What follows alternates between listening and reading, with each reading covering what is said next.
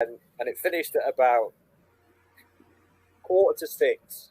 Yeah. And they told us that if it got to 6 o'clock, then they were just going to say whoever had the most chips won.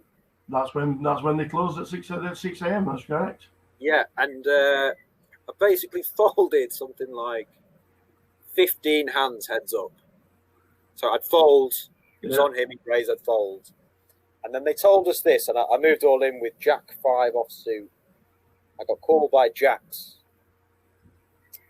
Won the hand, and then won the next 2 hands, and basically won it. Obviously, looking back now, I had no idea what I was doing heads up. I was folding all these hands heads up and whatever, but yeah, that was my first one, I think. Yeah, and then your first 7 cashes ended up being on GUKPT side events and APAT side events. So I'm not being funny, but I'm not being funny. You played cash, but every time you seem to play GUKPT or an APAT, you seem to cash in the sides. Yeah, I think that was more to do with the cash games weren't as kind of good as they were. I was fairly lazy about I'm like I was studying back then, and I mean, now people study just an insane amount of things, and so you kind of maybe go with the flow of okay, what's next on is GUKPT Bolton or Warsaw or London, and so you're almost kind of forced into it. I didn't have lots of money back then, but when you've got maybe 10 grand to your name and there's a £500 tournament on, you kind of go with the flow. And it's all about people as well, Towers. When you play live, you just meet people every day. You're playing cash games maybe 8 to 12 hours a day. You meet people all the time, and people talk, and where are you going next week? Oh, there's this thing on, and so it was very strange how I kind of got into tournaments. It was more kind of that was what everyone was doing, and you know what I mean. So that's kind of where it kind of started. It's a good job you went into side events, because in May 2011, that's nearly 10 years ago. May 2011, your first 5 figures cash for 11,000 at the Salford Megastack. Raf White was running that. And he said, I remember him saying something like, and this is one of my first tournaments, if you don't play, you're in trouble. And I was saying, Raf, I don't really play tournaments. And, and he was saying, you basically got to come down and stuff. And I remember we had 2 tables left, and Alex Martin was like the kind of big player back then. And I think I knocked him out, and then from there I won the tournament. And then probably after that I was thinking, tournaments are actually all right, aren't they?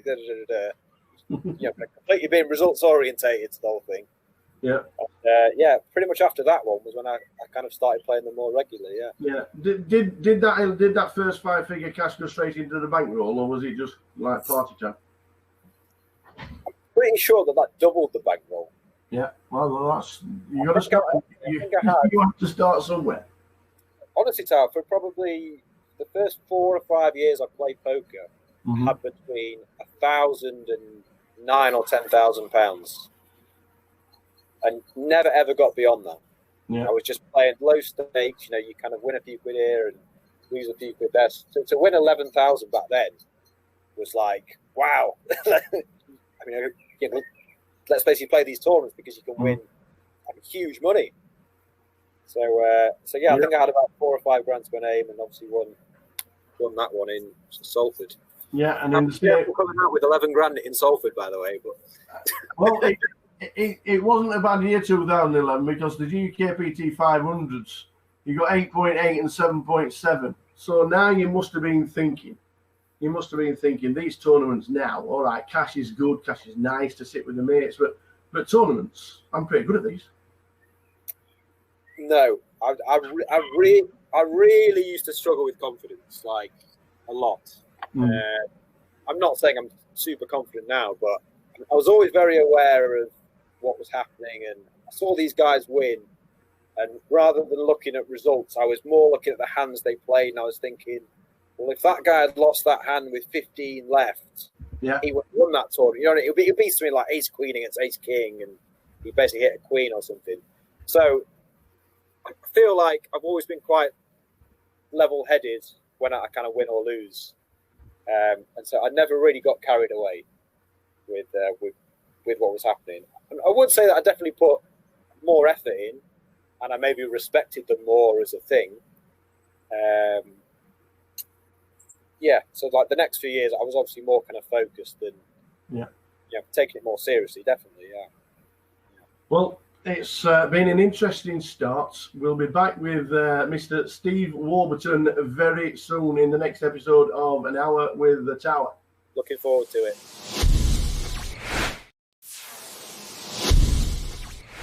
So back with An Hour with the Tower with the fabulous. Can I just lean forward and show everybody that lockdown's not been favourable for most? Mate, this is 4 months. 4 months of no haircut. So we went to where did we go? We went to Hampshire. It was me, Little Dave, Jake Fish. Yeah. This was about 3 weeks before lockdown started, because everyone in all the different countries was saying, look, this is basically going to come to you.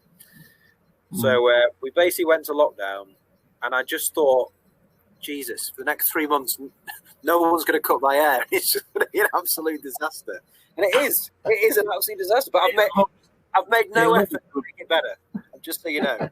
This is literally just as it comes out. This is nothing. It looks good. Back to the Steve Warburton story. 2011, your first Vegas cash. I'm guessing right now you still need ID to get anywhere in Vegas because you're such a young-looking chap, and I mean that. And that's time. You will need a passport forever. 2011, your first ever Vegas cash. How was that? Well, I mean, this was back in the day where if I basically walked around the Rio, not playing a tournament, I was just, kind of looking for a friend or something, I used to have security guards march round all the way around and come up to me and just ask me for ID. And every time I'd say, I'm not gambling, and they'd just say, I don't, because they're really strict. Massive clubs over there. Yeah. And the amount of times that happened, so I never set foot after that. Probably happened like 4 or 5 times. I would never go into a tournament room unless I was actually playing, because I used to get ID'd all the time. But 2011 cash, that was probably 3 years before I actually played what I'd consider proper tournaments in Vegas. I basically went to Vegas for 3 years, 11, 12, 13, and just played cash games. And I was very hypocritical in terms of everyone I spoke to. I'd say, why are you playing tournaments? Stupid. You should play cash and all this stuff. And then in 2014, I think I played the main event, and that's when I kind of really got hooked as well. I think that 2011 one was just a random rogue cash, which is probably why no cashes from that until 2014. Now, we're not going to start with the rub downs at all in the slightest, but it is part of history. Go on. Your biggest ever shot at the time was a 5K buy in the EPT London. Oh, disaster. Unfortunately, disaster. The crowd would have been cheering, roaring, and shouting and whooping because everybody's made the money. Because Steve Warburton became that unfortunate bubble boy. I've never ever been backed. I'm really proud that I've never kind of borrowed money. I've never been backed. But that was the first tournament that I sold action. I sold 50%, and it was I think it was my first 5K. And so, I mean, I'm really competitive anyway. But to let someone else down, that's just, I hate that. And so, I think when we were about 15 off the money, I basically made the mistake of messaging everyone that had backed me and said, I'm 15 off the money, I'm all right in chips. And then I kind of dwindled down, and on the bubble I had, you always remember the hands you lose, don't you? Of course, yeah. Basically diamonds all in against aces on the bubble. And we basically got all in. I'm thinking, oh my God, how's he got aces? Yeah. And like the first 2 cards were diamonds as well. So I was like, well, I've basically got 4 cards. Because also this was back in the day when it was like 1 card, not just 3 cards straight out. Yeah. So I basically bubbled, and I was in the very far end table of the room. Oh, marvellous. This was a huge, huge room. And the second the river card comes down, this guy's on the mic saying, "Congratulations, you're all in the money." And people used to get a lot more excited back then as well. Yeah. I'm not joking, Tower. That was the longest walk of my life. Everyone was high-fiving. Congratulations, you've made the money. I had to shake 3 people's hands on the way out because they thought I'd made the money. So I was just going with it. I got all the way to the end of the room, and one of my pals, he told me that if you finish on the bubble, you get a free for next year. So I'm thinking, oh, great. Well, I marched all the way back, found the TD, and he said, oh, no, we stopped doing that last year. Double bubble. So I've had to do it twice. I've had to walk to it twice. Oh, dear. Get out. I'm going to bring everyone and say, I'm sorry, you bet on your money. So, you know. But a couple of years later, you went back to London 2013 and you actually cashed. We ended up 22nd. Redemption, kind of. Which is pretty deep. Just under 20,000. Was it annoying not to go any further in the tournament, or was it one of those where we've just experienced a bubble a couple of years ago where everybody's opening you and you didn't want to be in that circumstance yet again?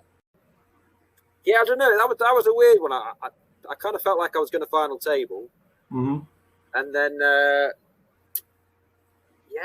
just kind of lost a few key hands. And also back then, you kind of get very carried away. You know, when there's 30 left, you're so convinced you're going to do well. And it's one of those. I was kind of happy that I obviously didn't bubble and I went deep.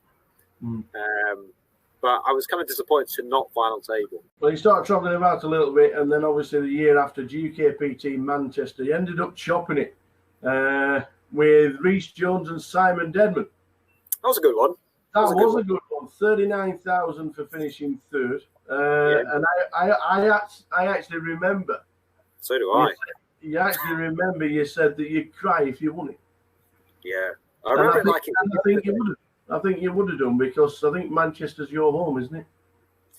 Yeah, I mean, that was obviously where I first started playing 1-2 cash, and the amount of hours you spend there, and you know all the locals, and I don't know, just I feel like with Manchester every year, I always seem to be in the mix and not really make much money based out. I'm always quite deep, and I might get a min cash or finish just before the money, and I don't know.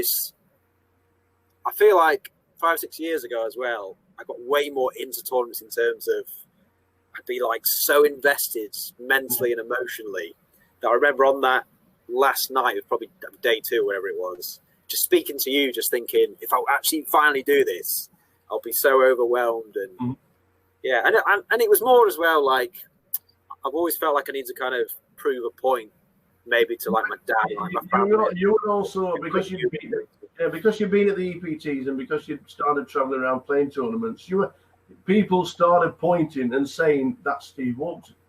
This guy's pretty good at it, you know?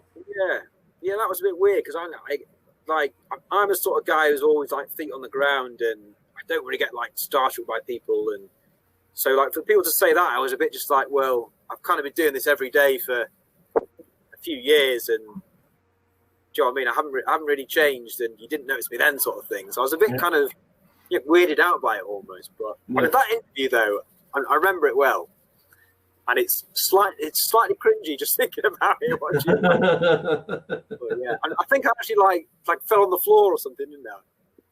Yeah. I think I was like, oh god. Yes, and finally for 2014, before we end this section, the World Series, we end up cashing in a side event for 3.5, but that wasn't the highlight. No, because we went and played the main event. And do you know where you finished? Will it always be etched? I know it was under 300. 182nd. Yeah. Out of 6,682.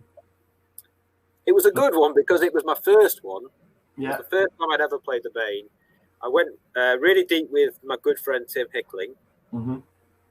He was somehow on the table next to me every day. I don't know how that happened. Yeah. And I remember on day 5, just walking in with him, and they had the music on and stuff, and you're just thinking, this is like how it used to be. You know, like I was saying before, when you first started playing, that real buzz of playing. So yeah, that was fun. But we obviously didn't go deeper than that. But it was nice to win wherever I won.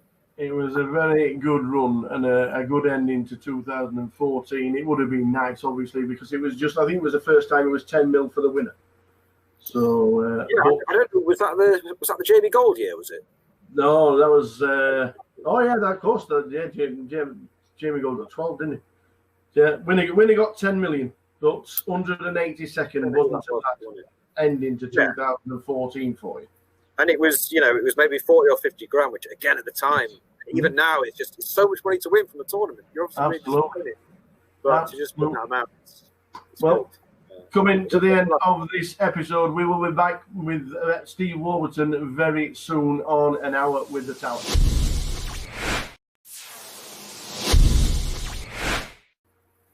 Back with Mr. Steve Warburton for An Hour with the Tower, and we've moved on to May 2015 and the WPT Amsterdam. Has to be one of the favourite stops for poker players by far. 341 entries, and second, 150,000. This was my favourite tournament of all time. Yeah, it was such a good tournament. Just everyone is just like, I don't know what it is about Amsterdam, and obviously 60% or 70% of the field are kind of Dutch, and there's just no one kind of taking the mickey and being slow with their play, and everyone's talking to each other, and that's like from day one to the end. It was just a really fun tournament, and I felt like as well it wasn't a tournament where it was just winning flips the whole way through. It was like a really good structure and stuff, and yeah, it was just a really fun tournament, and it was obviously my biggest score at the time. A lot of my best friends were there at the time. Again, it was just an obscene amount of money. It was just like so good.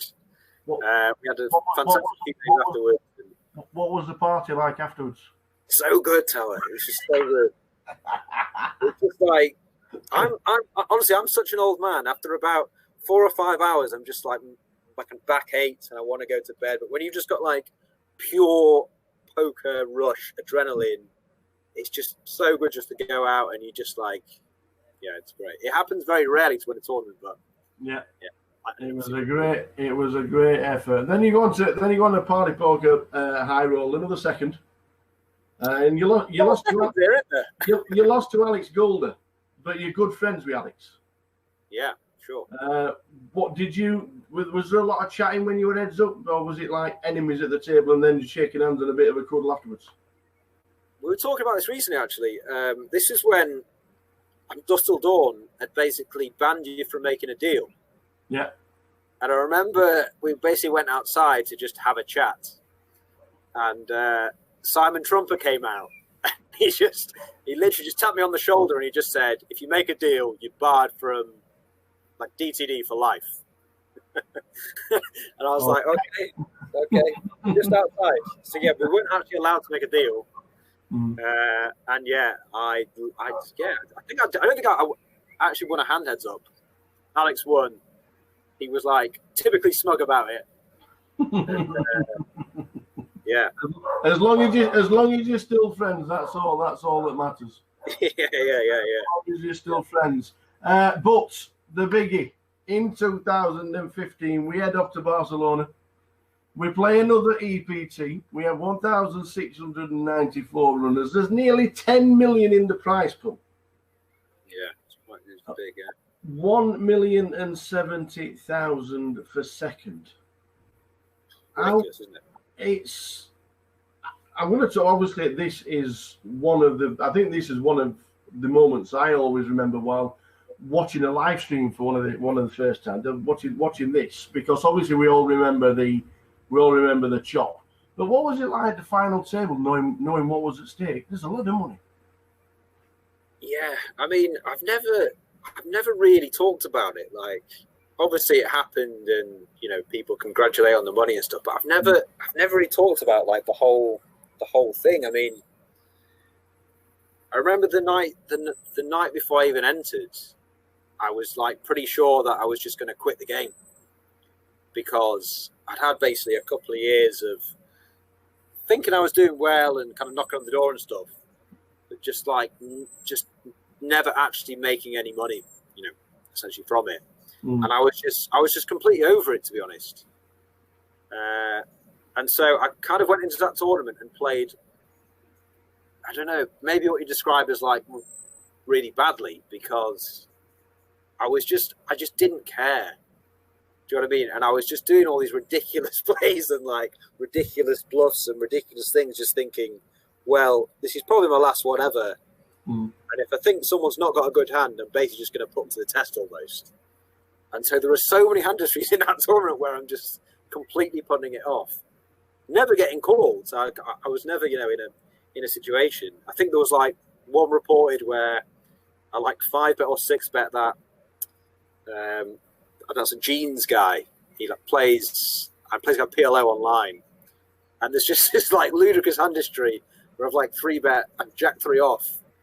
I'm 5-bet, sorry, and he's called. It's come like King 6 deuce, and he's checked and I bet and he's folded, and I've shown it for some reason, which I never ever do. And I'm just looking back now, just thinking there was just so many hands like that where I was just like, well, let's just try and win it or not. And obviously, so lucky to actually go on and chop it and things. And the final table was just loads and loads of fun. Well, it was also famous for a rowdy rail. Super rowdy rail. There was obviously the hand where John DeWanders folded King's pre, which would have basically knocked me out if I'd not hit an ace. I had ace King suited. I think it was 7 or 8 left. Yeah. It's gone like open 3-bet, 4-bet from the small blind. I ended up jamming because we'd basically just been for the dinner, and he was basically saying something along the lines of, "There's 3 short stacks. The money jumps are big. Yeah, we kind of don't need to get involved." And so from that, I kind of took it as, right, you're not going to want to kind of get in some huge kind of confrontation pre-flop. And so I was pretty confident he'd fold Queens pre. I would obviously never have done it if I knew he had Kings, because no one folds Kings pre.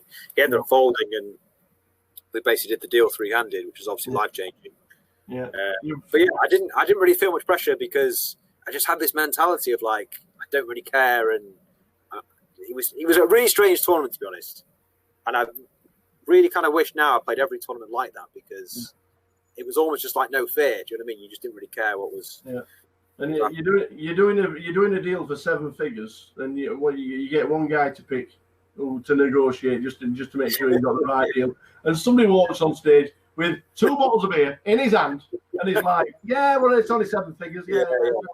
Well, that was because it was either Fraser Mack, who was very notorious at the time for doing every deal, wasn't he? He was always there, kind of, or it was Feraldo, who I kind of knew but didn't know as well as I know him now. And I remember Toby Stone came up and he said, "You're only allowed one person to come in up and kind of helping you." And Fraz Mack was like, "Right, yeah, it's me, it's me." And I was going, "Feraldo, I'll take you," which was probably a mistake, because Feraldo was half cut, wearing a hat, holding beers, as you say. But actually, he was really good, because you basically only get a couple of minutes. Yeah, I was completely lost in like the whole what was going on. And he was very just like, you need to do this, this, and this. You shouldn't do this. And he basically gave me some really good advice, actually. And yeah, from there onwards, I think I said something along the lines of, "Well, we don't have to deal. I don't care about the money," which is a complete lie. I was desperate for a deal. I just literally just wanted to do it. And I was like, "Oh, well, if you guys want to do a deal, up to you. I'm not bothered about the money. Just trying to get more money out of it, obviously." And then as soon as it was done, I was like, right, this is the greatest thing ever. I can just do whatever. But yeah. Obviously went straight to bed afterwards. Again, that was an absolute. I'll actually tell you something as well. We basically went out afterwards, and I basically got mugged.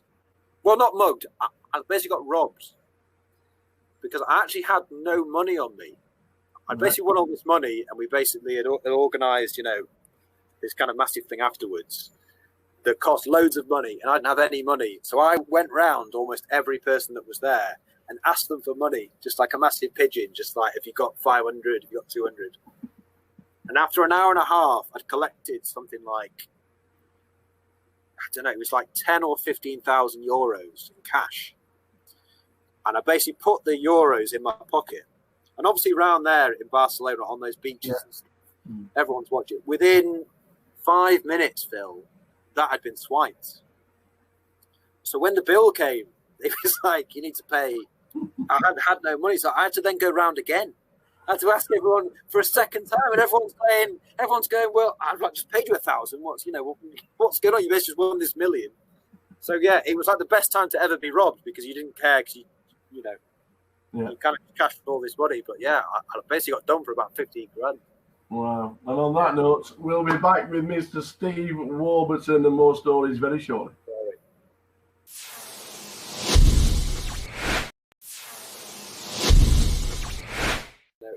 Welcome back to Mr. Steve Warburton and an hour with the Tower. Huge 2015 that we were talking about before. Absolutely huge. 2016.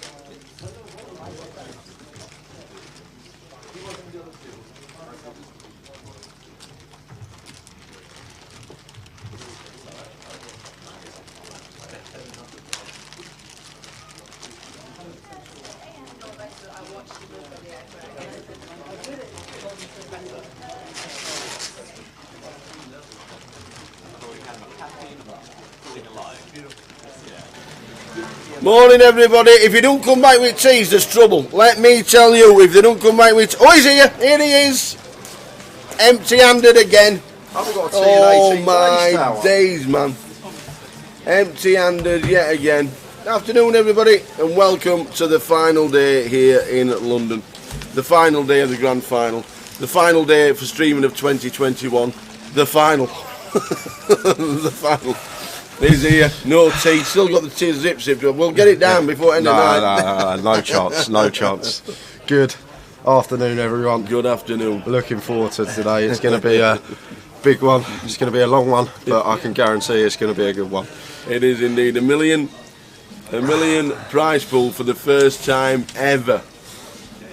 Ever. And we've witnessed some amazing players. We've witnessed some great play. The shirt is out. Jack Hardcastle right there is going to be one of the favourites. They're the chip counts coming into the start of today. This is not the final table. We're on 25. We've got 25 players left. This is not the final table, but that shirt up there. 26 left. Is it 20? 26. 25, 26. You'd be baking bread. Oh, yeah. 26. Don't say 25 yeah. Too loud. Brad will be thinking I'm baking him a cake. Oh, my days. So 26 left. Hope you had a little flutter. Did you have a little flutter? Oh, I thought we were going to get the prizes in there, but I didn't see the book. I saw the book. I didn't open it. I didn't see it. There was a lot of players backed in. Midi was backed into favour. I think he went from 12s to 7s, and he was favourite when I woke up. So I think a lot of people have had money on Midi. Jack was backed in a lot as well. Jack Hardcastle. I think he's one of the favourites now as well. Florian at 20s. He seems to be stacking a lot of chips for 547,000. Yeah, I think he's got all the. Has he got all the ones and the fives and all lots that? of ones and fives. Is his chip stack? I'm not saying it's wrong, but 547. He was up to 900 at one bit, wasn't it? So obviously must have run into somebody. He lost the flip versus Brandon Shields back end of the day, I believe. He lost. Not a flip. He doubled him up. Someone was telling me how Jack Deuce board. Jack went bet. Brick turn, bet again, and they come a king on the river, and Jack shoved for value, and Brandon had King Jack for top two. Yeah, is the hand history that I was told. Stephen Smith says he guessed 26 players would return today. How do I get my ticket? Was there a prize for guessing how many was left at the end of the day? There wasn't from us. We had Bubble Boy, didn't we? Yep. For the token. So, pick two. Pick two. I'm going to go with Tom Middleton. And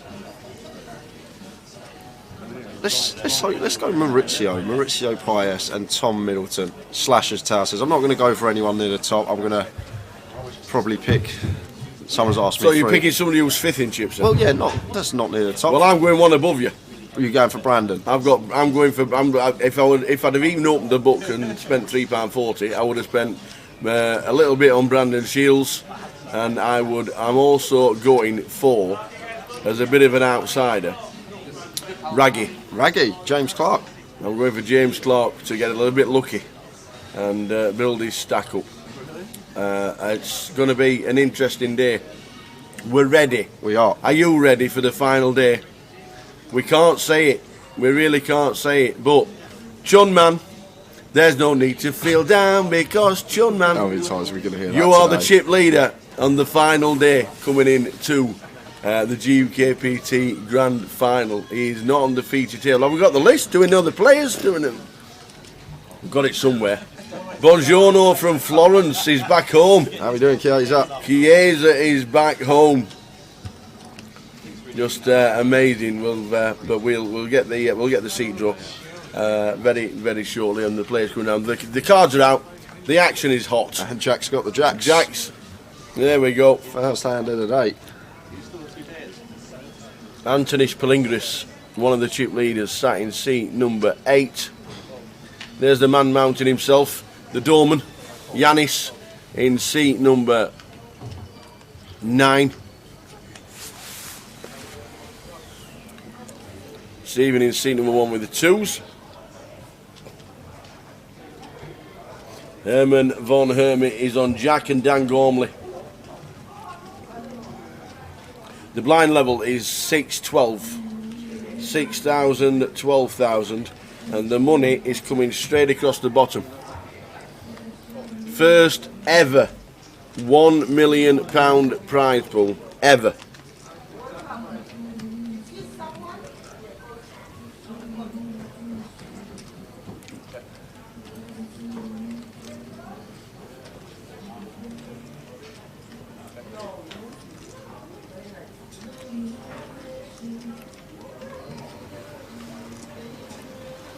So we get a flop. Queen 6-8. Good shot for Connor.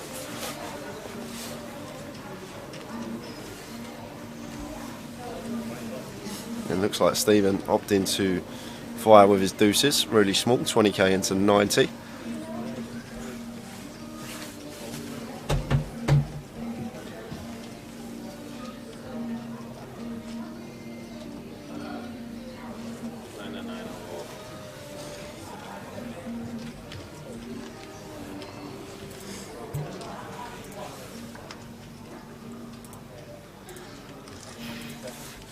Ace of hearts on the turn, so Jacks of Jacks still best, but board getting worse for his hand. It is. If he checks this, it feels like he's given up. Yeah, well, no, Stephen's probably going to check this one behind here once his ace rolls off here with the deuces. A lot of the time, tower up, just take a free one. Stephen.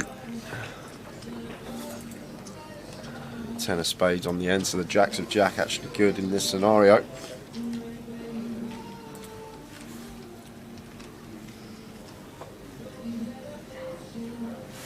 And it's probably just going to get to showdown, and Jack's probably going to take the first pot of the day. Tower. He's got the check mark. Yeah, it's going to check all the way around, isn't it? He's going to be happy to take the first hand of the day with Jacks.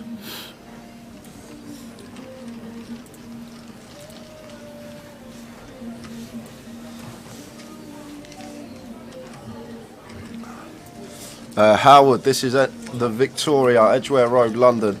It is. Grand final of the GUKPT main event, day 3, final day for us.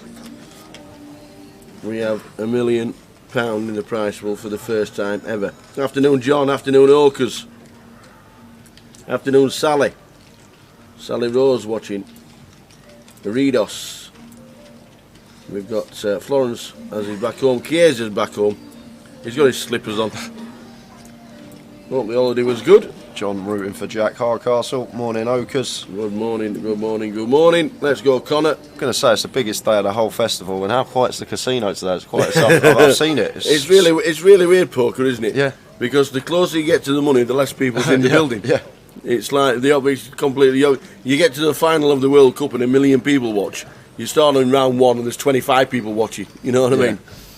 You get same as with this. It's like you get 200. Everybody's watching when you get 220 left. We get down to the final 25, and there's nobody in the building. But there is a comp at 2 o'clock. There is a comp at 2 o'clock.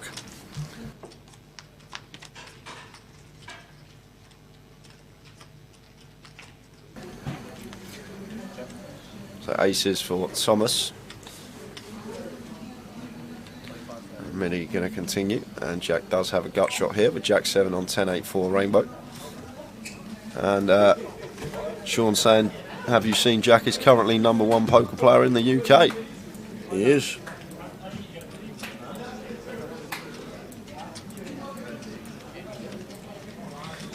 And Jack choosing to check raise to 80,000 here. Saw this yesterday on a similar board, 9-7-3 versus Kellett. He defended Jack 10 out the big blind and opted to check raise that Rainbow board, but this time we're going to get continue from Midi, because Midi near the top of his range with the aces, not going to be going anywhere. So 5 of diamonds on the turn does actually bring in more outs for Jack. Double gutted now here with the Jack 7, and looks like going to be coming in for a double barrel. Looking down at his chips, already 238k in the middle here.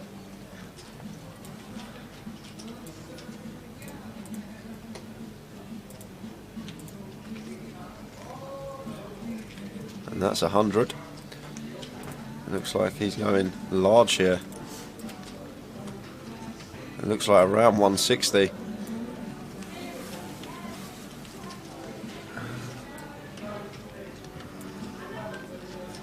And big pot, first orbit of the day, and Jack running it early doors here on day 3. One of Jack's bluffs, the 6-7, has come in. This 5 on the turn, 6-7 double gutted, could definitely be a candidate to check raise this flop, but Midi just too strong of a hand to ever be folding in this spot versus this particular opponent tower. Yep. I don't think we're going to see Midi move all in. I think we're just going to see him call with the aces here, and as I always say, keep some of Jack's bluffs in, and Midi call him once more. And interesting river. Great hand to start the day. Absolutely. Does he get there, Jack? Any nines about? No, it's a queen. Yeah, and clean river for Midi. He gets the check mark, and 558k in the middle already. This is a huge pot to start the day, and as Jack got it in him, and he unloads the clip. Wow. What a hand to start the day, and Jack just running it with the Jack 7, and Midi's got the boots here, and this is such a tough spot for Tom Middleton. Like 7-6, obviously the main worry that gets there on the turn. He can have some 10-8, 8-4 suited in there. Jack 9's now come in as well. Like, this is gross for Midi. This is so gross to start the day. Like, Jack 9 comes in, 7-6 comes in on the turn. So it's 9-7, and some of the gut shots like Jack has in this situation have bricked out. Wow. But this is a gross spot for Midi. First orbit of the day between two top players, and it's so hard to call here with the aces tower. Like, there's a few things to take into account. Is Jack, we expecting Jack to ever just run it this stage of the day? The other things, 7-6 and Jack 9, two of the main bluffs that can be in there, have completed, and then the value, the 10-8, maybe 8-4 suited, pocket 4s, pocket 8s, we're already behind those. So as Midi here, like 9-7, maybe like Queen Jack and Queen 9 are not going to shove this river once they catch top pair, and Midi folds the aces, and Jack Hardcastle gets it through with the Jack 7 first orbit of the day. What a hand that is. That is the start we wanted, and that is Jack Hardcastle, and that's why he's the best in the United Kingdom at this moment in time. And if you've backed him on the book today, you've got to be thinking this guy has a massive chance of taking home first prize of far 250,000, as you can see. And if you had a little punt on him right there, 13-2 he was backed into as favourite. Amazing book set by Grosvenor Sport. Thanks for that. If you had a little flutter, Jack Hardcastle would now be 3s. Tom Middleton out to 14s with his chip stack halving in size, and Jack Hardcastle, that has some kahunas. That was a hand. So if you had a little flutter, hope you were on any of those guys out there. What a hand to start the day. Not bad, eh? Not bad. Great, great. It's just great. It's just... Anybody sticking with us for the rest of the day? And that puts Jack up to near 1 million chips.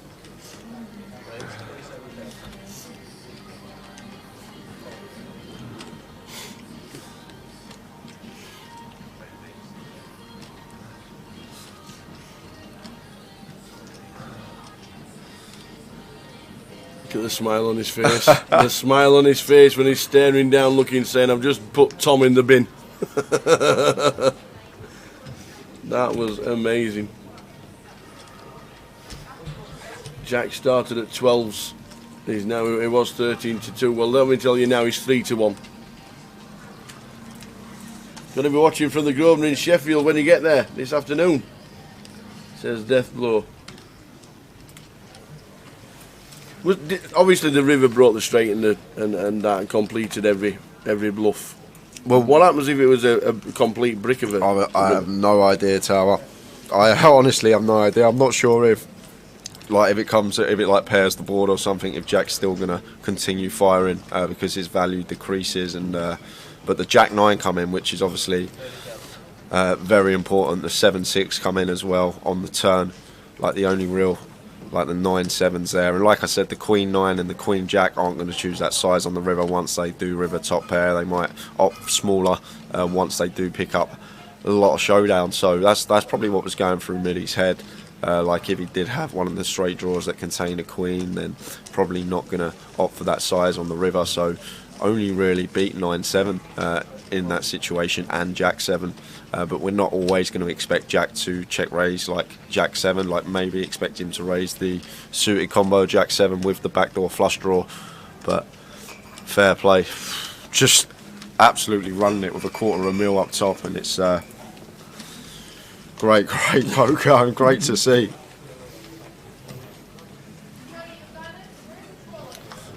So we start the day with 26 players on 4 tables. As soon as we get to 24, we'll have 3 tables of 8.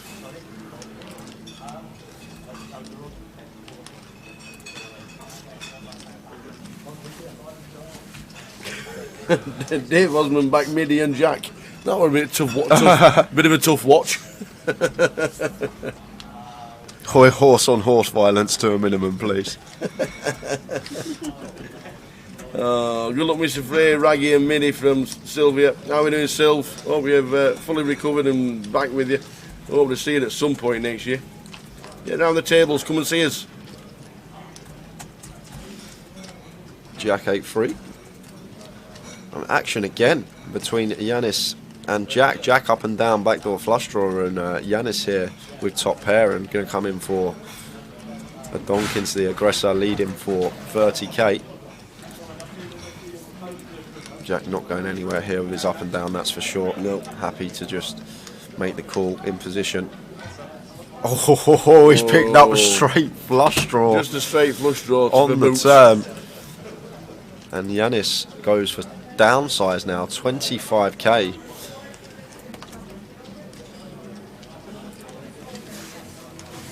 At 10 high, obviously, Jack's going to be aware, never good at showdown, and versus this tiny sizing, is he going to attack it? That is the question. Nope, just going to call, maybe worried that Yanis can have an 8 in this particular scenario, and it bricks out for Jack, and just folds to the third barrel from Yanis with the Queen Jack.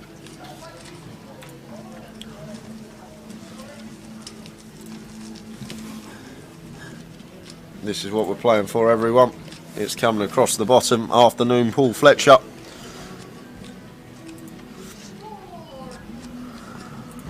looking forward to some festive fireworks at the tables today. Well, we saw it. We've seen it already. It's just started. It's just started.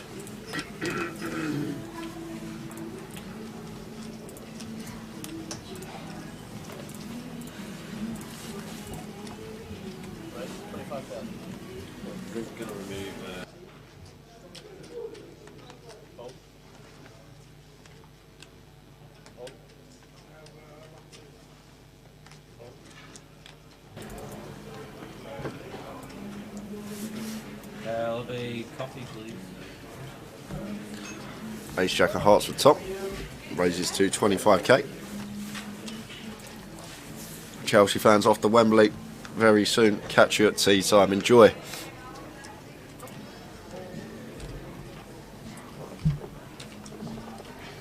So Yanis fighting the pair in the small, and Stephen looking like he's happy to defend the 5-3 off here. Getting this price. Afternoon Nathan on YouTube.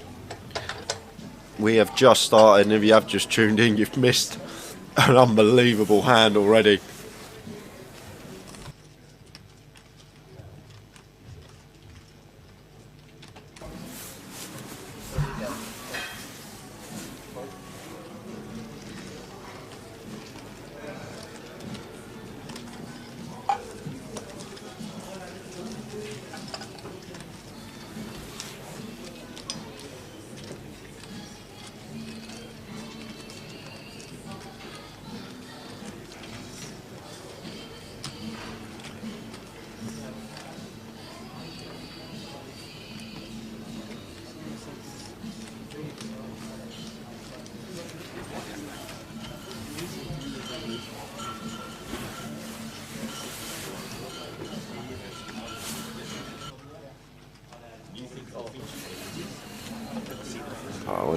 When Midi sees that in half hour, some hand though, and like the thing is to actually be able to run it when there's 250k up top. There's not many people capable of just putting it all in. It's just no fear. It's absolutely fearless. He knows that Midi almost always is not going to have better than one pair in that spot, so it just puts him to the test, like complete test, and it takes so much heart to do that, especially when you're playing for this sort of money. It's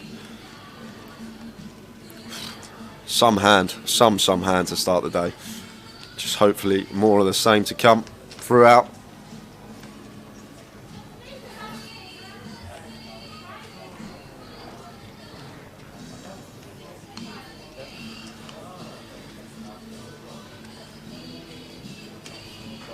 So Stephen going to come in for check call here after catching middle pair, blind on blind. Like Midi's decision to fire with this one. Try and take it down now, but met with some resistance from Stephen. 10 of diamonds on the turn. Does bring in gut shot for Midi. We're going to take his free card. King of diamonds on the end, so the Queen 6 gets the check mark. If this does get to showdown, which it should do, I'm not sure if Midi is going to be firing this particular run out after we come in for one big blind bet and we get called on flop. A lot of the time it's just going to be shut down central, but maybe Stephen thinking about leading small here, perhaps. Little block bet coming in from him with the Queen 6 once he reaches for chips. Don't expect this to be too large. 21k, opting for third, and then just a quick fold from Midi.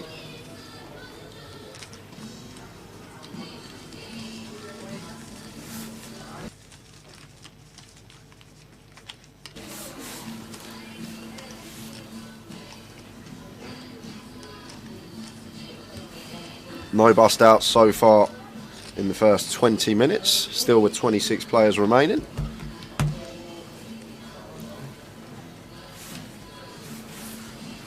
I'm here. He's got the tees. I've got the tee run already. Thank you. I've got the tee run already. Oh, straight in, son, straight in. Looking after you. Going to be a long day. It is. And if it starts like it's going to carry on like it started, we're in for an absolute bonza. It's just, I was just saying, the heart it actually takes in this type of tournament, this close to life-changing money, and still just absolutely fearless and just runs it. Can't wait to see Middy in about 20 minutes time on stream. Yeah.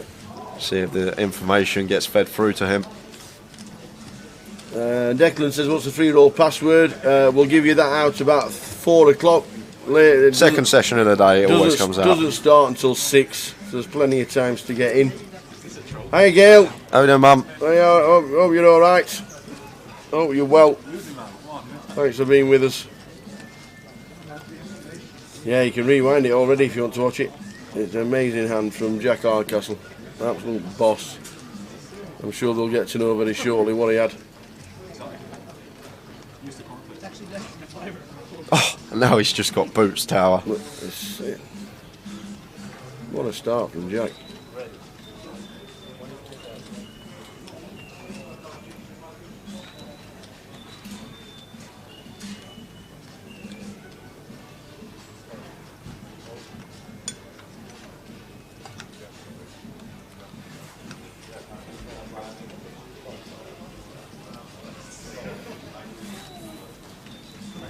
Any action? Yep. Yep, who's going to be defending this is Connor. Will be Tower.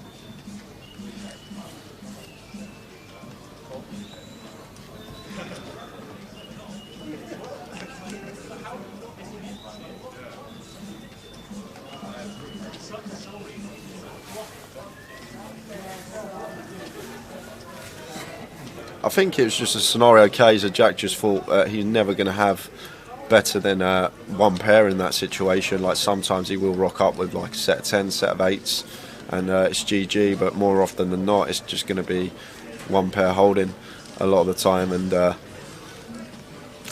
he just absolutely went for it. Love to see it. How are you doing, Brad? Good afternoon.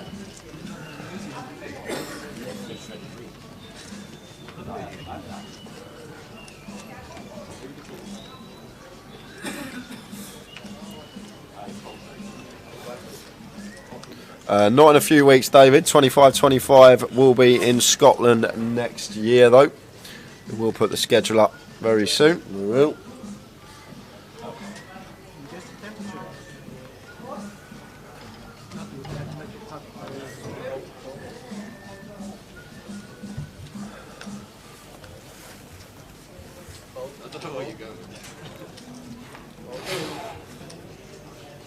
And what that does for your confidence as well as a poker player, it's just enormous for the confidence when you get a bluff like that through, when running it effectively for our tournament life, and it gets through. It's such a good feeling, and it really can start swinging the pendulum the right way, and definitely going to be favourite in the field now after that first pot, not just because of the size of the pot, but definitely because of the confidence factor as well. Absolutely. Jack 5 King. Whiffs both. Connor going to come out for lead, but Jack not going anywhere with ace high tower up. Going to have to call once with position with the ace-6 of hearts in this scenario, especially getting 4-1 on a call.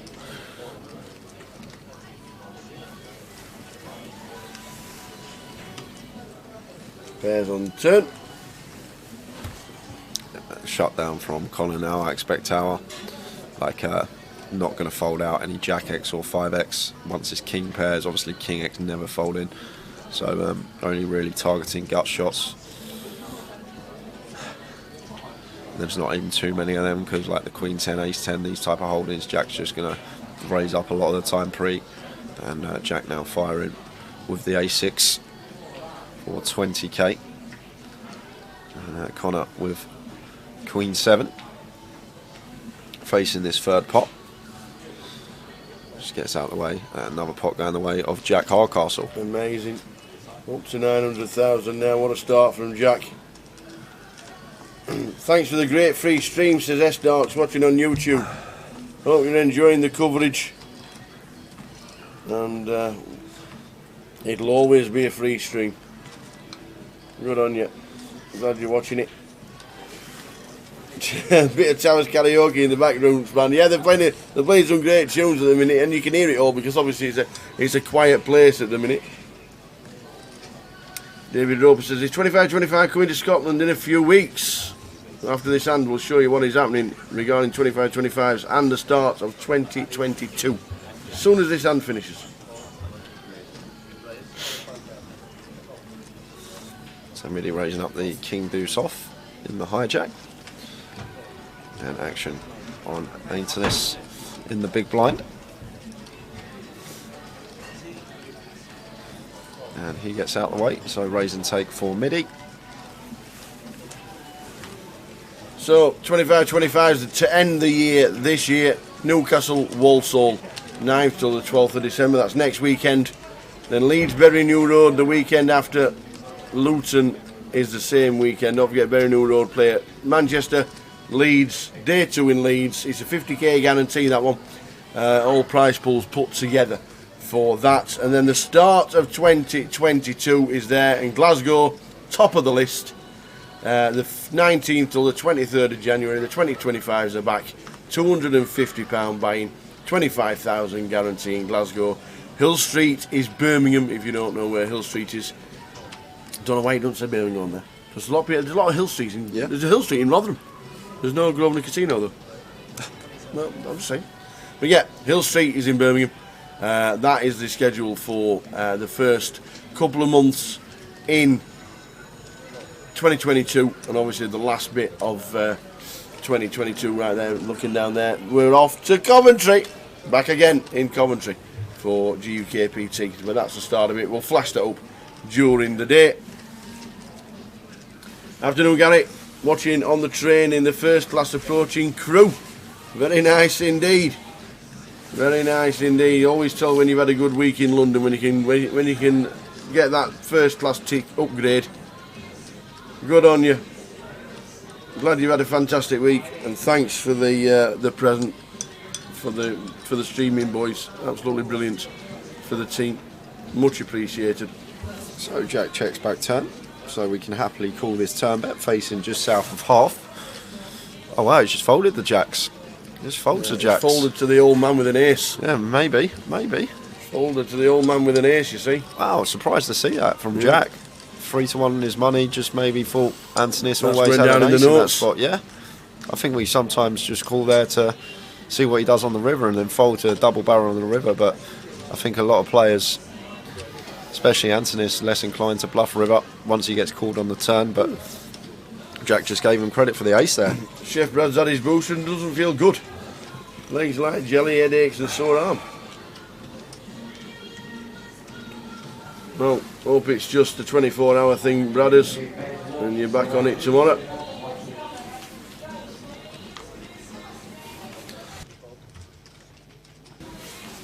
Jack going to be getting involved again, this time ace-9 in the cut-off. Going to be raising this up.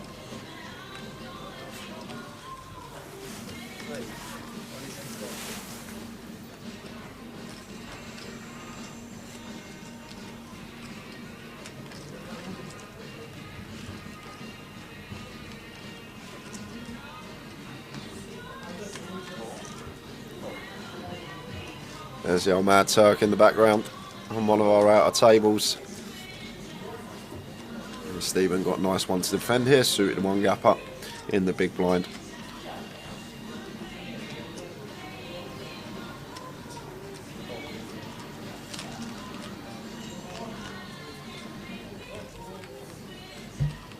Queen high flop, Queen 4-6. What a flop this is for Stephen here. Up and down straight flush draw, and Antonis has got top pair, so it's action time. Jack checking it over to him, and Antonis going to fire for 25k. And Stephen here with just a monster draw with a 7-5 of clubs, more than 50% equity freeway in this situation. Equity favourite to win this hand, and might see him elect to raise now, but just going to call, and that means Jack can fold. 4 diamonds on the turn, so Antonis still with the best of it.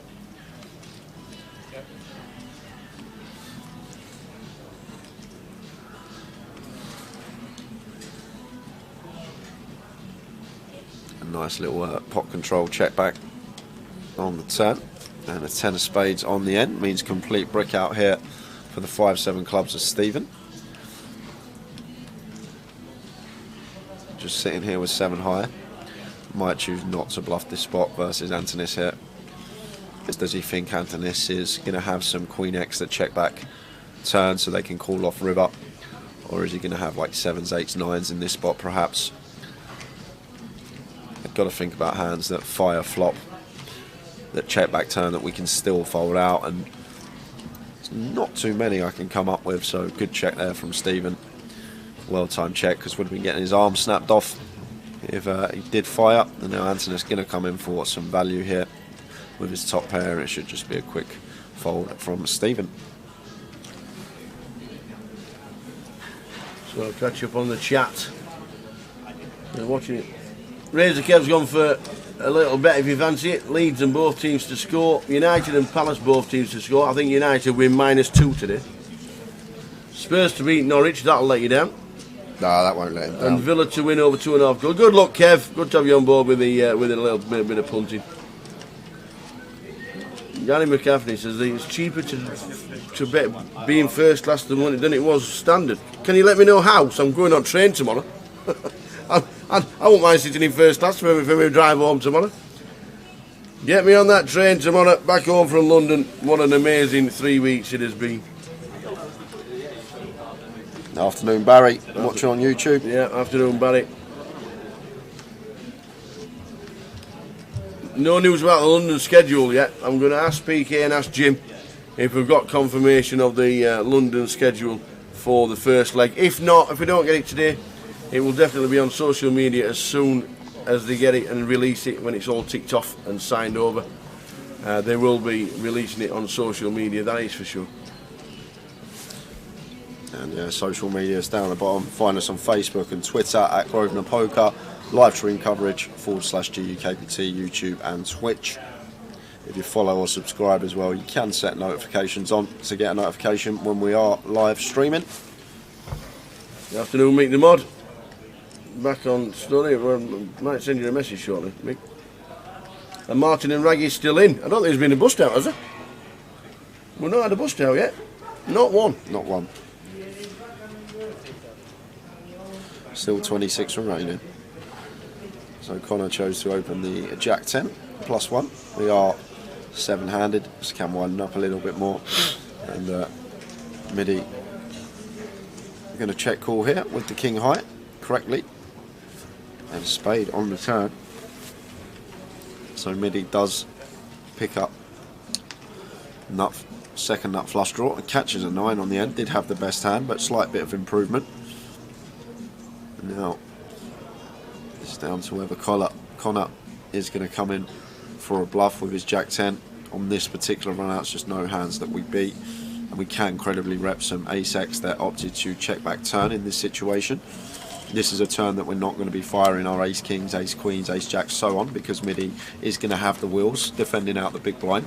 So we can still credibly rep an ace here as Connor, and looking like we're going for value on the end.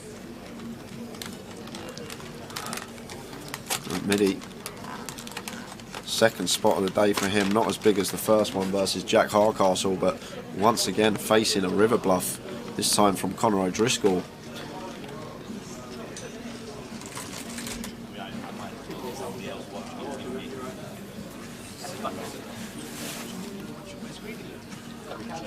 It's a really tough spot here because story checks out for Connor. We can plausibly have an ace in this spot that plays it this way. Never going to be, not going to be double barreling with our ace king, ace queen, because Midi's going to have the host of 3x in the big blind. So really nice line here for Connor, and putting Midi in a spot. Again, he's been under the mill already in the first 40 minutes. Really staring Connor down, trying to get some sort of read, and another fold. Gets out of the way. And Connor with the jack high gets the bluff through. Yeah, shows him the Midi. 2 big hands has been pushed off them. Getting pushed around one of the biggest players in the world, Tom Middleton. First time I've seen him be called Thomas. Oh, I think we do change it. Yeah, it does become Midi. We all know him as Midi. Tom Middleton.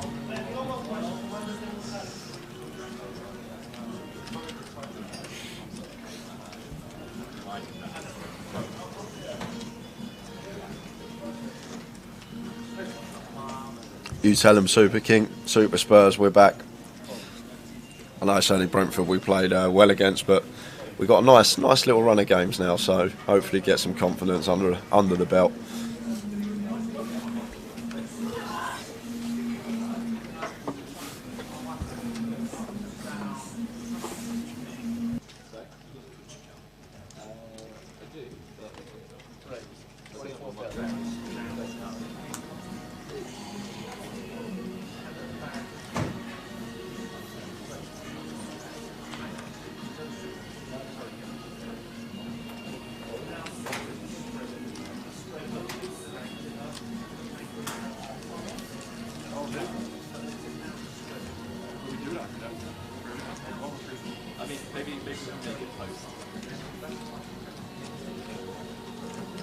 So Jack moves his stack to chip lead. No eliminations on the outer tables at all anywhere. Anywhere. None. But we are playing for over $250,000.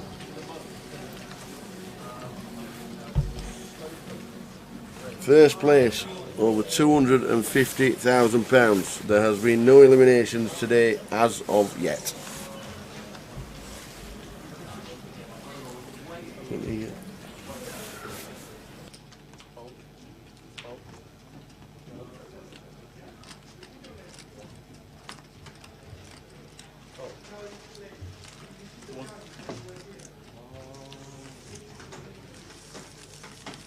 Top coverage.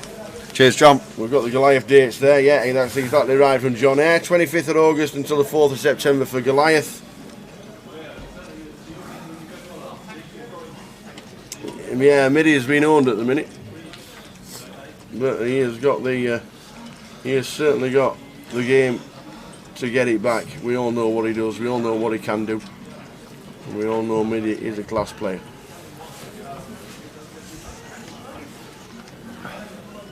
Antonis here with the 10s under the gun.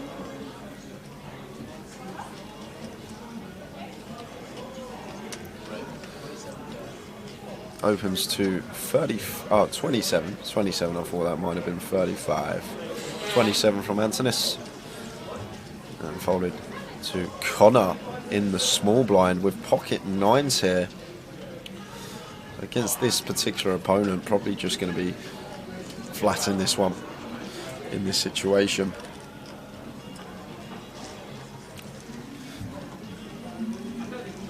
Connor working with 27 big blinds exactly, so just going to call, like if this was against maybe a midi open late position,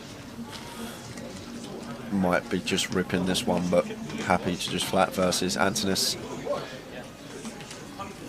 Diamonds are forever. Yeah, and the only one with a diamond is Antonis with the 10s. Jack has called bottom pair. This one checks through.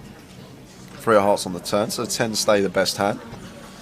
I can see this one check through once more, tower.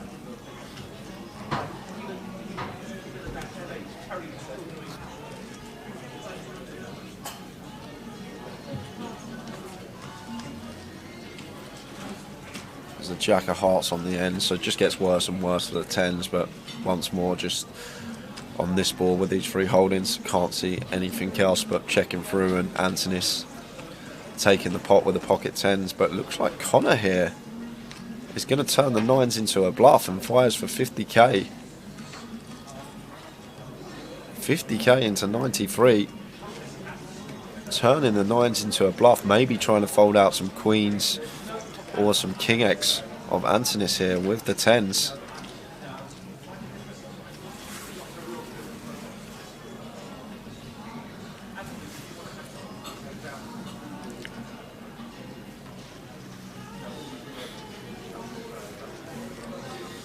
Like, Antonis isn't the type of player to do it, but like we could potentially raise this hand if we wanted to. The actual hand that we got in this scenario with the 10 of diamonds, the removal to queen 10.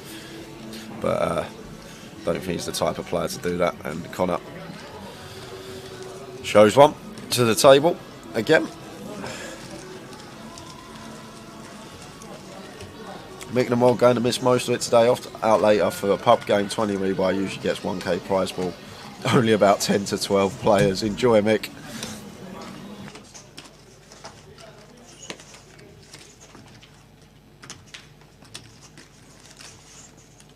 Another diamond I would have bought you. Nick the Mod. We're going to be in touch, Mick, about next year. Yeah, Mick, yeah. We're going to be in touch about next year if you want to potentially be a moderator for our channel. We'll have a chat. Great to get you on board. I've heard an apple and a bag of salt and vinegar crisps and a drink of Coke normally work wonders. Ace-5 suited for Stephen. Raises to 24.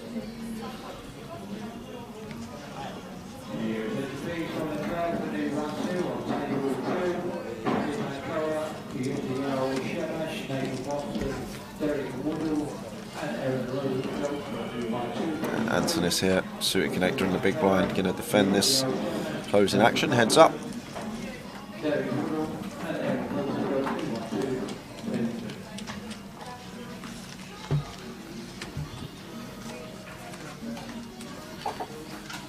King 7 deuce.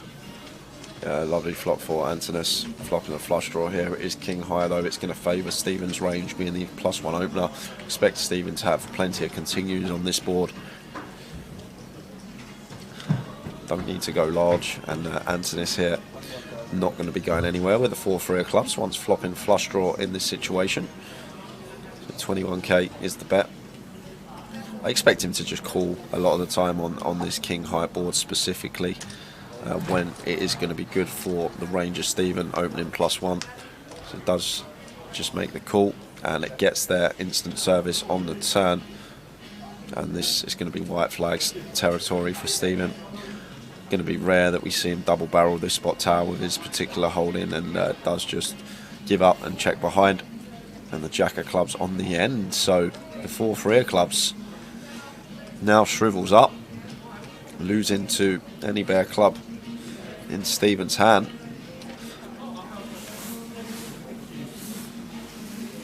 Yeah, there's a 30-minute delay, Wayne. 30-minute delay. Yeah, players not supposed to be watching the live stream at the table, but they'll have friends texting away watching it.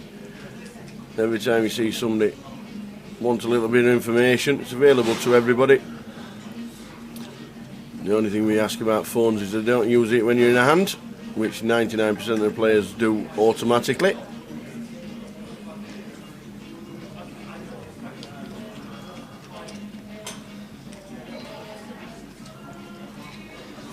Anthony's coming in. Oh, he's checked. Yeah, he's got to check the 4-3 clubs here, Tower. I like. And he goes check again. No, it went, I think it went bet call. Stephen bluffed. Yeah, Stephen bluffed with the ace-5 of diamonds, and Anthony stabbed him off with the 4-high flush. It was that quick. I missed the bet in the end. Yeah. And Stephen went for it here, trying to rep a big club, and Anthony's having none of it here. Anthony's over $1 million. Is Brandon Shields still in? Yes. We've not lost anybody. We have. What? Jesse Wigan. Jesse Wigan. Oh, there's no B&Q in Wigan. It's true.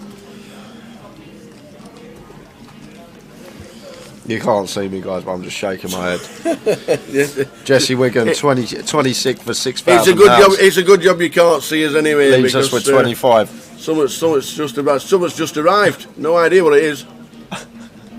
Oh. Yeah.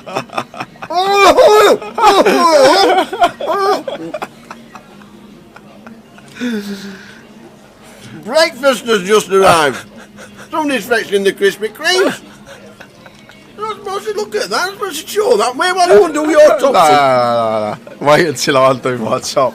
He's going to get me back. We've lost one. We've lost one. 25 remaining. Unlucky Brad. Had a Medicaid. That's plant-based, everyone. The one Tower's eating plant-based donut. Why do they smell so good? I don't know.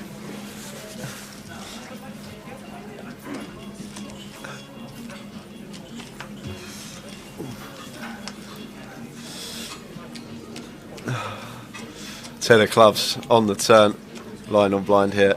Going to be chopping this one, these two, if it does get to showdown. Playing well. His local guy, Anthony Spilingris. We've seen him for years as well. Playing well. Did he run deep in the midi?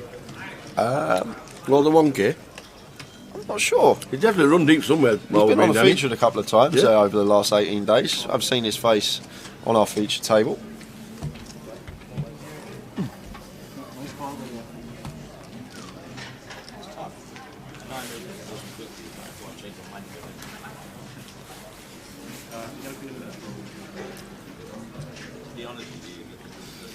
I like how Yanis has got 10 on the back of his shirt. It's how many metres you have to walk round him. He is a doorman, isn't he? Yeah. Good afternoon, Carpet Catcher, just tuning in on Twitch. Yeah, we do get looked after. Kia's up. No, all right. As we see Kev shove here the pocket tens. And Stephen can't call with the ace-8. Kev shoving there for around 18 big blinds. Gets it through. We lost Jesse, Wigan, Brad. That was the first bust out of the day, which leaves us with 25.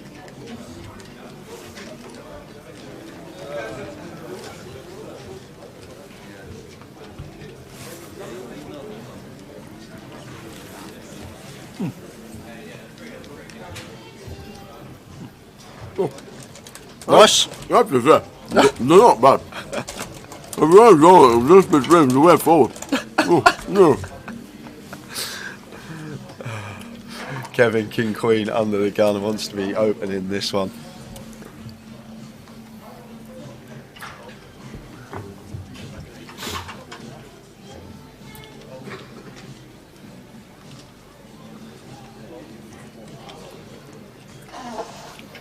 And Stephen here, ace-9 suited in the big blind, working with 16 bigs. Just chooses to get out the way. I think if that was like a LP Jack Hardcastle open, would have been moving in. I'm wary of the gun open from Kevin there. Paul Fleck says there is a B&Q in Wigan, it's near the stadium. Oh dear. You missed the joke yesterday. It says there's no B&Q in Wigan because it's spelled W-I-G-A-N. We've lost one. Yeah, Hayes Life, the reason we reply to the comments is because we're also watching it on the same 30-minute delay. We don't know what's going on out there, and we get the pictures fed through to us 30 minutes later so we can commentate on them live, so we can interact with the chat boxes. And Raggy is still in.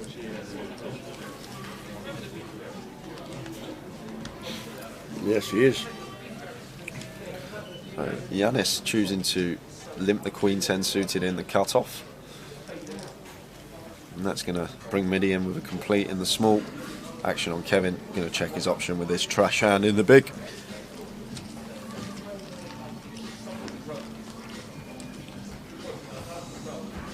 King 6-5, 2 diamonds. Not much for anyone here. The Queen High of Yanis actually best, and he's going to fire with the best of it, and that will do the job. But it's not. Midi's going to peel with his gut shot. Guess getting this price makes sense. Oh, he's going to raise to 75k. Raises, and well-timed raise from Midi. Picks up chips with just 9 high. Gets the best of it. Yanis to fold. Nice pick up from him with equity to the nuts. Times that the offsuit 7 rolls off. I guess we've got very wide range. We can have the King 6, 5, 6, King 5 completing in the small. We should have all those hands.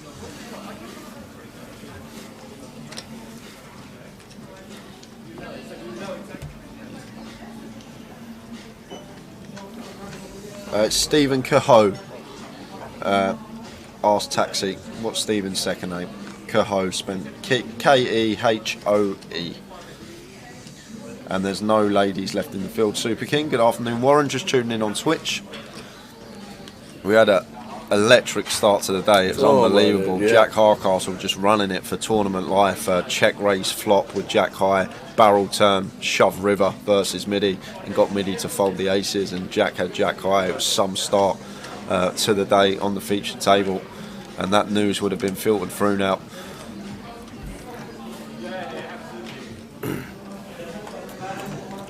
So we must be on 24, as we've got a full ring. Who was the man out? Eddie. Oh, not Ed and Eddie. Adnan Sharma. Oh man. Adnan Sharma. Saw him playing the 10-25 cash game last week. 25th for £6,000 means we are down, as Tower just mentioned, to 24. We got some players. Yeah, we've got a full ring of filling the seats. We now have 8 players at the table.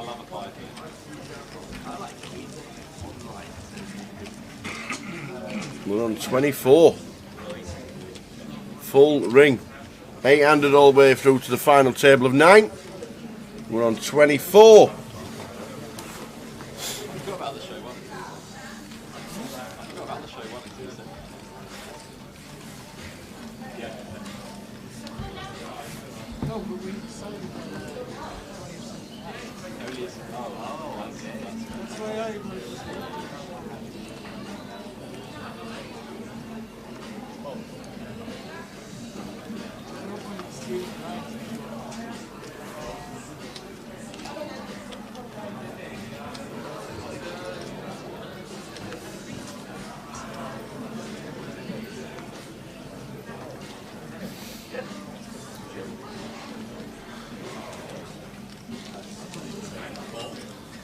Blind on blind between Connor and Barry, who's just come to the table.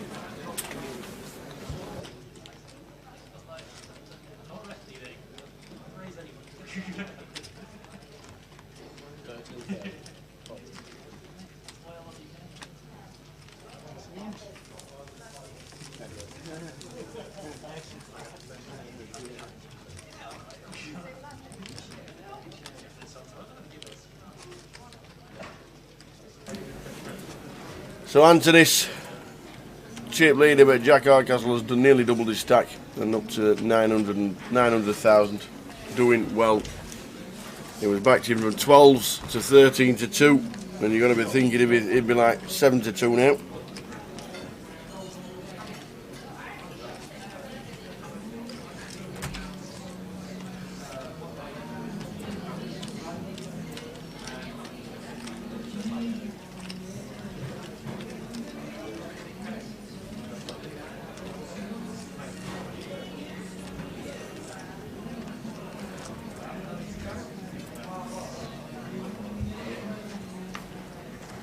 He come full for £3,315, Mick the Mod, asking how Dave Doherty got him in yesterday's side.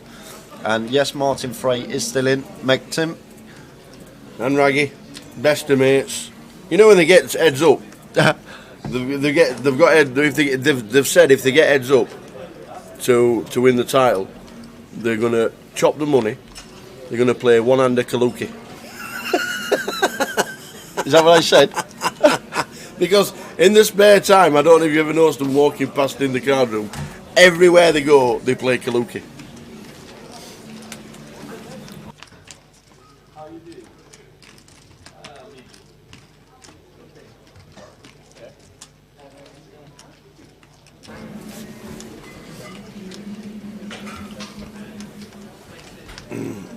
How are we doing, Kemba? Afternoon, Chris.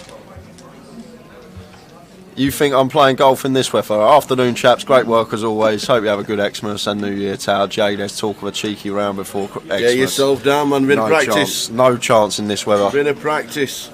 It's lovely walking around. You have to wear them. You have to get mittens. Get the mittens. Keep your hands warm. The thing is, when you're a high handicapper, Tower, you hit the ball less cleanly than you do cleanly, and then when you scuff it in that cold weather and it goes all the way up your arm, it's horrible. That feeling, you know what I'm talking about, don't you? When your fingers tingle. Yeah. It's horrible. It's horrible. But don't miss the ball. You've got 6 weeks to get some lessons in.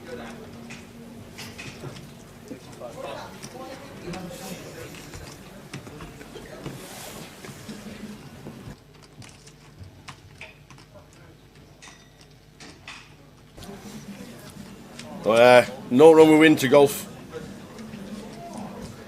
As it stands, chip counts, who would you be backing, guys? Well, everybody has said with the way Jack Hardcastle started and the big bluff that he's ran, and he's played well, he's got himself up. It was 12-1 this morning, it was 13-2 at the end of the book when the book closed. He's got to be definitely one of the favourites to get himself at least the final.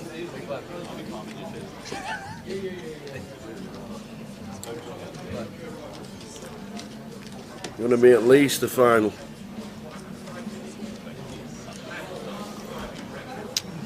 I said Brandon Shields and Raggy James Clark. They're my two picks. Afternoon, Border Collie. Well done, Dave Doherty last night. Finishing 4th in the G400 one day. And mad as a wasp, Rich Richmore says Midi still for the win.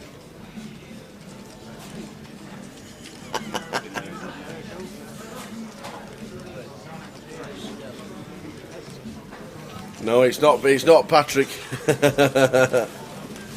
He's not Patrick, it's Antonis Pelingrius. John Ayre says, when it vibrates up your arm and feels like your fillings are falling out. Yeah.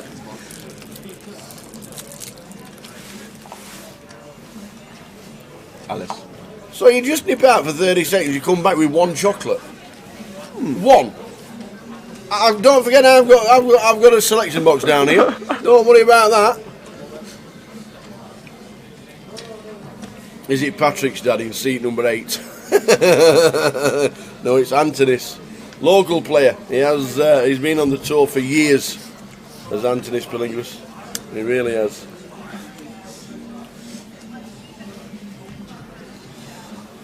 So Stephen with the sixes, down to 190,000. Blinds going up in 3 or 4 minutes' time.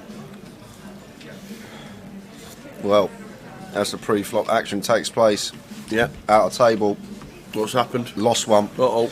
James ran. Oh, James ran. I think James was one of the short stacks, wasn't he? James ran 24 for £6,000. Little £400 ladder for everyone. 23 players remaining.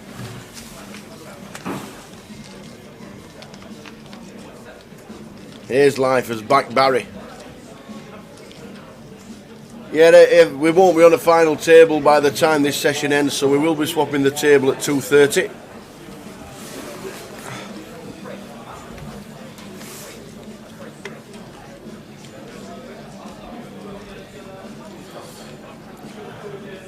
We got 50-50 chance of seeing him gambling Gads.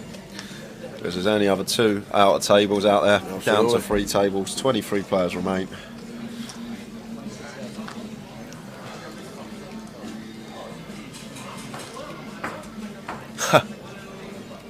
Anybody who wasn't a 3 handicap or less that plays with blades, it's like playing snooker with a broom handle.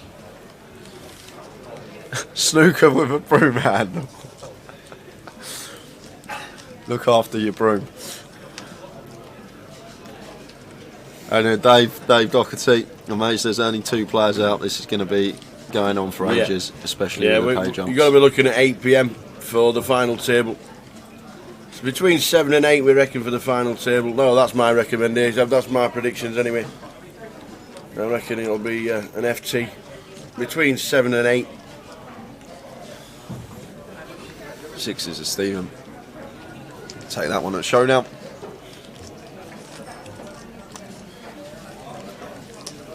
If you did get a bet on these with the prices, anybody have an Antonis Pelingrius? There he is, 10-1 he was. Florian Duta, one of the shortest stacks, but only 20s.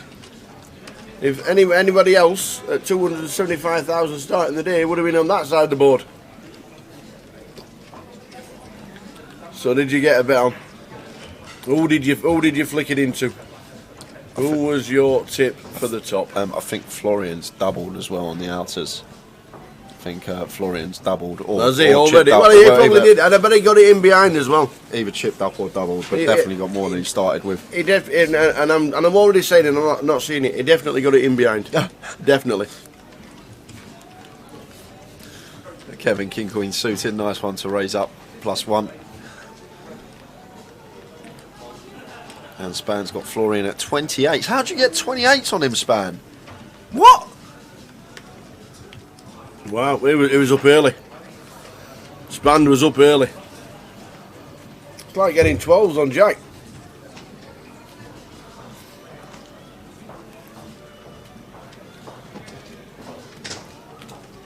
Kevin A says, are we going to be doing the poker day? When we do it, it's going to be called Golka.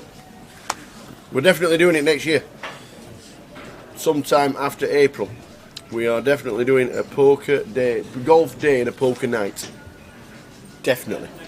Somewhere around the country.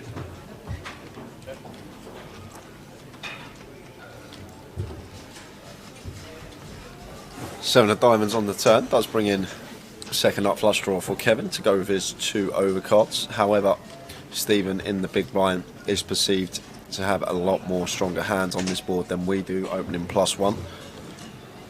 And Stephen going to represent out of the big blind, firing for 15k and getting this price never going anywhere. Here is Kevin with our King Queen of diamonds, going to make the call, take some rivers, which is the 7 of spades. And has the Ace Jack got a double barrel in them? That is the question. I do actually have the best hand here as Stephen.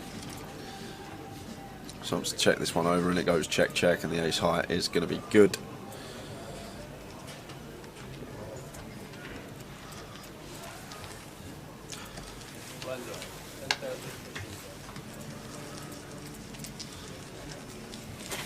So blind going up. 10k, 15k.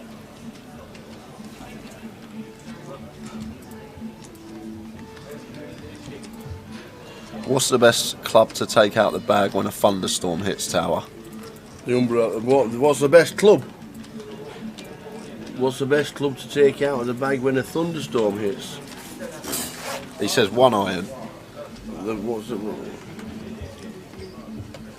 What's the best club to take out when a thunderstorm hits? Well, I'm normally sat at home when it's thundering.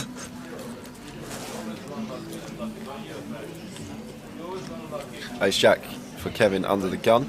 Blinds are now up, so working with sub 15 big blinds, rips it in perfectly fine.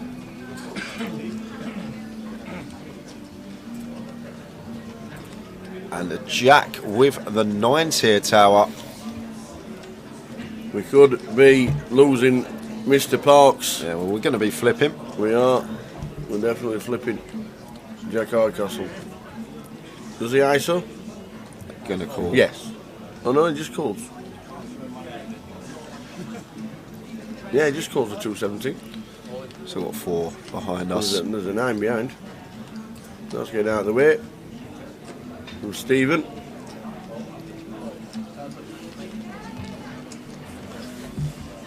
So we're flipping for tournament life. Kevin Parks from Birmingham. Jack Oliver. To get up to $1 million. Jack Hardcastle. Sorry, Jack Oliver, Jack Hardcastle. They're both good. Yeah, exactly. They're both good. They're both running well. They're both young, good looking, good poker players, making millions. We know what it's like. A clean flop for the 9s. We're going to need help for Kev Parks or we are out the door. No help there. Nope. So Jack, clean run out so far. And it is sort of Jack or we lose one. And it's a 7 of spades, so we lose Kevin Parks in 22nd because in 23rd What? was Martin Frey. Oh no! Busting. There's going to be no Kaluki on the final table. 40 seconds earlier on the outer table. Both taking home £6,400, which leaves us with 21 players. 21.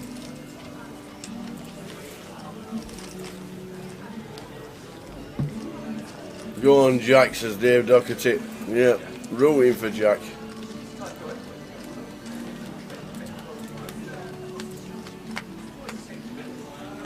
Won't be the last time I said Jack Oliver on the feature on the final table while Jack's playing, that is for sure.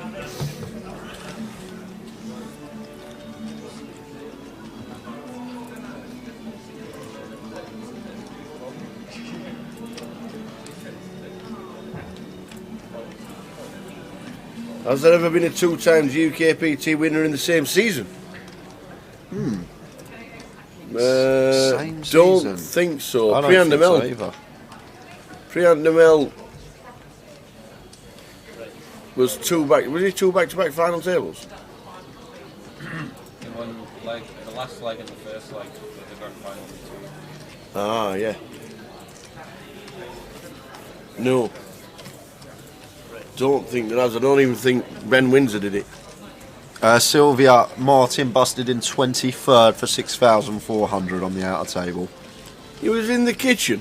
Well, you're never doing the pot, so you're never cooking the Sunday dinner. So what were you doing in the kitchen?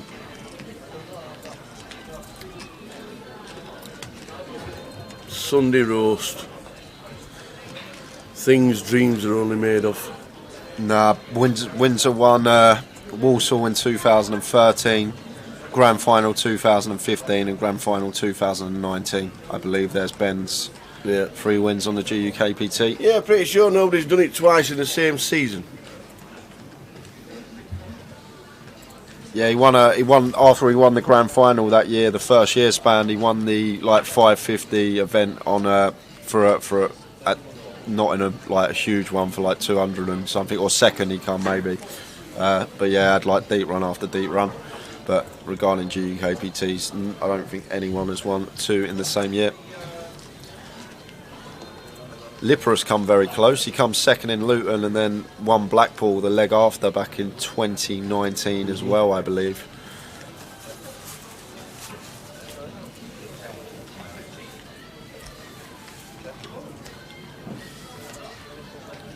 Oh, what a bad turn. Jack 4 ace on the flop, checked. Jack on the turn for Antonis. Nearly. Yeah, Midi checks this one back as well. Tower incorporating some check backs with the top pair and going to do some chips now. Yep. 5 of clubs on the end.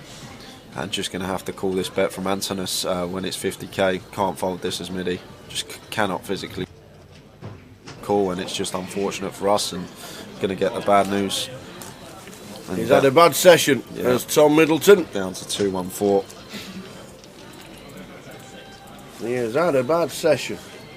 Such a momentum game though, Tower. Jack's continued to chip up once he ran that bluff versus Midi, and Midi's gone the other way. Like little things like that. It's crazy the momentum shift of a big pot to start the day. How it can set out your day in a big comp like this. It's what is up top. 265 bag. Unbelievable. Just amazing. Yeah, Steve. Adam Owen, that was Leeds in 2018, racking my brains. Won the main event and the mini. That was the Ali Malou show. That was Craig Dawson's show as well that year. That was the year Craig Dawson got stuck in traffic for 4 hours and managed to ladder nine spots for about 3 or 4 grand, I remember. We had a chat with him yesterday.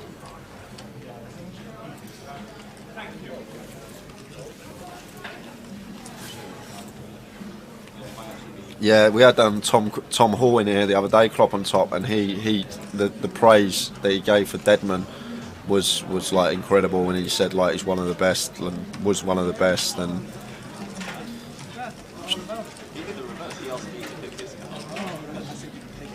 just said he was so good and so tough to play against. I've never actually played with Simon Deadman, but aware of who he is. Now residing in Vegas. Does he still play, Simon? Yeah. Well, he lives in Vegas now. Yeah. Other things to do in Vegas other than gamble. Yeah, wife and 2 kids. Been busy.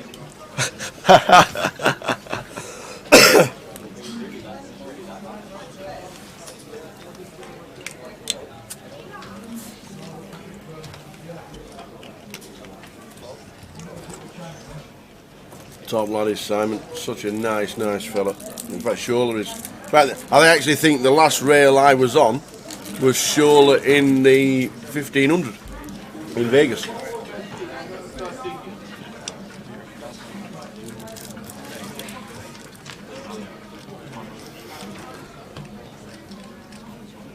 So Jack completing option, and Antonis checks his option with the 4 deuce, and Jack turns the king, giving him the best of it. Now we're going to come in for a bet, and Antonis here not going anywhere, blind on blind after having a pair himself. Drawing to just 2 outs though. 3 of diamonds on the river. And probably going to pay this one off, Antonis, especially if Jack opts for correct sizing versus this particular hand. Jack goes small, expect Antonis to pay this one off.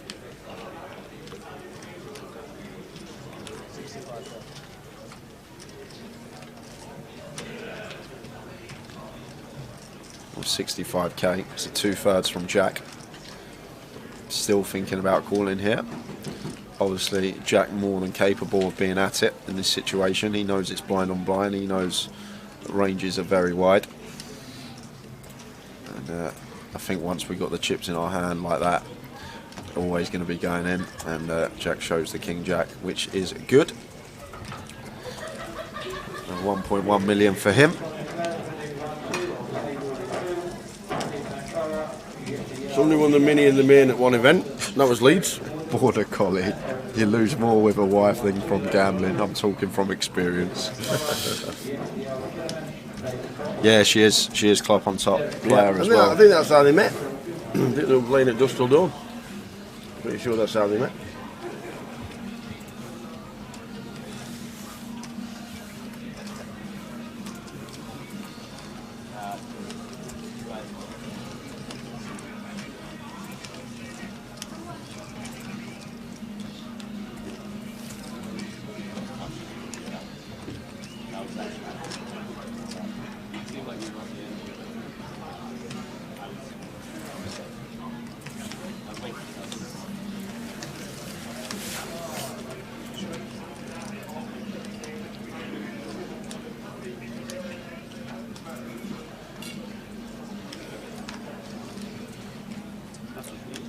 So Kevin Parks last out.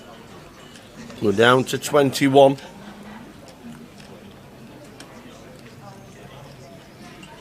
Stephen Ace 10. Midi gets out of the way. He's had the toughest session so far, has Midi.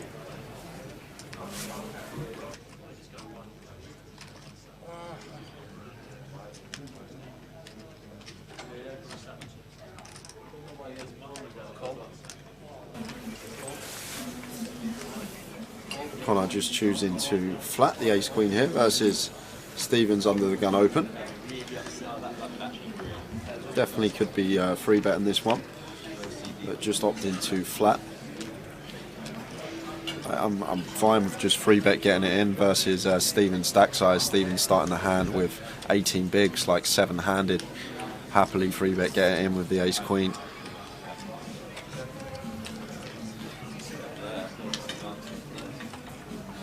The 2 of spades on the turn.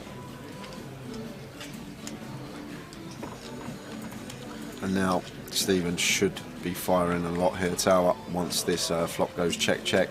Going to feel fairly confident our ace 10's the best hand. Connor will have some king X that check back at some frequency, but more often than not we're just going to have the best of it in this scenario with Stevens. So good to see that he's now going to start trying to extract some value from his second pair top kick up, and looks like he's sized up here. 3/4 pot it looks like to me, 75k. And Connor now here with the ace queen, like against a smaller sizing, like 40%, even half, definitely would have seen Connor call, and it looks like he's still going to be making the call here with the ace queen. Opening range under the gun, 7-handed, we can still be ahead of plenty of that with our nut height. As well as that, we do have backup with the Broadway draw. We've got the ace of hearts in our hands, so maybe some potential bluff candidates on rivers. This is the 4 of clubs. Now is Stephen going to go for a second street here, perhaps against some Queen 10, 10 Jack, 10 9 suited, these type of holdings, but he's opted to check, and it's gone check check, and Connor back down to 300k.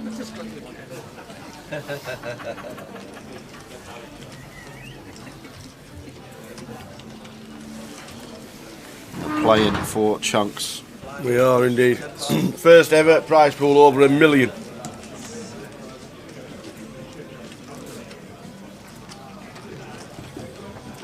How's Chunman doing? We'll get full chip counts at the end of the session. If any big news happens, we'll let you know.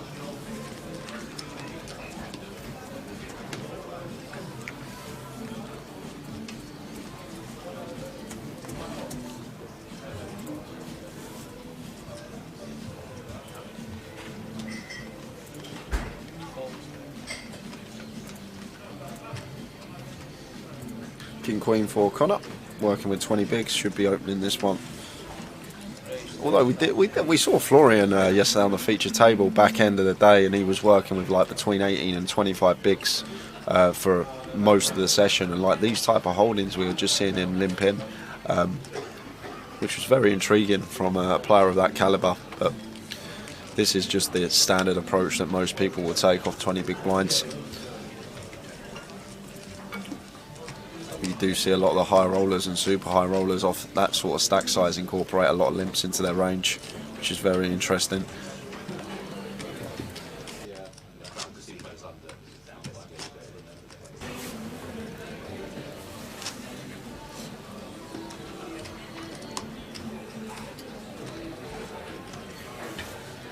$1,092,000 in the prize pool. First place, second place, and third place are all over 100,000.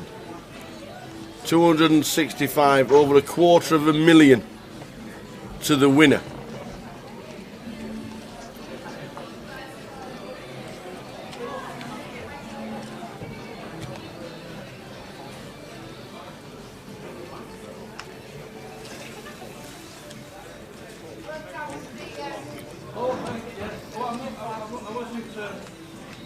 Ace Queen of Hearts for Stephen here, blind on blind. Going to shove here tower into midi stack size, unless he wants to get trappy perhaps and complete, and because he knows midi's an aggressive player and midi can shove very wide and snap him off. Well, here we go. That midi might even take this. Obviously thinks Stephen can have a fair amount of. He gets a free flop. Strong hands in there. And it's the jack. Yeah, lovely flop for midi. Flopping top pair here.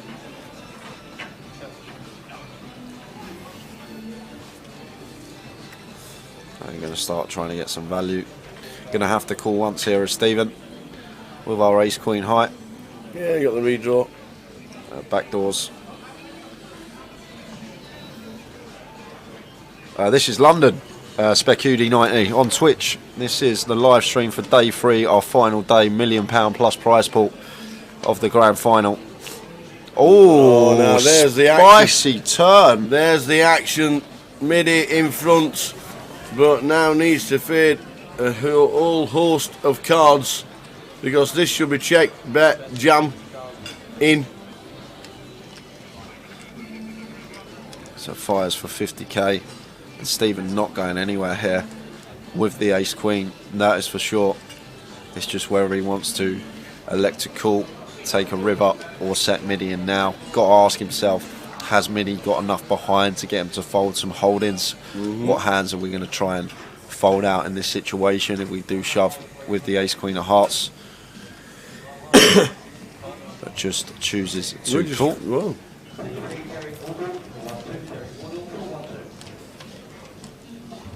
On a brick, 7 of diamonds on the river.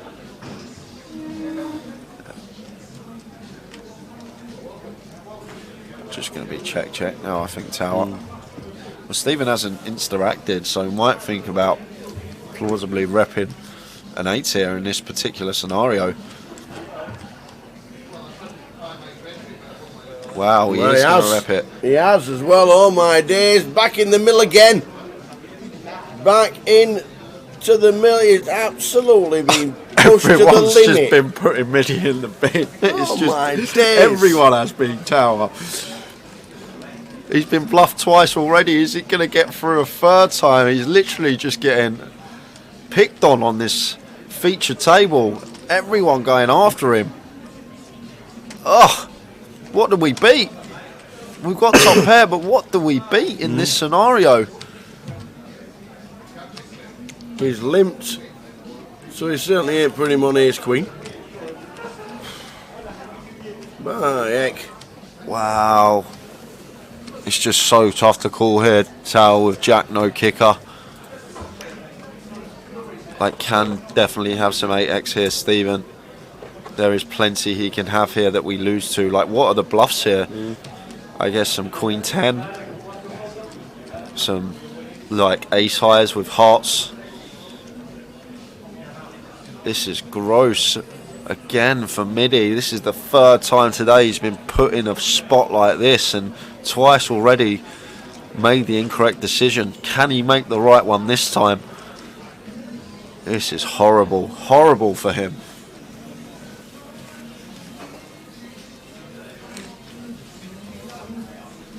You can't have an 8, he says. You can't have an 8. He can have an 8, Tower. Like, in the way this hand's played, he most certainly can have an 8 in this spot. Stephen. I just think he's probably going to let it go. We just lose to too much. We lose to so many hands we lose to, and there's not too many bluffs really. Unless he's just like a 5x of hearts, maybe. Actually, yeah, 5x of hearts is in there for sure. But he calls! Oh, he's made the call! He calls! Oh, he gets the full double look at the puff of the cheeks. He's had enough. He's taken a stand. Correct decision. Oh, my word. And great call from Midi there. And now he's back up to 413k. Tom Middleton. What a call. Been put to the test twice already, but that time calls it off, and correctly too. And Midi back amongst it after a bad first session for him so far. Wowzers, wowzers, wowzers. What a call from one of the top players. Full double for Midi. Quick look round the room to see what's happening in the outer tables. That's Dan Gormley. Dan Gormley, ace-3 suited at risk. Dan all in for his last 155k. Well, he's safe. What happens when you've got kings against ace rag? You know what's coming. Ah. Oh, backdoor spades, backdoor wheel draw. Ace of diamonds on the turn. Oh! I'm not having that. I'm not having that. There's no way I'm having that. You're not calling in a 2%er. You. That's when you went and got the tees. You must have been out there. I'm not having that. Dan doubles up. Oh my days. I'm not having that, Tower. I call. That was when you was on the tee run. You must have been out there. I'm not having it. I'm not having it. I call. Non-believer. Yesterday's one, yes. Oh my days. Oh my days. Look, it always happens. It's happened far too often for it not to happen. Oh, dear. Dan Gormley. Dan doubling Gormley up. doubles. How does that even happen? I'm non-believer. I'm actually not a believer of that one. How does that even happen? Oh, Antonis just limping hijack with the ace king. Oh God. Yeah. Yesterday's one was legit, definitely, but I'm not sure about today's one. I might have to. I made the tees. I might have to have a stewards on that one. It was about half hour ago you made the tees. Yeah, it was about half hour ago. I quickly ran over to Dan Gormley. I saw he was all in. Oh dear. What can you say, ladies and gentlemen? What can you say? Players are registered for our last call. Your speed has Oh dear. Oh man. So Dan Gormley back up to over 300k. Oh dear. I have been sat in this chair. I have been sat in the chair all the time. Vator is spot on. If only he called the trebles as easily. Vator, you're not wrong. Flipping heck. You are not wrong. We were unlucky yesterday. Very unlucky yesterday. We had 4 teams. 1-0, 1-0, 1-0, 1-1. We were very unlucky. So Stephen, king 5 suited here in the cut-off, working with 12 bigs. Can shove this one, Tower, with that king in there suited. Could definitely opt to choose this one to move all in with, but looks like he's just going to limp off of the 12 big blinds with the king 5 suited. And Midi now going to come in for Overlimp with a Jack 10 of clubs on the button. Connor 7-3 off in the small, completing his option, and action on Barry with the 7 deuce of hearts. So we're going to check. Stephen limping off of 12 bigs.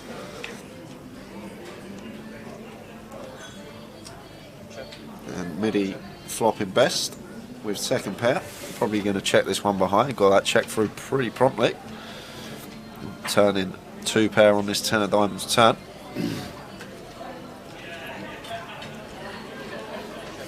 So now Midi wants to be firing. There's just so many bad river cards for us to roll off in this particular scenario. Diamonds, queens, 7s, 8s, kings. So just going for third, and gets the whole field out. Midi picking up that one.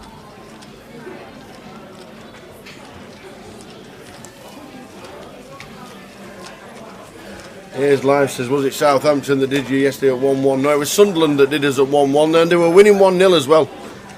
It could have been a happy Christmas for everybody. And a lot of people that put a bit of faith in Towers Treble yesterday. We were very close.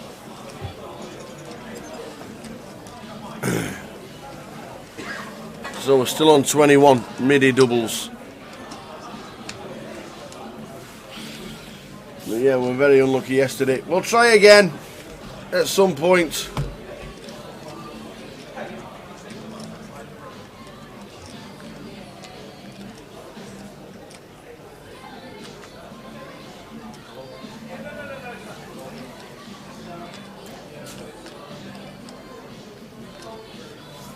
I know.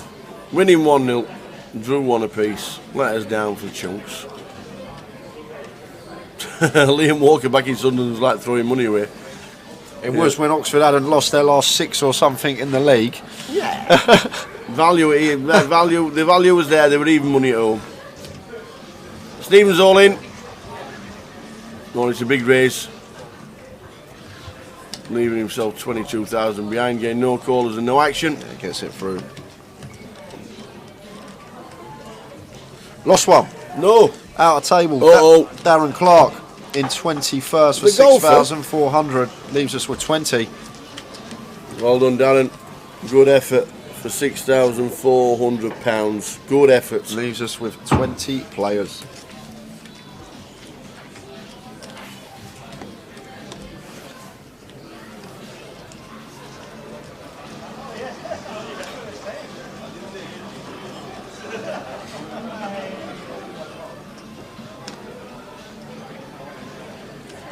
Once again, players that are registered for last call. Your CDs on screens will be starting your tournament in just under 2 minutes. All players registered to start taking their seats. Thank you. That's our side event just about to get underway.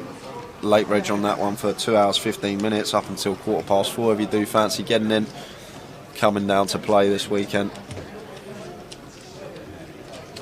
we will be concentrating on the main event though. Plenty to play for as Jack raises it up to 55k.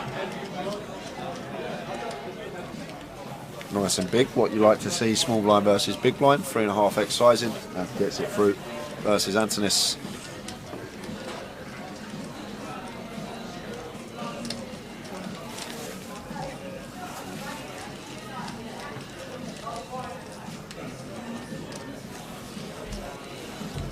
And don't forget guys, giveaways coming up later on today. We still got a few more tokens to give out. As well as that, we've got our live stream free roll at 6 PM, which is password protected. We're going to give out the password next session. £110 closer ticket for the winner of that one. Get yourself involved. It's free to play. Don't need to deposit any money and have a chance of winning yourself some tokens. Yes, Jack, right. Jack Salter did bust yesterday. They did indeed.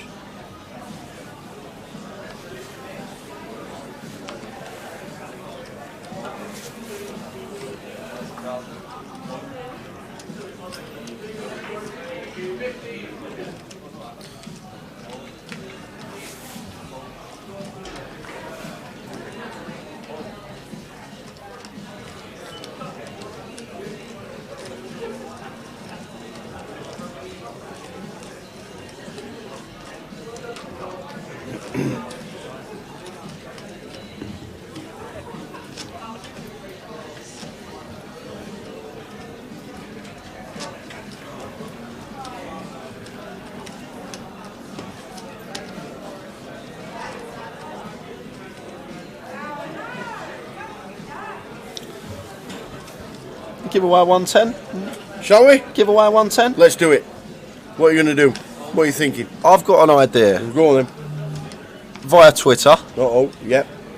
Tweet us the time that you think we're going to get to the final table on stream. So when that 10th player busts, when the 10th player busts, that will be the time. As soon as we go on the break for the final table, so the time that we get to 9 players on stream, closest to the time will win themselves a £110 token. Once you finish your hand, you are on a 3-minute break. That's grand final. I'll get it set up like that. I will get it set up. And that's on Twitter, is it? Yeah, and that can be the giveaway for today, as we got the free roll as well. So okay, let me set it up and the giveaway on Twitch.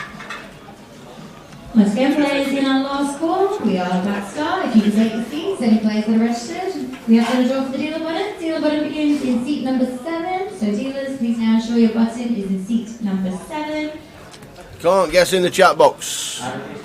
No guessing in the chat box. It's going to have to be on. Yeah, we'll run you through in a sec. I'm just going to put it in on the commands on Twitch. What if you don't have Twitter? Well, we'll run a comp for people that don't have Twitter very soon.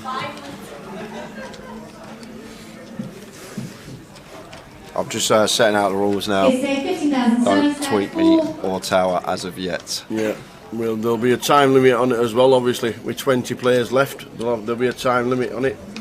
I reckon the time limit should be up to the first break, or when we come back for the start of the second session. That's what I reckon. So I reckon 2.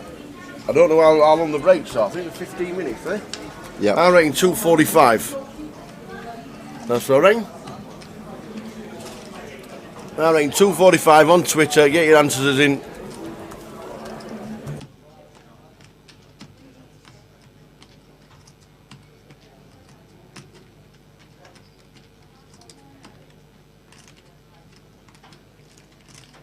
We reckon it'll be 2:45. No, it's 2:45 for the competition to close. Not what time we get to a final table.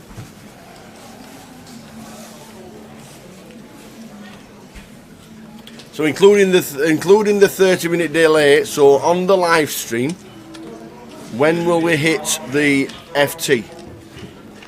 You need to send your messages to @JustJ and the Tower. And the Tower 68. Just tag us both with a time. We'll know what it's about. Or get yourselves on into the mix. And anybody who's not got Twitter will run another token giveaway during this session, or during the next session.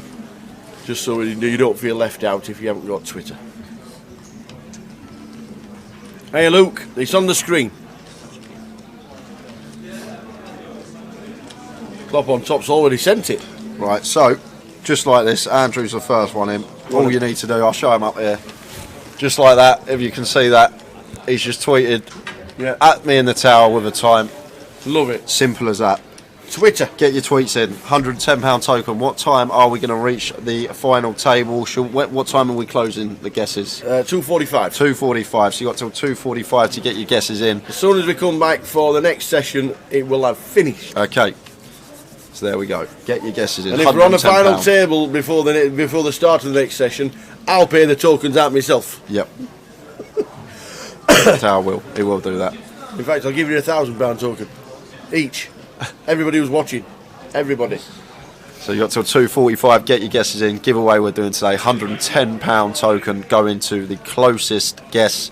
And I'll tell you what, if you get the time spot on as well, I'll give you a little 5% free roll on my first bullet in Walsall next week.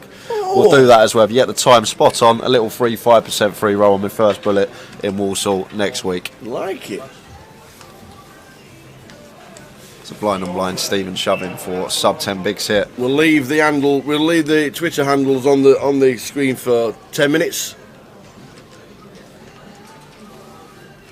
So Middy's got the best of it. Could be losing another one. Stephen with the Queen 4 suited. Still chunks of equity in this spot. Yeah.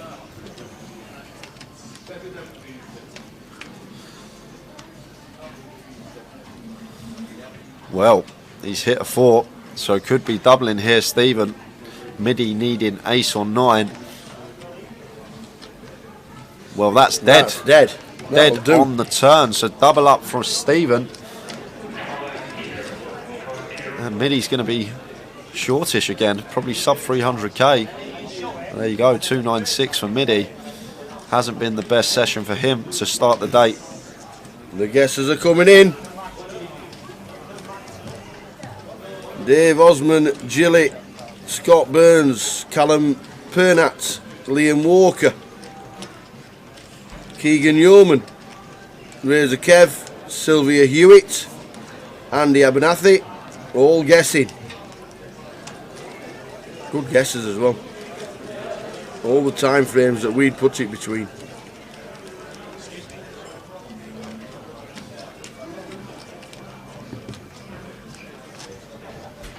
And make sure you tag us, guys. I've had a few people send me a DM already. Just tag us and tweet it. No messages.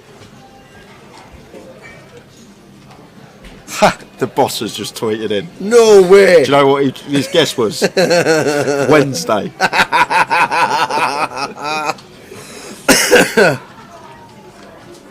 Oh dear.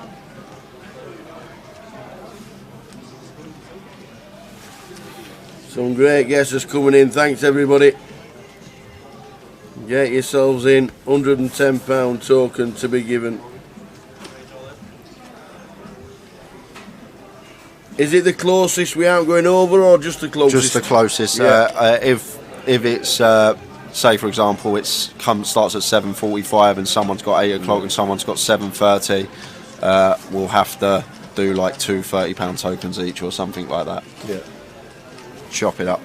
Yeah, 2:45 cut off, because there's a break in 23 minutes and then a 15-minute break, which means it'll be cut off at 2:45. All guesses have to be on Twitter, not in the chat box. This is on Twitter.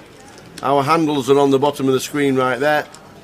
And if you do double guess, DQ, disqualification. Yes. As always. Just one guess per person. You can't have more than one guess. If you see the name twice, you'll be deleted.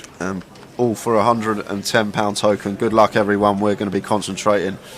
Hey Kieran, just follow. Just send us a message. They're on the screen right there, at the Tower 68 or at _just_J_ or just type in at just J,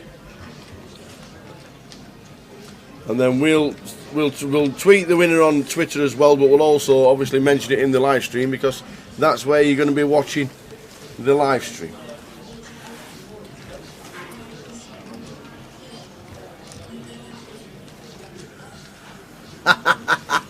Just typed in Just J in the search on Twitter and got some NSFW content.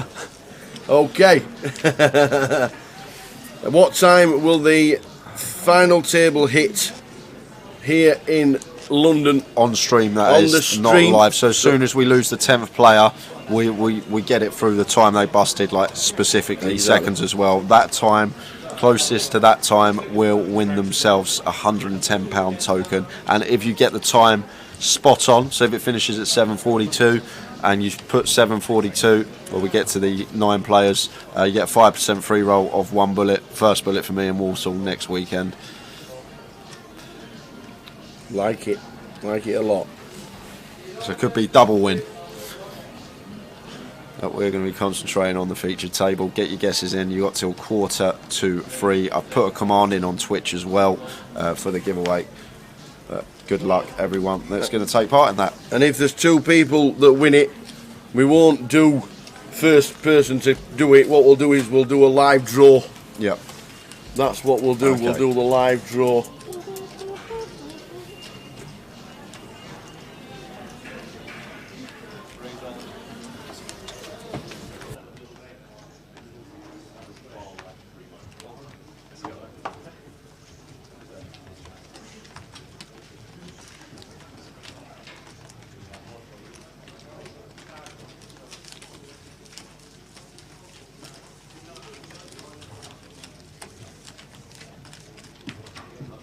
So there we go. Get the tweets in. Get the tweets in. Got to be on Twitter. Follow at the Tower 68 or Just J, and get your guesses in. You got till 2:45 for a £110 token. Jay's name isn't coming up on Twitter, says Kieran. Should be. Let's have a butchers. Let me type it in right now. Let me search. Yeah, underscore just J underscore underscore. Underscore underscore. Yeah, 2 underscores at the end. You can just type in, like you say, just type in just J and it usually comes up. I'll do for you, Tower, because you obviously search me up a lot. That's why I'm at the top. Just J. It's what? I missed that. Yeah, he's there. What did you say? I missed that. I said I'm at the top when you just put in JUS because you obviously search me up a lot. He's there. Just J. Barry opening. And it says J-A-Y, and he's got a new picture on. 10,000 followers. Who did you buy them off? Yeah, I used to be a joke account years and years ago. I used to have 20k before I turned it into personal. All right. You go back to like 2016, 2015, you have some fun. But even before that, I think it's more closer to 2013. Wow.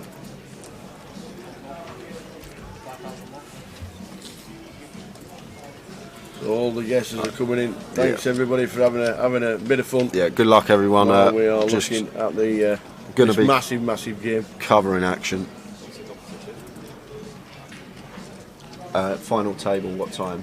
On do we get to the players? Got to be on the live feed. The live feed time of the final table. There must be 50 people already in it. It's amazing. Well done everybody for joining in the fun. The free roll password will be given out at 4 o'clock. It starts at 6. Yeah, Barry never folding this flop. This spot tower getting 4-1 on his money. Only needs to be correct 20% of the time. Antinous big blind can have plenty of hands in his range. We chop with all other King X except King Queen, King Jack here. So I'd be shocked if Barry let this one go, especially for this price. Some great guesses coming in. And guys, I've had just lots and lots of people that keep DMing me. I've just got so many. I'm not gonna look at the DMs. You have to tweet me in the tower. Press tweet. Just tag us both or one of us with your time, and then your guess is in.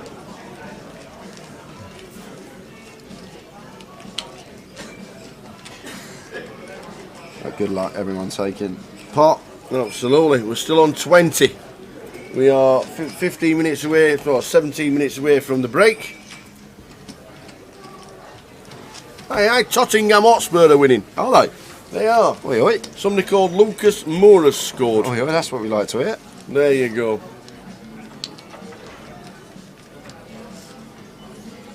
Yeah, Mike. I haven't tweeted anything. It's just tweet us. There's no tweet to reply to. Just literally tag us and put a time, and we'll know what it's about. Easiest way to get it done.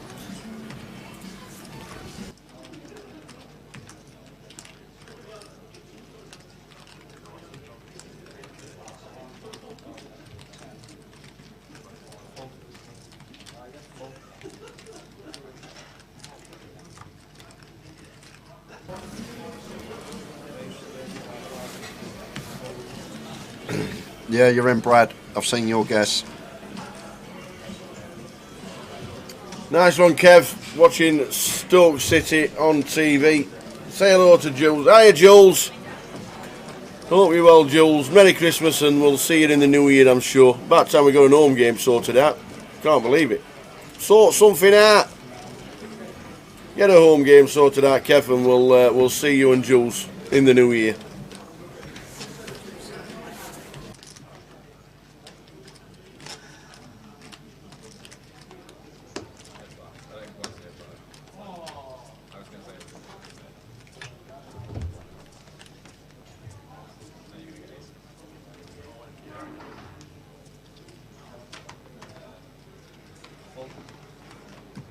There's no scheduled dinner break today, Kev.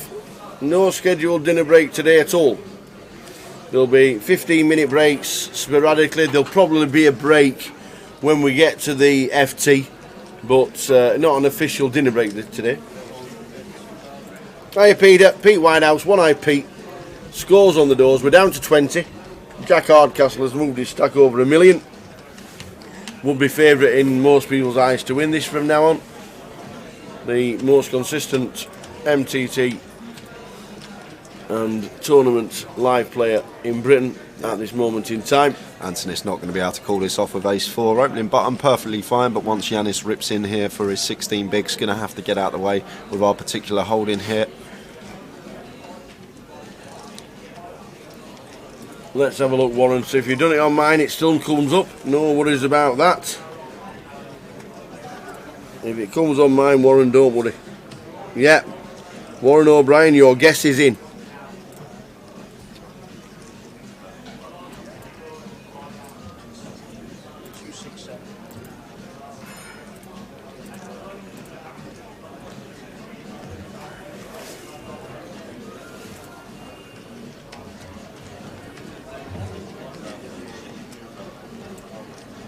So eventually, as predicted, Antonis gets out of the way.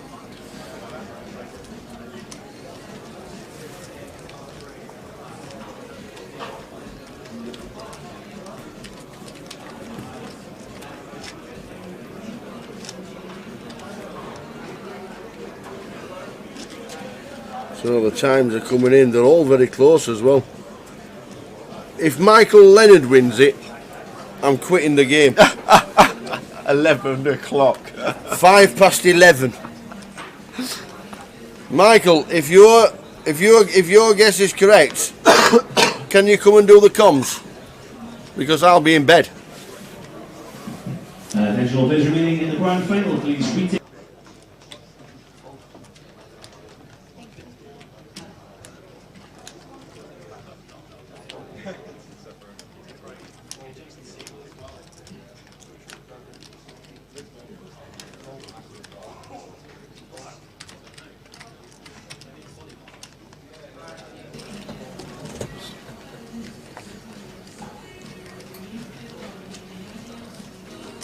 Some great guesses coming in.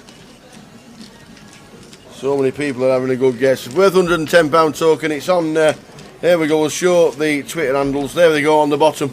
At the Tower 68, at _ just J _ or just J comes up. There's a picture of Jay holding a phone in his hand.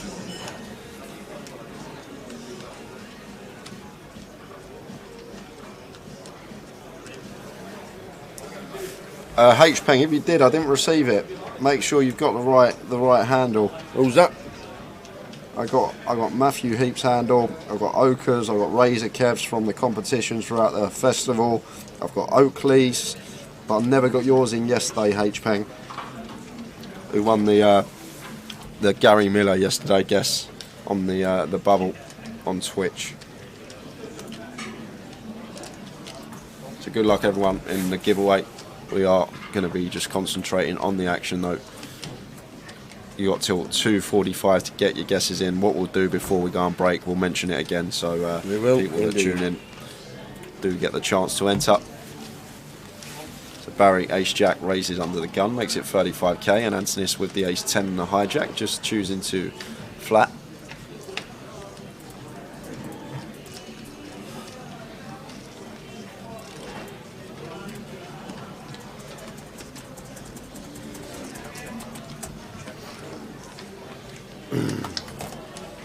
Oh, fourth spade on the turn. Yeah, an ace of spades playing in Antonis's hand. And no spade for Barry here. He has busted Willie Tan. Darren busted in 21st. Well, the ace on the river. The 2 pair for Barry, but it's just so wet you just can't bet. Oh, he has bet out, there's Barry. He's going to get raised on. Antonis is going to do a bit of speech and then raise it up. Only make it about 90. And then it'll be a snap fold from Barry. Maybe not.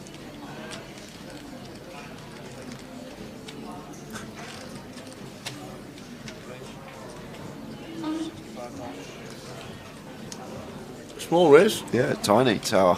Really, really small. Barry makes the correct decision. Yeah. Only got a bet size one. So 10 minutes to go, and then there's a 10-minute, there's a 20-minute break.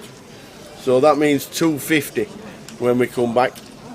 We'll get all the guests in, and as soon as we start talking, when we come back from the break at 2:50, that's when the comp will close. And Peter McCormack says, can we put a guest on here? We don't have Twitter. Not this one. If you haven't got Twitter, there will be an opportunity to win another token later in the day for sure.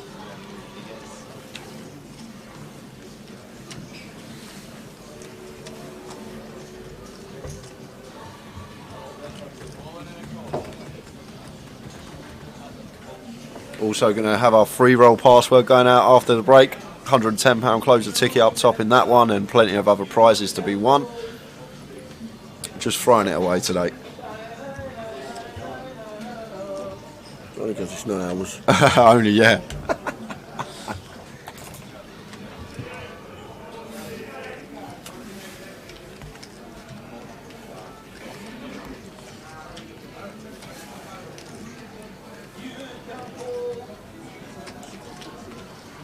Blind on blind action. Connor completing the ace king, and hoping for this from Barry, and now just going to be moving in with his stack size of 15 big blinds.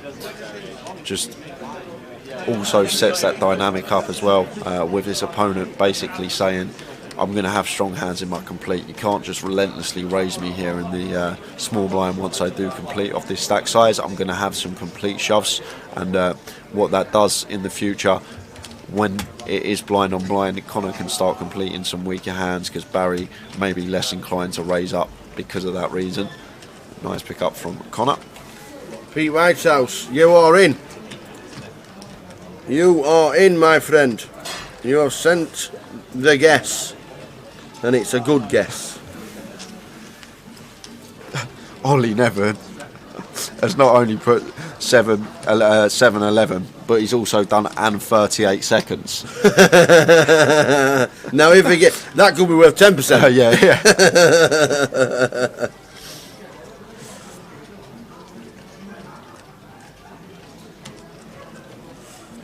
And just to clarify, guys, it's the time that we get to 9 players on stream. So when the 10th player busts, as soon as that river card hits and they're out the door. Whether we see the bubble for the final on the feature, or we see the bubble for the final on the other table via the handicap, then that will be the end of the stream. And the guests will be there with the timing. Jack, 1.2 mil. Yeah, been fairly quiet the last half hour or so, but going to be getting involved here versus Midi. We might just rip this one here, Tower. I wouldn't be surprised if we saw Jack move in here with the pocket sevens versus Midi's 19 big blind stack. There is the all-in from Jack, perfectly fine, and Midi's just got to get out of the way. Nice play from Jack Hardcastle. Your pin tweet got me in stitches. What's your pin tweet? Yeah, great, ain't it? What is it? Well, the amount of times you must be on my Twitter, you've never seen my pin tweet. It's I don't even know what a pin tweet means.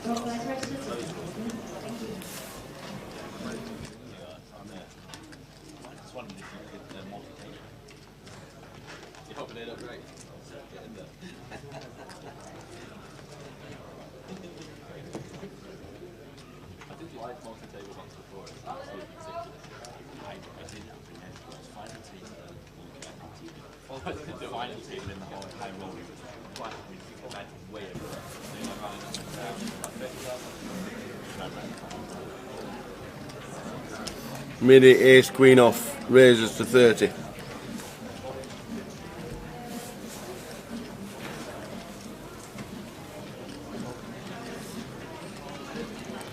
And into this here, suited Jack in the big blind. I expect him to defend it, but very unpredictable, this man, on what he's going to do. Stacking up nicely, over $1 million. Over the mill. There's going to be an interesting chip count when we get back. Which days are we playing? Walsall. Saturday for me. It was Friday, but Saturday for me as well now. I don't know. You just want to bust me, don't you? No, I'm not being funny, but you might be playing Thursday, Friday, and Saturday. Yeah, I know. And buying to Sunday. I'm not sure yet. I will be there though. Confirmed. I will be off to Walsall next weekend to go and see the tower, have a few drinks, a few bevies, just have a good time.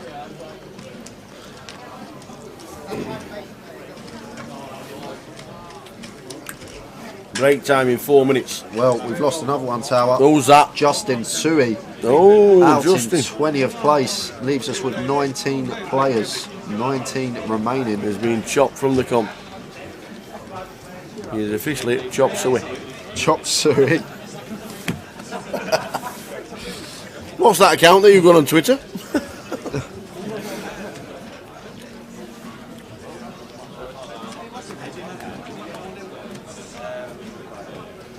No, that was definitely real. I remember watching it. A real pinned tweet from the chase. It was. I remember watching it.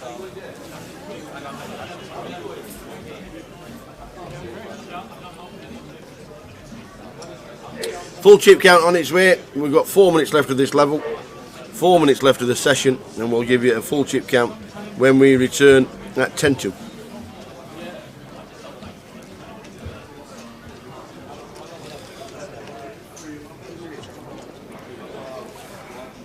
The guesses are still coming through the door, which is great to see.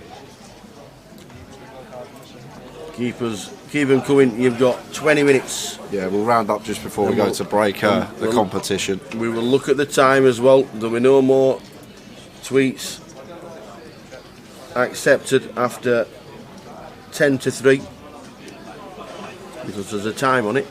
So it does tell us. Well, Super King, you won't know that one, but there's so many guesses in that we're not going to scroll through them all until the time's actually there. But as long as you've tagged one of the handles you see here below, we will receive it. As long as we're tagged in, you'll 100% see it. But we're down to 19 players. We're down to 19. We'll leave that on until we go to the break, which is in 3 minutes' time.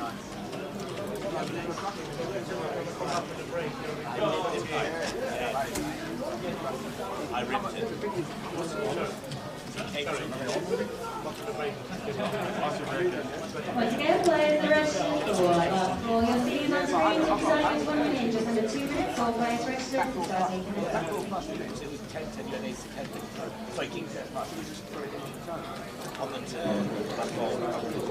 And Pete Whitehouse says sadly he won't make Walsall. Surgery on his eye. Nice one. Fingers crossed, Peter. Super King says no idea what a tag is. I sent something, so hope you got it. If you're, we don't know what your name is on Twitter. If it is Super King, but I'm just scrolling through now to see if we've got it.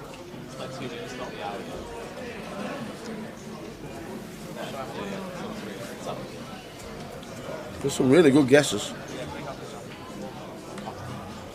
Ace Queen for Jack in the hijack. Simon, yeah, we've got it. Simonology. Is that the one? We have it.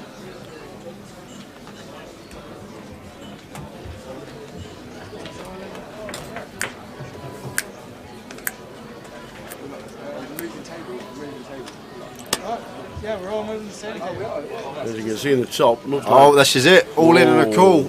Minnie's taking it with the ace deuce of diamonds. Perfectly fine. Midi shoving for 22 bigs over a Jack Hardcastle hijack open. I actually really like this from Midi, but unfortunately Jack's actually got the goods this time. Ace Queen for him, although we still have 36% equity in this spot. Tom Middleton at risk.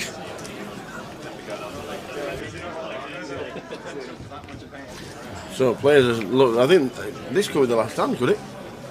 People are standing up. I don't know if he's standing up for the break or they're standing up because Midi's all in. Terrible. He needs an offsuit too. Black deuce. He needs a black deuce. That's dead. Dead on the turn. Dead on the turn. Midi. Tom Middleton. That was cruel. That was grim. Yeah. That session was as tough as you can get And Tom Middleton has been eliminated. What's happening here? Well, we got Yanis at risk here with the ace-10 versus the ace-jack opportunities. Yeah. Any 6, any 4. And it's a queen, so the ace-jack plays, and that's Justin Suey. Thought it was Yanis at risk. Justin Suey.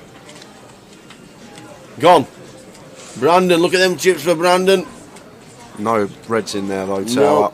What's this one? This is the Yanis one. This is Yanis. Who's got the 8-9? If that's Yanis, he's in trouble. Well, he needs a 10. He isn't, it's a 5. It's a 5. Is that 2 eliminations? Yeah, so Yanis actually busted just before Midi in 19th place. Midi was actually 18th, so that means we've got 17 players remaining. Just before we go on break, guys, if you have just tuned in, I'll quickly run you through the competition. You've got till 2:45 to get in. £110 token going to the winner. If you get it spot on, 5% of the action on the first bullet next week. You've just got to tweet Tower and I. Here's the handles, Tower and I. Just tweet us with the time that you think we're going to get down to 9 players on stream. That is on stream. Send us a tweet with your guess. Closest guess will receive a £110 token, and if you're lucky enough to get it spot on, you will get 5% of the action next week in Walsall as well. We will see you in 20 minutes. Full chip count on his way. New table round there. See you in 20 for the next session. See you then. Cash. Would it a case of I'm not travelling around too much? It's so hard to think when like 2016 was in terms of what was happening. I'm pretty sure I was still playing, as in like tournaments and things. But now, kind of looking back, you kind of have these purple patches, don't you? There are so many players that they'll have a cash, and then you'll see them cash again and again and again. And then for like the next 12 months, they just kind of don't. And I don't know. I don't know if it's confidence or what just happens. But yeah, I was still playing in 2016 quite a bit, and obviously not having the cashes I was having the previous year. Yeah. But yeah, I don't know as well.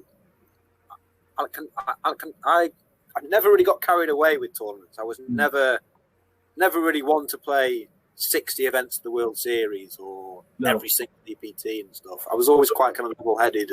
And but one of them you do like, as we can see, GUKPT Manchester. You've got so many entries in the database, 2018 to 14, 2020 for 20th.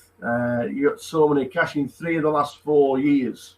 It has to be the favourite stop. I know it's your local one, it's your home one, but is it classed as your favourite stop?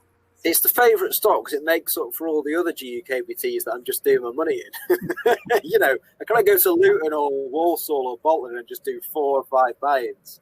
Yeah. So yeah, I don't know. I feel like with Manchester, I'm always trying that little bit harder because home stop, most players, the kind of great camaraderie with people. So that's always fun. But yeah, I mean, I've no idea if I don't know. I think I'm probably slightly up on GUKPTs because of that. Yeah. Sort of shot with Deadman and Thingy, but I've put a lot of money into them, don't you? Don't you worry about that. Yeah. Norwegian Championships came to Britain, and they started being played around the country. You had three tournaments where you cashed for well over 60,000. I heard they used to be crazy. I heard the cash tables used to be mad as well. Was that one of the reasons why you played them? Oh yeah, definitely. I mean, the absolute best stop on the calendar every year is the Irish Open. It's getting better and better. I think it's going to be the biggest it's ever going to be next year. Yeah. I basically booked my flights in January this year for it. Obviously, it got cancelled because of everything that's going on. Yeah. But yeah, I mean, they were having 60 or 70 cash game tables every single night. Yeah. Which, I mean, that's just crazy. You just don't see that anymore. And yeah, again, it's a little bit like what I was saying in the 2015 WPT in Amsterdam. Everyone's just on the same wavelength. You know, everyone's chatting away, and do you know what I mean?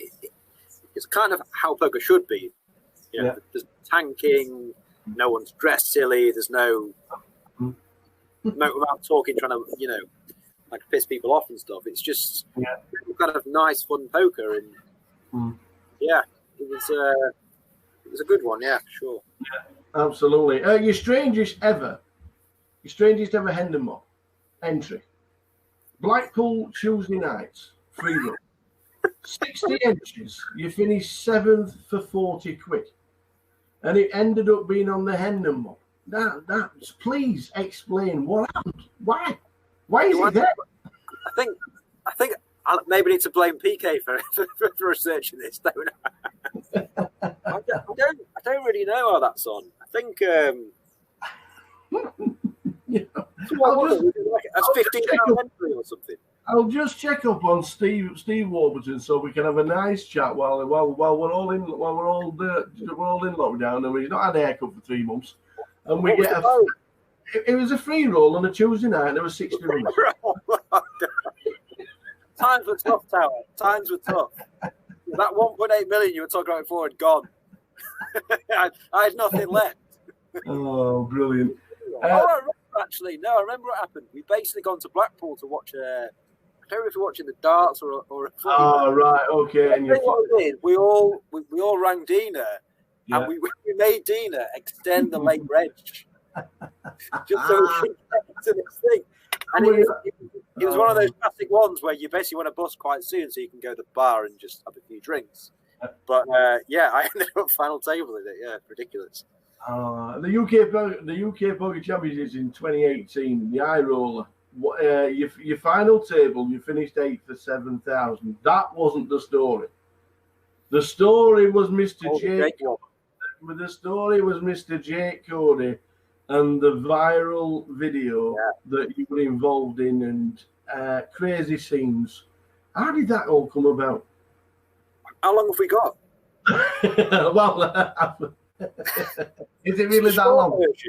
The short version, what I remember is we'd all been out the night before, and I mean we'd all been out to the point of in day 2 of this tournament, there was 5 or 6 people who hadn't arrived. You know, Jake for one, not mention names for other people, but Ludo and all the Scottish boys. Yeah. And with about 50 people left, I remember Jake saying, "If I win this tournament, it'll be so unjust that I'll put it all on black." And Ludo was on the rail, and Ludo heard this, and he never shut up about it from 50 all the way down. He was on the rail with the drink, obviously, and he said this. And all of a sudden, me and Jake were on this fine. I have no idea how I was there or he was there. First thing he did was get shots for the table and stuff. He had the tournament director literally over every hand because he was showing cards and chat. You know what I mean? He was just whatever. And so I think he got 3-handed, and I'm not entirely sure. I think they might have done a deal, did they, or something? Or I'm not sure how it ended. All I saw was the video about an hour later. Was it straight after Was it literally straight after the tournament finished? It was literally straight after, and obviously when I busted, I was sulking because I always sulk when I bust. I basically went and played cash, and then the next thing I remember, honestly, is Jake coming up to me and saying, "I don't really want to do this, but I've kind of been forced into it." Rob Young, by the way, Young had walked in the casino to pick up his car keys, so he wasn't even going to be there. And he basically heard from Scally, he basically wants to do this. Rob being Rob was just like, yeah, fine. Yeah. And then all of a sudden, it's kind of gone from I don't want to do this, Swarbs, to us marching over to the table. It's all in. And then there's just no chance that Jake's ever going to lose there, by the way. And I was like slightly fuming that we didn't all get more on ourselves, because it's like, that's Jake. And also, the other thing was Rob basically said if it went on 0, that would be a chop as well. Oh, so, nice one. Yeah, it was a proper good bet, really. But brilliant. I remember the video on it. It just went absolutely mad, didn't it? It just went viral, and the shouting and the screaming. It's just ridiculous how it happened, because it wasn't.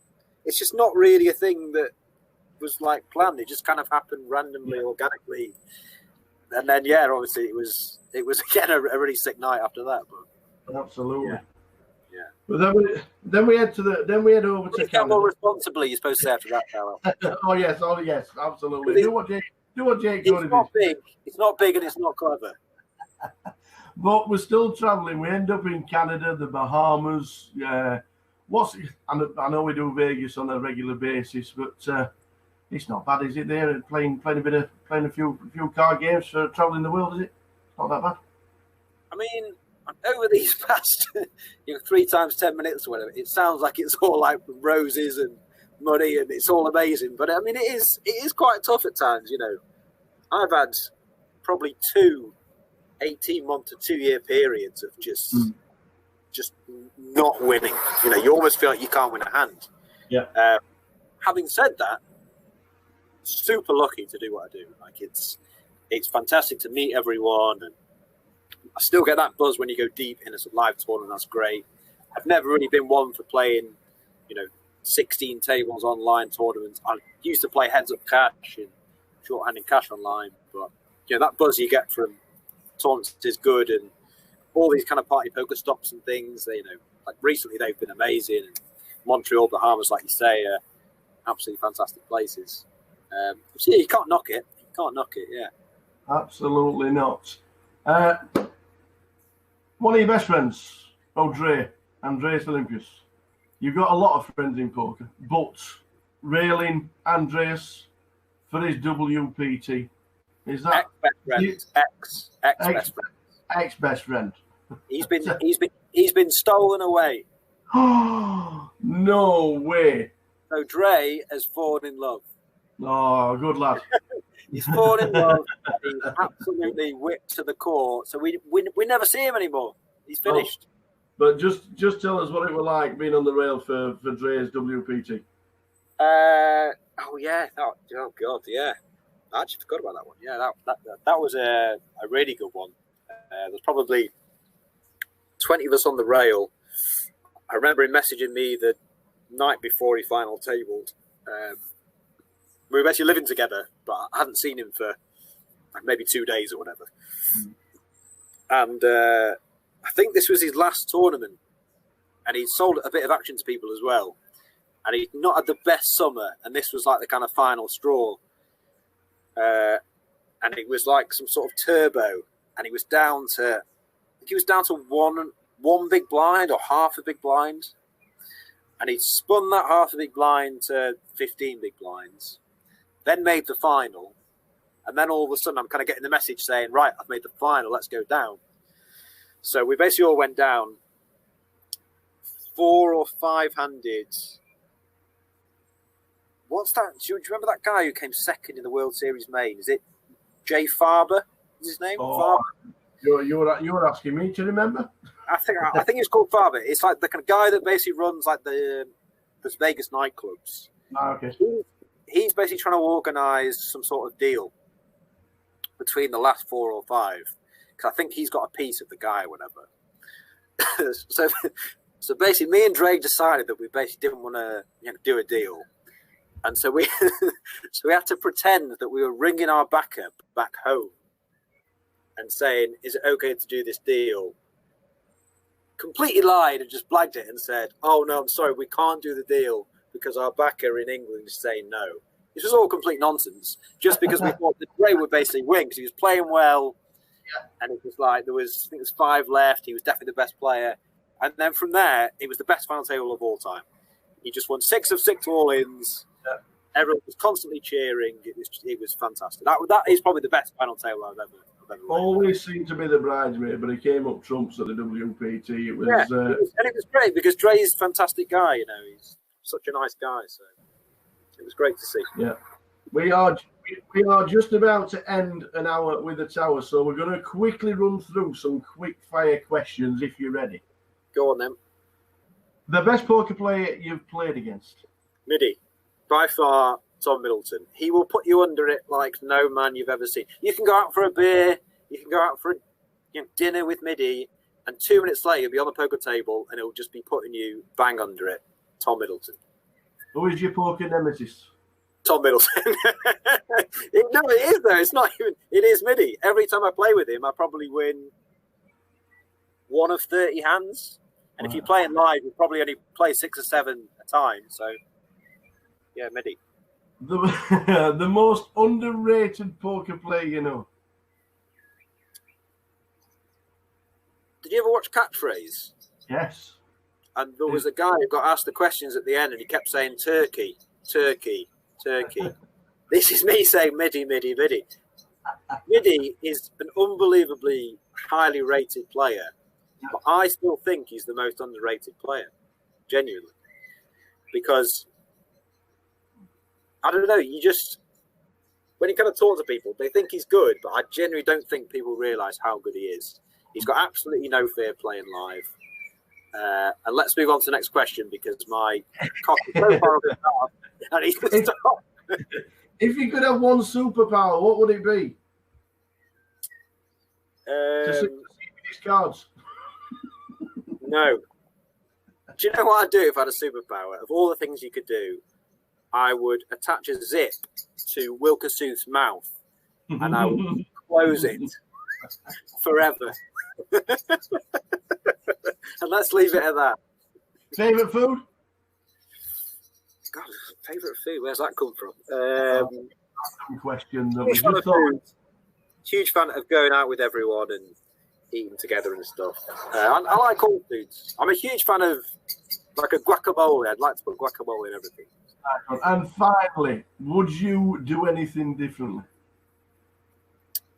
At the time, a lot of things, but I'm not really one for dwelling on what you've done in the past. You can only move on, mate, can't you? So nah. Awesome. Steve Warburton, you've been an absolute superstar. And when I said at the beginning of this, I believed you. I genuinely believed you. One of my favourites. I 100% mean it, because you are one of the nicest guys to sit down to chat. Attention all players remaining in the grand final, please retake your seats. You have just over 3 minutes remaining on your break. That's all grand final players. Please retake your seats now.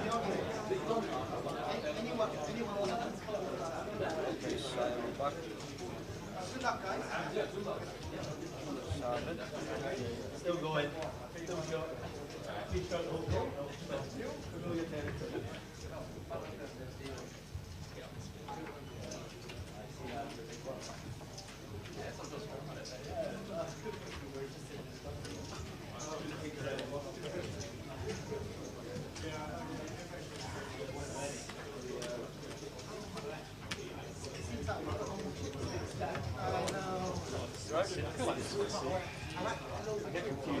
You can look a bit happier to be here, like.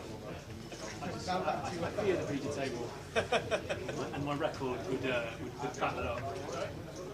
I'm doing really well. It's just poker. We're back. We are back. We are back. We are back. We're now stopped. Closed. Closed. Done. Don't send in more tweets. No. Don't send no more. No more. Ryan Bloomfield was the last one in. You remember that, yeah? On quarter 2. No more entries. That is the last guess. If you guess now, it will not count.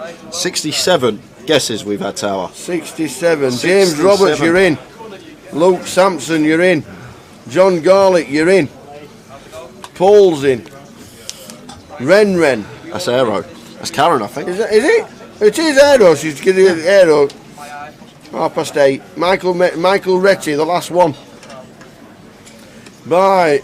I'll tell you what, that was popular. That was good. The last one in, as we're just starting to chat and coming back, Mick the Mod is the last person in. The last one. So well done everybody for getting involved. £110 token into your account when we find out where the feature table, the final table will be. And there are the Orca Jack. Look at the Jack, man. 1.6 million nearly. Chunman's still going along nicely. The Mad Turk up to 1.1. Juta's over $1 million. Wow. Florian Juta, Anthony, there's 6 stacks over $1 million. Some shorties still in. How many chips in play? 12? Yeah, well, we're coming back at 10k. Yeah, 12 million. We're coming back at 10k, 20k. So there's actually 6 stacks, 20 bigs or less, Paul Trotter downwards. So could see a few bust outs in the next hour or so.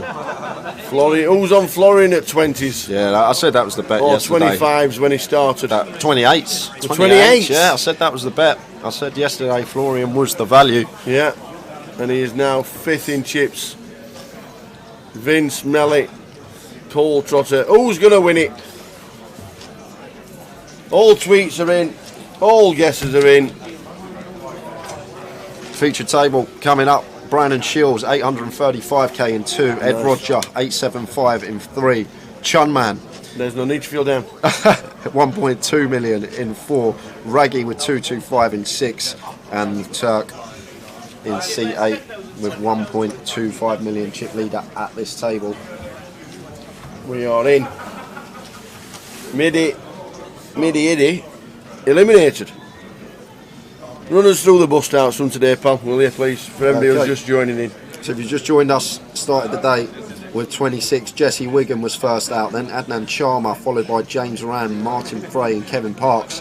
Darren Clark in 21st, Justin Sue in 20th, Yanis Karklings in 19th, and we saw Midi bust just before the break on our featured table versus Jack Hardcastle, who's now up to 1.5 million. Let's go.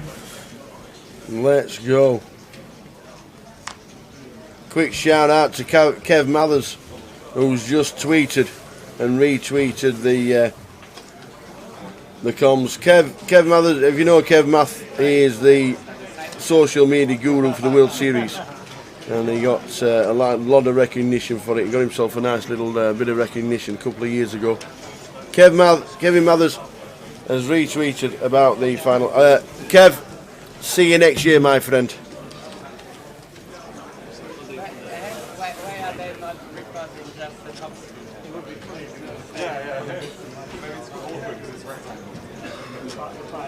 Good to have you on board, Kevin. This is going to be a long day, but it is going to be a great day. There's some really, really big names left in this field, and I can't wait for it to play out to a conclusion. Good luck, everyone, if you have entered into the giveaway for the 110 token. There'll be plenty of scrolling going on, but it has now finished. No more punts. Is Florian Duta busted? Florian Duta is on 1.1 million chips. And free roll password time coming very soon. We still have 3 tables. Yeah, Kevin Mathers on YouTube. Look forward to seeing next year on the strip. Indeed. What do you think about that, Kev? Do you think it's a good thing moving it to the strip? We've got varying thoughts on the strip being overpopulated. It's going to be tough to get hotel rooms. We know Vegas is Vegas, and the World Series is always busy time anyway, but what do you think it moving directly into the centre of the strip? A good thing? It'll be interesting to see it in 2 different venues as well. It'll be massive. It certainly will be massive again. But yeah, we'll see you over in Vegas next year on the strip. And we'll look forward to it. The guy on my left-hand side is going to be playing the main event next year. Assuming there's no pandemic and we don't go into a lockdown. Yeah.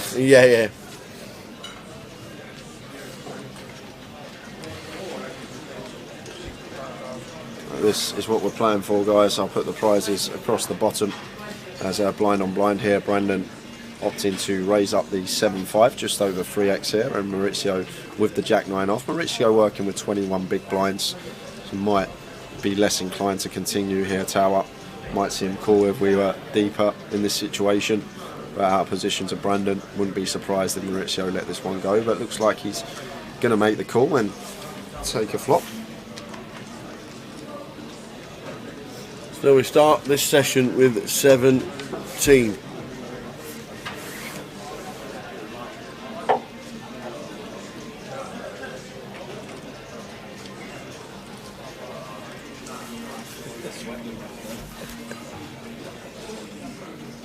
Brandon Towers' pick for the final table this morning. Maurizio in seat number 9. Come on, the Mad Turk, says Mehmet. Good afternoon, Mehmet. Watching in North Cyprus. And come on, Raggy. A DTD regular. He is Nigel. And he's played all.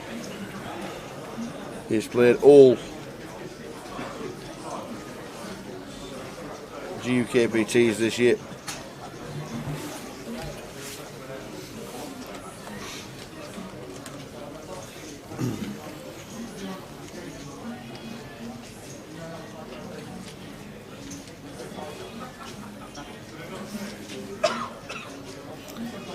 35 on the flop. And called 9 minutes, yup. Yeah, just with all of it. Yeah, obviously. Oh, speaks for itself. Just want to be calling here as Maurizio. Any 3s or 8s about? Yeah, imagine tower. I'm hoping this goes check. Well, it depends. Like, Brandon's got to think about hands that Maurizio check calls his flop. It's going to be Jack X, 6X, and Ace highest tower. Like, on these tour boards, it is quite easy to hand read the hands that your opponent's supposed to have. So, the thing is, if Brandon wants to double barrel here, like, he's going to have to triple barrel to fold out some 6X. So we, like you say, Tower, he might take the 3-1 here because, yes, we're going to fold out the ace highs, but we're not going to fold out the 6X or Jack X with a second barrel in this situation. So because of that, probably more inclined to take a 3-1 in this particular scenario.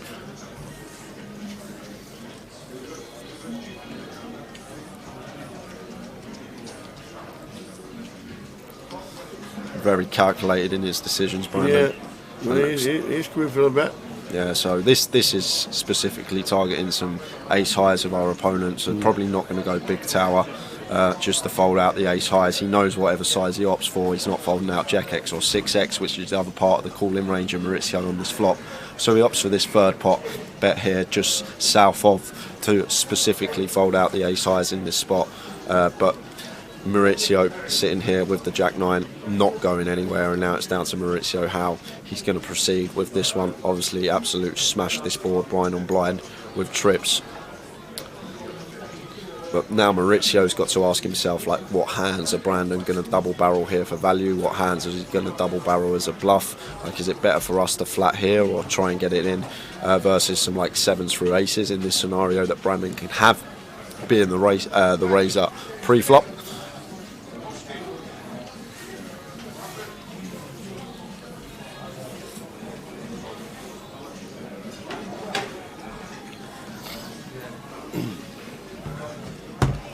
So leaving himself some 1 SPR to call, would it not just be a jam?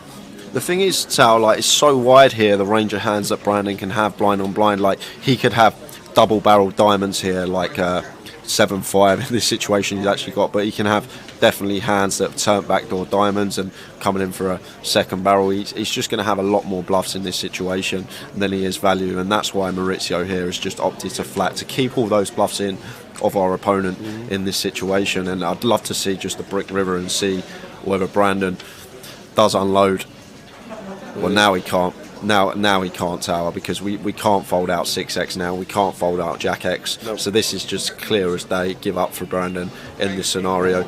Like, once Maurizio calls twice, like, it's almost always going to be a 6 or a Jack. It can't be a pocket pair because with his stack size, that's going to be moving all in blind on blind. So pretty easy situation to read here for Brandon. So expect him never to be firing the third barrel, and that might be why Maurizio is thinking about potentially leading this spot, because it's going to be a card that even if Brandon's got queens, kings, aces, 9s, 8s, these type of holdings, that he's going to be snap checking behind. So we might actually see Maurizio lead very small on this river for that particular reason.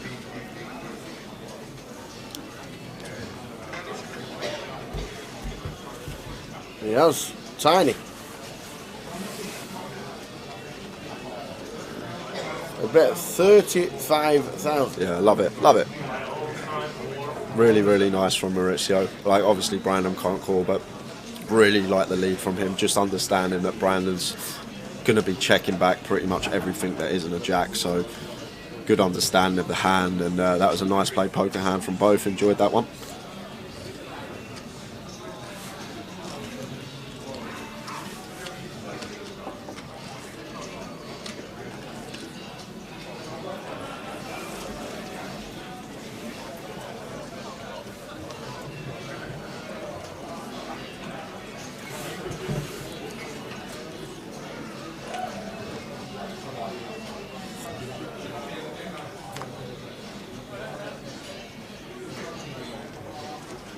So the last guess was in.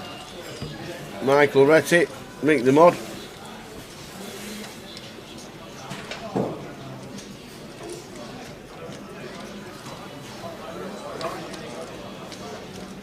And the Mad Turk in the cutoff finds a king, decides to open, and Maurizio getting out of the way with the 8-6 on the button. Brandon will do the same in the small, and action going to be on Ed in the big blind with the ace-4, so not going anywhere. I'm just finding an ace in this situation.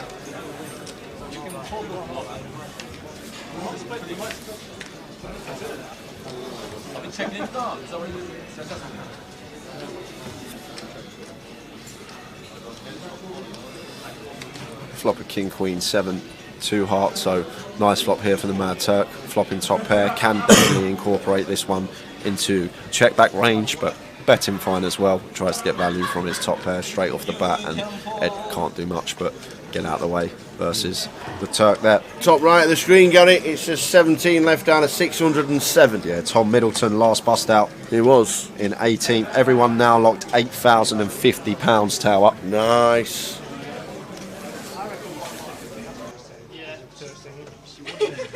Did you say it was 6 figures from like 14? No, 5 figures, sorry. From 13, yep. Let's have a look. James says, let's go, Brandon.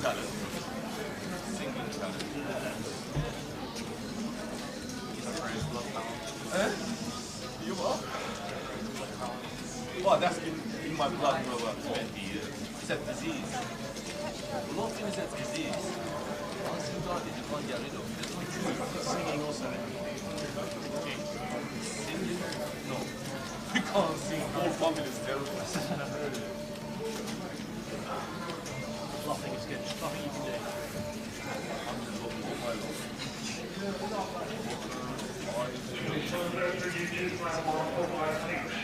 Table 11, rejecting and run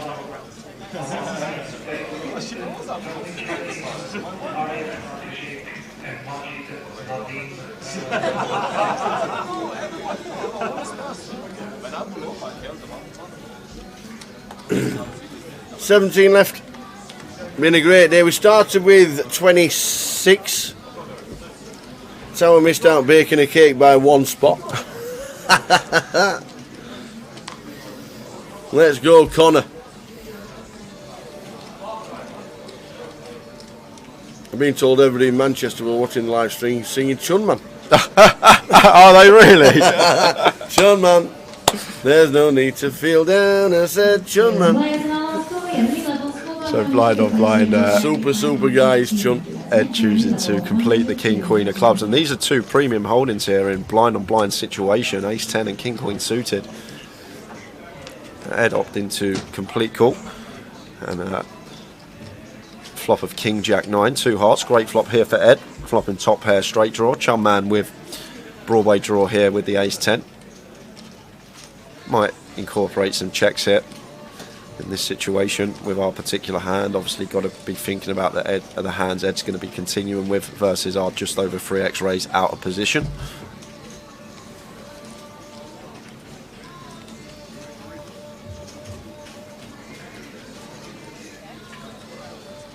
Chum does choose to continue. Buys for 35k, and Ed here not going to be going anywhere. Like blind on blind here, could go either way in this situation. Like range is very wide, but Ed just going to continue calling. There's no real bad turn cards for us with the king queen other than an ace. 3 of spades on the turn.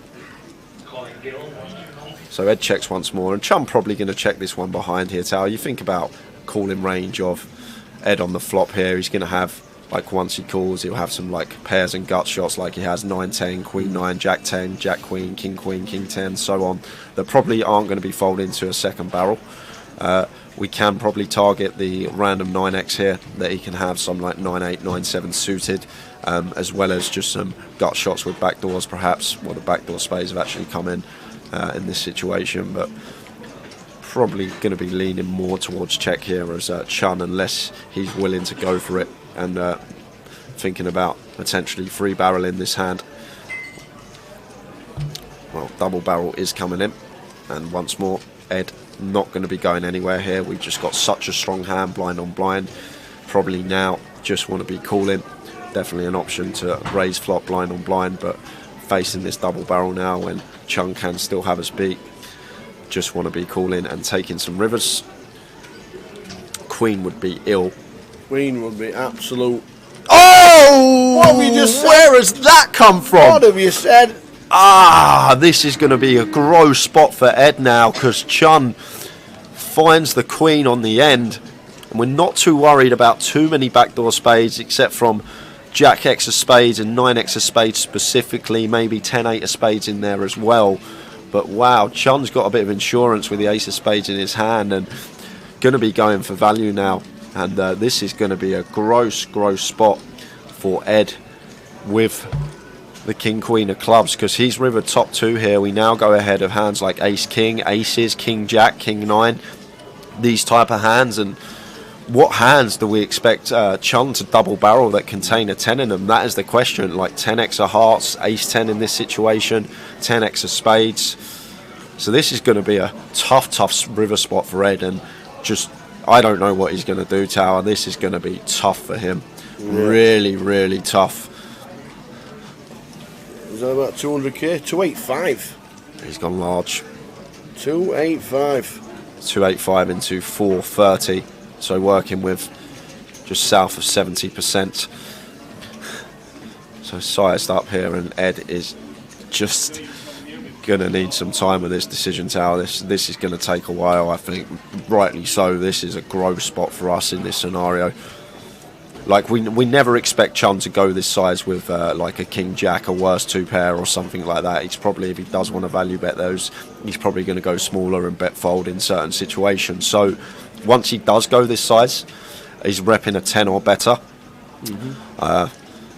So 10x or like the backdoor spades. He scored it off, and can't fault him for that. And he sees the bad news. So Ed down to 320k, and Chun Man is chip leader in the room with 1.7 million. Wow. Gross river there for Ed with the King Queen. And just like that. Well, you know when we called the Queen in? Yep. And we called the Ace of Diamonds. That you did not. Hang on a minute. We called the Queen in there. That Ace of Diamonds, I'm not having it. I'm not having it. I'm honest. I'm not having the Ace of Diamonds. You knew that was coming, an Ace of Diamonds. I don't know how you knew, but you knew that Ace of Diamonds was coming. Do you think we should have had a guess at what time the final table should have come and one of souls a token? yeah, we could have. We should have had a guess. Good afternoon, everybody. Welcome to the final day of streaming for the team. And what a year it has been. It has been amazing. Hope you've enjoyed the live streams. We've had a lot of fun. We've had some fantastic play. We're nowhere near finished tonight, that is for sure. We'll be going on for a good few hours yet. All your guesses are in at what time we get to the FT, but it is an amazing day. And here's to 2021. It's been an absolute blast. It has. I'm loving today as well already, Tal. I'm just loving this. Under the gun open from the Mad Turk. We are 6-handed, so Cam winding up our range here, and Maurizio with the Ace Jack working with 31 big blinds. I've seen a lot of Turk on the final on the feature table over the years, but never deep in a day 3. So interesting if he changes up his game. If he's playing the way I've seen him play on day 1s, Maurizio probably going to lean towards 3-bet in this spot. Because he can be very wide in situations, and it looks like he has collected some of them red chips ready to come in for the 3-bet with the Ace Jack, and it's going to be nicely timed as well, because against Turk's particular holding, he's never going to be continuing in this spot. Afternoon, Tony. Are you in Tenerife again yet?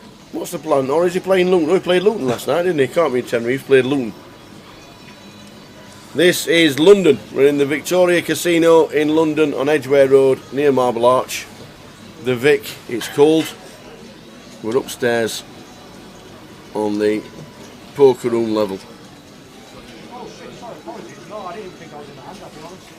Same here, Buff. The Queen comes on the rear and the Roo goes scampering. As long as you didn't have earphones in. Yeah, sorry about that last leg, Sabria. Who is it? I woke someone's missus up, apparently. Yeah, they're going mad in the chat. They went when that, I can't remember what the hand was, but it was a dirty river, and I got a bit excited, and someone in the chat told me I woke the missus up. She's not happy. Brilliant. So Mad Turk just going to get out of the way here. No need to get involved. Continue. We're sitting with a healthy stack. Like, fine to open the King 9 6-handed with the chips, but now once we've been free bet by Maurizio, it's just going to go straight into the muck.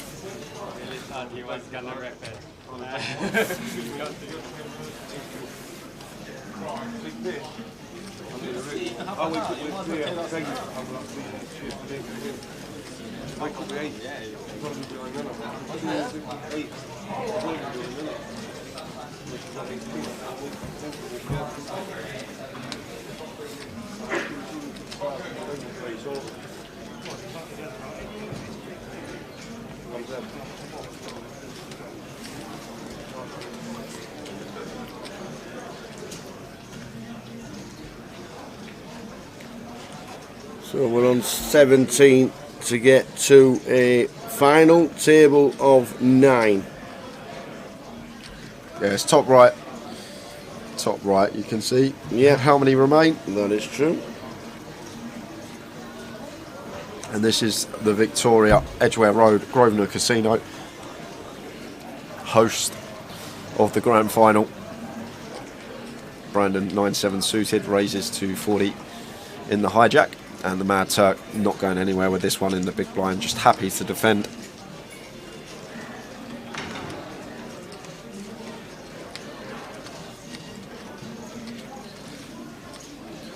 So going to get one bet here, Turk, from Brandon for sure, because Brandon just going to have a whole host of continues on this Ace King 3 rainbow board, especially with our particular holding here, 9-7. Just expect one small bet from Brandon, 30k-ish, and then be done with a hand a lot of the time once Turk calls.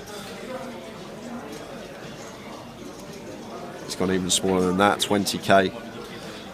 So just south of 20% for Brandon, and Turk going to make the call with his ace-10. Like, in terms of range, this is just massive for us as Brandon, this board, but obviously tricky customer in the big blind.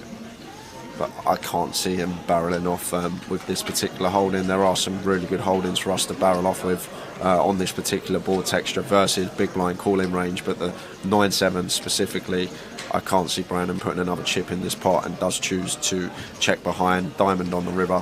Probably going to see a lead from Turk now with his ace-10 and just a snap fold from Brandon. No unnecessary tanking, that's what we like to see. We do indeed.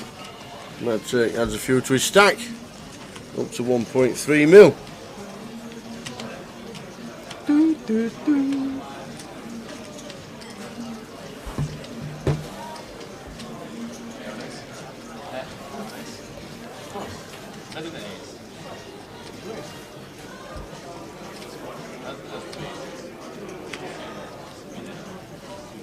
Is that it, Steve? See you next year, Steve. Stevie boy is on the march. Steve cleared it. We're running home twice. Round the block. Running home twice. Did we get an official figure from the money you raised for Manicure regarding £2,500 for running 3 times round London? Sort of man. Well done, buddy. Good effort. 24 minute? For what? For the marathon. It took 24 minutes. Well, what bus did you catch? Number 16. straight along Jamaica Road. Oh, amazing. Right across. Number 5 straight down here. It's easy. Takes 25 minutes off his PB. Every credit. It's been a pleasure as always. Always. All the best. Have a good Christmas. You too. All the best, young man. Thanks for all your efforts, Steve, Cheers, as always. Steve cleared it, one of the nicest guys. Year number 27 on its way. Steve Cleary is off. You walk into the Vic, you'll see Steve Cleary. Year number 27 of what? Working here. I'm in year number 27 of my life. Well, there you go. Yeah. Well, there you go. He's 27th year next year. Wow. That is some service. Absolutely.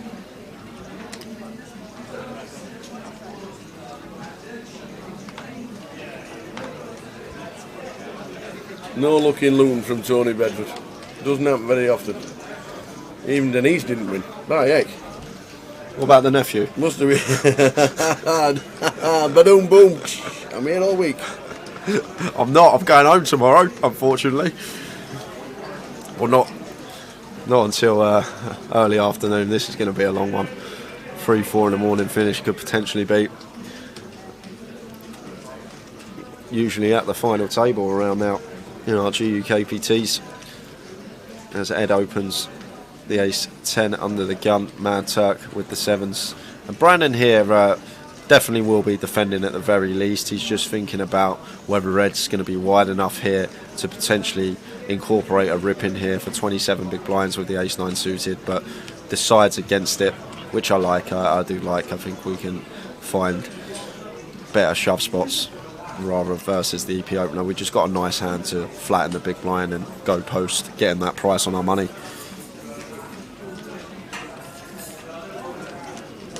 And after this hand, guys, we're going to release the free roll password. Yeah, do you know what it is? Yes. Here, yep. Again? Yep. Not having this. J exclusive. Again. So Ed being the under the gun opener. I've just realised here actually, Ed opened off of 15 bigs with the ace 10. Could most certainly have just shoved it for 15 big blinds, 6-handed here, but chose to open. And now the Mad Turk takes the pot with the best firing. Once checked to him with his 7s.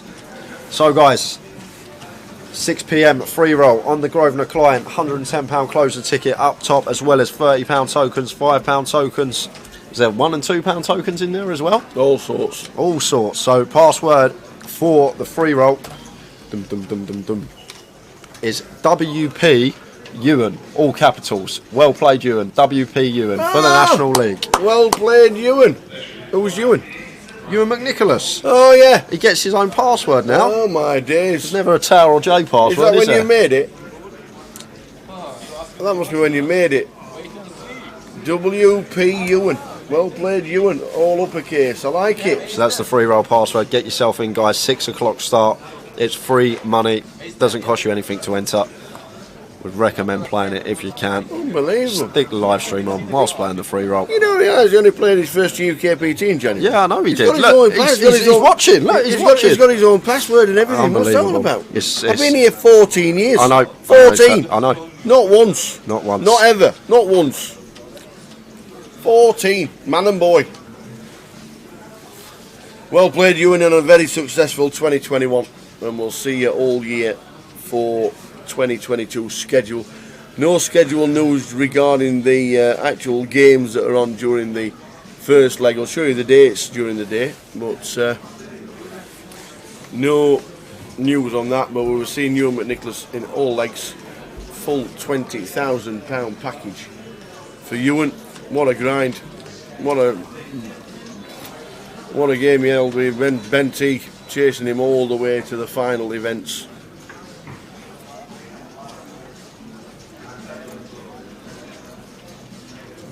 Interesting pot here because we've got top pair versus flush draw.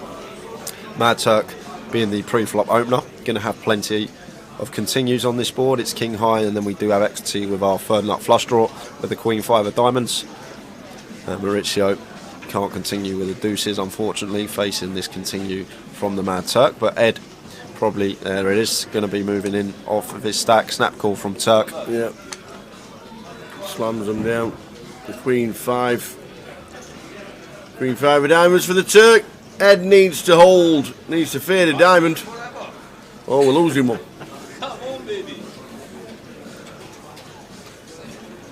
Nearly a 600k pot to get Ed back in the game. Yeah, and give the Mad Turk the chip lead if he does get there. All diamonds but one live. Well, a little extra more outs there. 6 is now working. But it's a 5 pair, no good. King 8 of Ed doubles up. Ed back to 565k. And Mad Turk down to 1.2 mil. So every time somebody types into the chat what the password is, WP Ewan, is Ewan going to reply thank you? every time somebody puts it in. Yeah, it's not spelt like that. Someone on Twitch says it's not working. It's spelled E-U-A-N, not E-W-A-N. E-U-A-N. W-P-E-U-A-N. All capitals is the free roll password. Is anybody in? Boom, come on Eddie, he's got him at 80 to 1.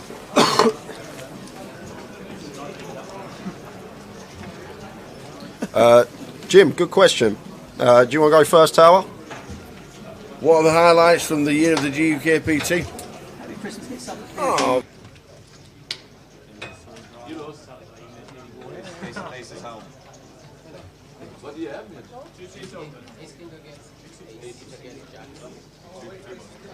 Just get looked off.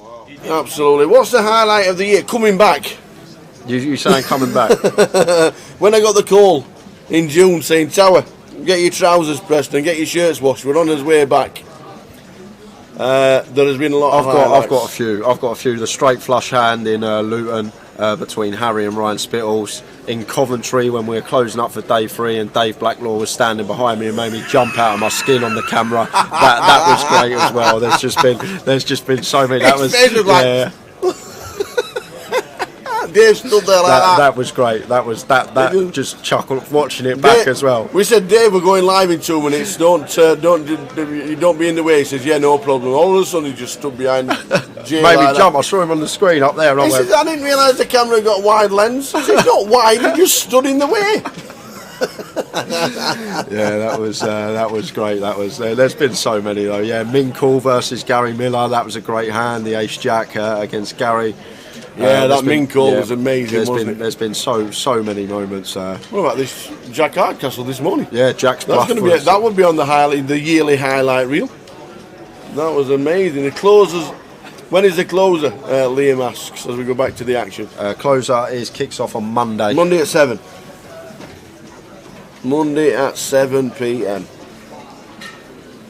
But from the very start, when we started in July, and the call came out that we were starting up again, it was so nice to hear the faith that Jim put in the team, the schedule that he put up, not realising how many people were going to turn up at all, if anybody.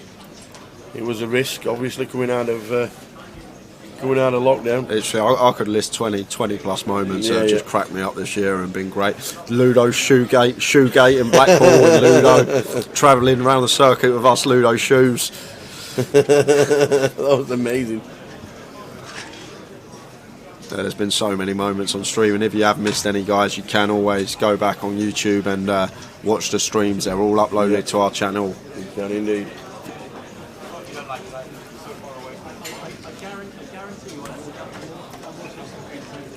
So Maurizio here firing after this king rolls off on the turn. Obviously going to have plenty of king X opening in the cut-off. Is that a player? Antonis has come to the table.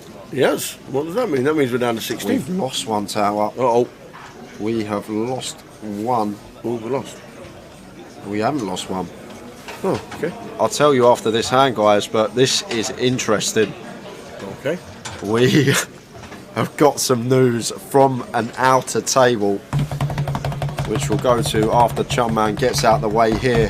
So on table 26, there was a three-way all-in. Vincent Melly, Majid Nadeem and Danny Gormley. Danny Gormley had both players covered.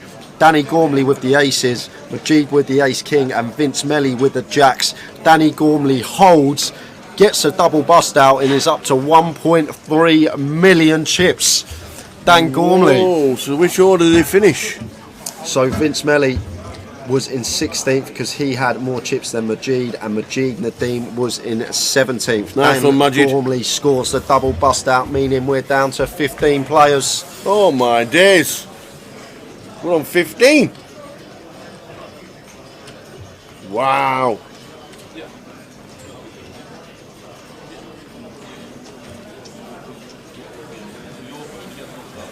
What a dream for Dan to span. Absolutely.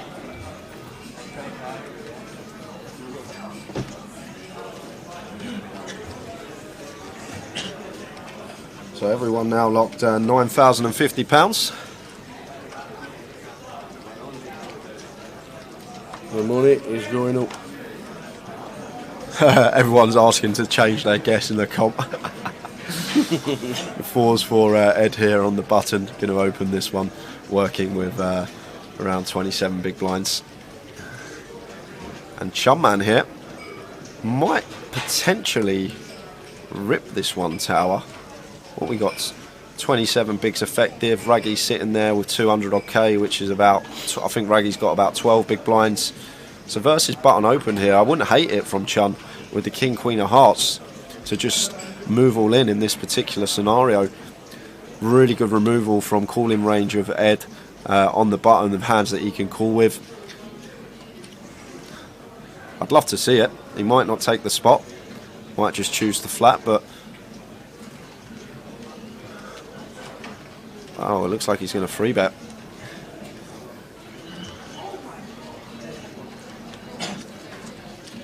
Looks like he's going to do the same thing. Free bets to 135k and gets it through with the King Queen of Hearts. Gets Ed to fold the fours. Payouts coming across the bottom of your screen now. Spurs 2 up, says Kev. Nice.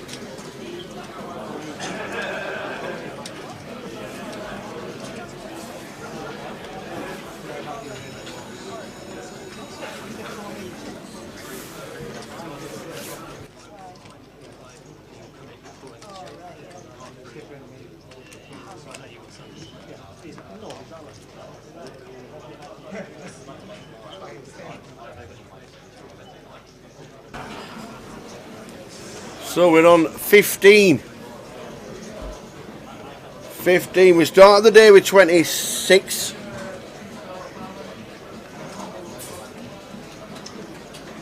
Majid, Nadeem and Vince Melly the last out.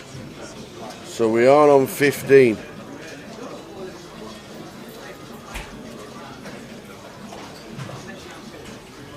What a day. What a day. Payouts scrolling across the bottom of the screen.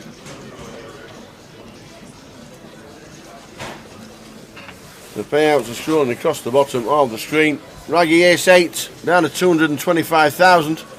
Chunman is going to be calling. We're going to have another man at risk. And it's James Clark. Raggy. The smile is always on the face of James. He never plays the game without a smile. But they could be playing Kaluki on the side tables very shortly. Martin Frey might have a partner back to play Kaluki, because at this moment in time he needs to hit to survive. No good there. No runners either for us with the Ace 8. So drawing to the Case 8 as two are in the muck, as we can see. Raggy needing one outer to survive. River. It's an ace. We lose James, Raggy, Clark in 15th. Nottingham regular. Played the tour every single leg this year. Just working out which way to slide through. Finishing in 15th. £9,050. Everyone locked 10.2k now. Ooh, 5 figures locked up from now. Well done, Raggy, for £9,050. What a great year he's had. He's won side events. He's won 30-30s. He's been on final tables. He has played well. That's Brandon Shields in the jump up. It is indeed. Last time in the 1K I lost. So I hope it's not related. I'm trying to put them both up. I'm just waiting to find my lucky one.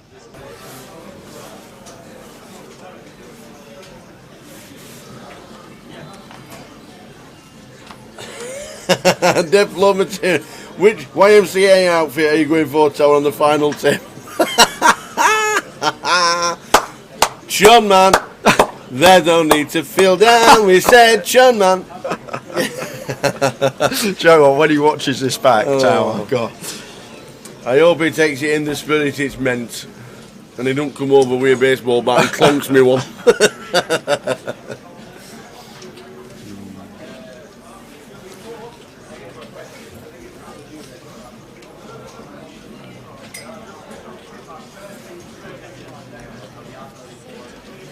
Getting closer and closer up to the FT, £265,000 up top. It's just huge. It is. We've never seen a 2 in front of a 6-figure payout, let alone 265 on this tour before.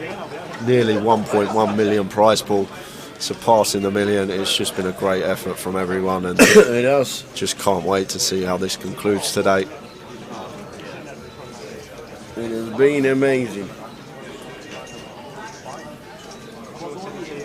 No, I wasn't with you. Dino owned the car, so quick the floor come. I had a two over car and a plastic. Why don't I look at the floor? But I said, I just get 2,000 pounds. What that told them? It has been amazing, and we are on 14. They picked my car out. I said, mate, I don't even know what's coming. You know, it's like watching the football and someone says, oh, he gave me this 1 0. And you say, I recorded that game, you know, watch it. You know, you pay money, it's excitement, don't you? The Turk giving his stories out. Always full of stories is the Mad Turk. Lives near the Stoke area and Birmingham. Have we been told to pause the deal because they're splitting a table? Must be. Must be. Incoming player. Incoming. Oh, who's this coming to our table?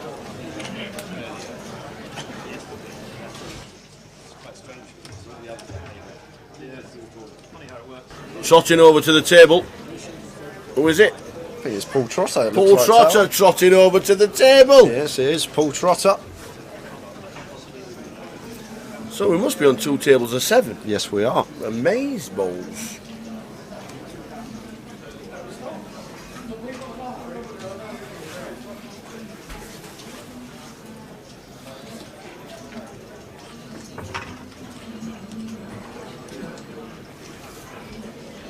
Two tables of 7.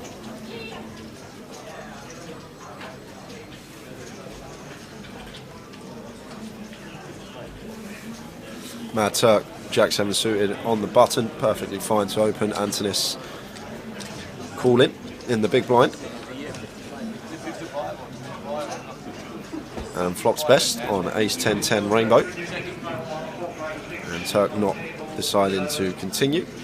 8 of diamonds on the turn, does bring in gut shot for Turk with his Jack 7, and going to come in for delayed continuation now after picking up equity within our straight draw. But Antonis here never going to be folding the ace 5, happy to a check call. 10 on the river, so probably a card you expect Turk to give up on a lot of the time, while Antonis is actually going to come in for a lead, and the Mad Turk can't do much but let this one go.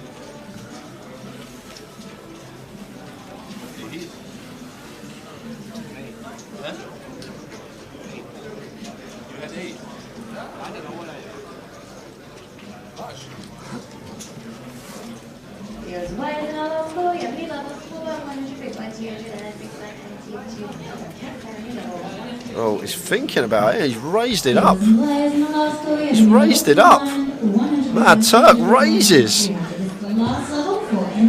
the Jack 7 and gets snapped off by Antonis with the ace, and Mad Turk, who was near chip lead, back down to 840k. Bit of a gift from the Turk, getting a bit giddy. Hope he doesn't start going on tilt, that thing called tilt. We saw his first bullet the other day, was splashing it around once he'd lost a hand.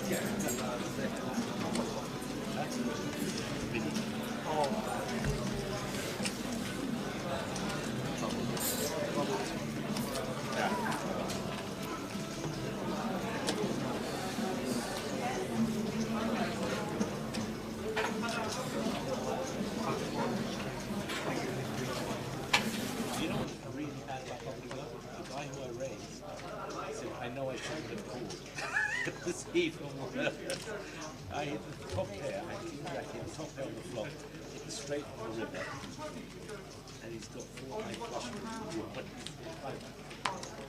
running. So we're on 14, final table of 9. The guesses have been put in, and we'll be strolling vigorously when eventually we do get there.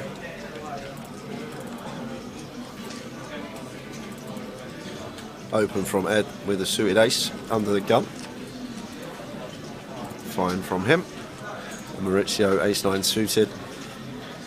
Makes the call on the button. Over to Antonis in the blinds.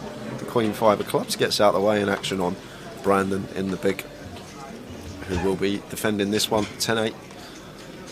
Getting this price.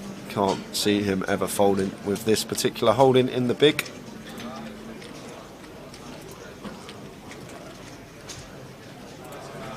Thurpan, yes, Connor is still in. Connor O'Driscoll still amongst it. Yeah, still in the field. Got two of his mates on the table who couldn't get a bet on because they've only come over from Dublin and couldn't get a bet on and wanted to know what price it was at the beginning of the day. And the payouts are coming across the bottom of your screen, Cardi, on Twitch. That is what we're playing for. We are down to 14 players. Everyone has locked up 5 figures, £10,200 locked up, 265k and change up top. It's well, Brandon actually chose to defend the 10-8, and I guess that's to do with stack size. 23. I'm not sure actually. Surprised that Brandon didn't choose to defend there. Obviously, he'll have his reasons. Very calculated. I know he spends a lot of time doing work off the tables. It did take about 45 seconds there before opting to default the 10-8. Obviously, was close.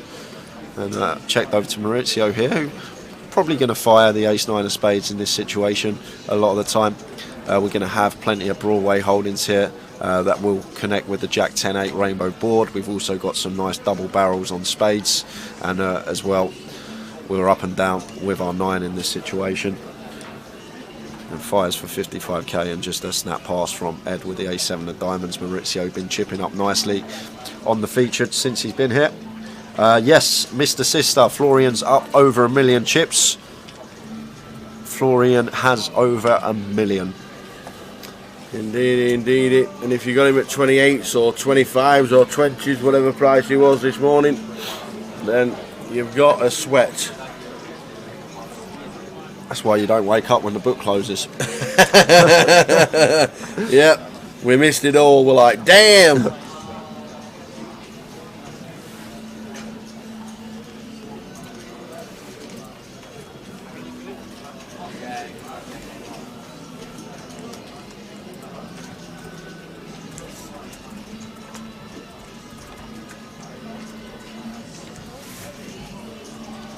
Christmas songs blaring out in the club.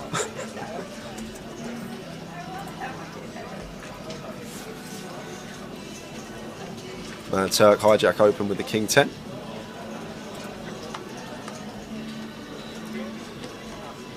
Action on Ed in the big King 4 suited. Be surprised if he folded this one, but I did just say the same thing about Brandon. That suited King, 25k to call, just under 4-1. Just defending, seeing if we can catch a decent piece.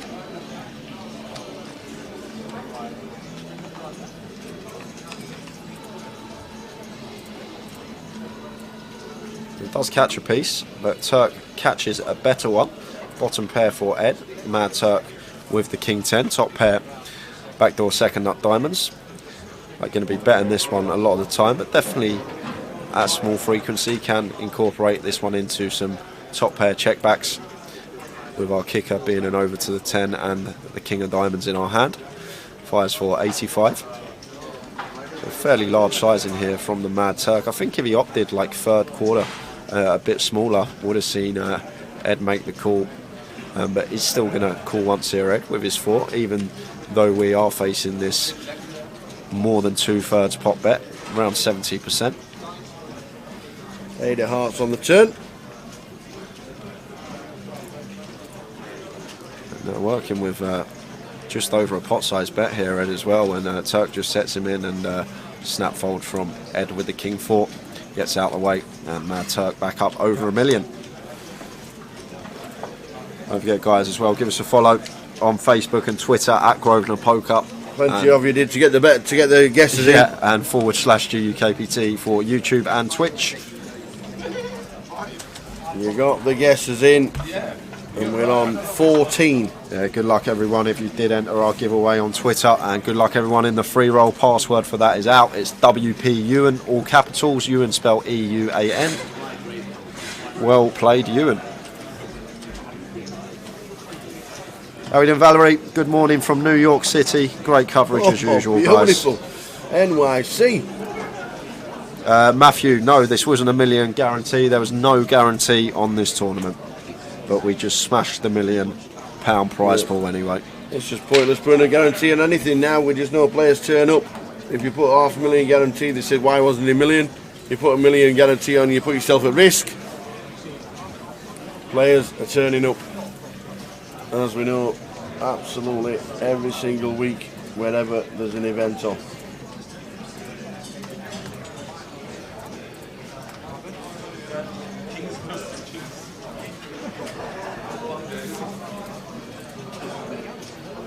Oh,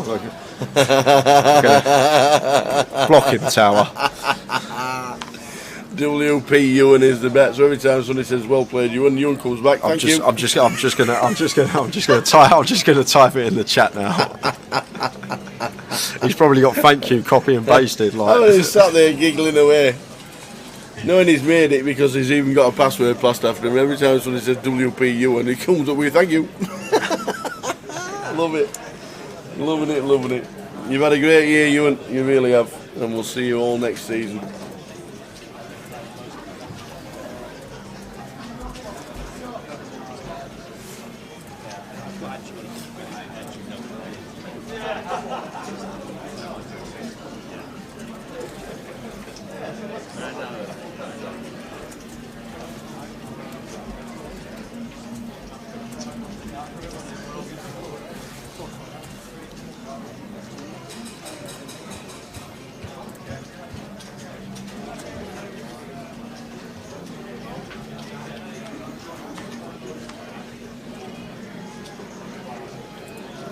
$10.7 clubs for Brandon in the cut-off. Brandon playing 22 bigs.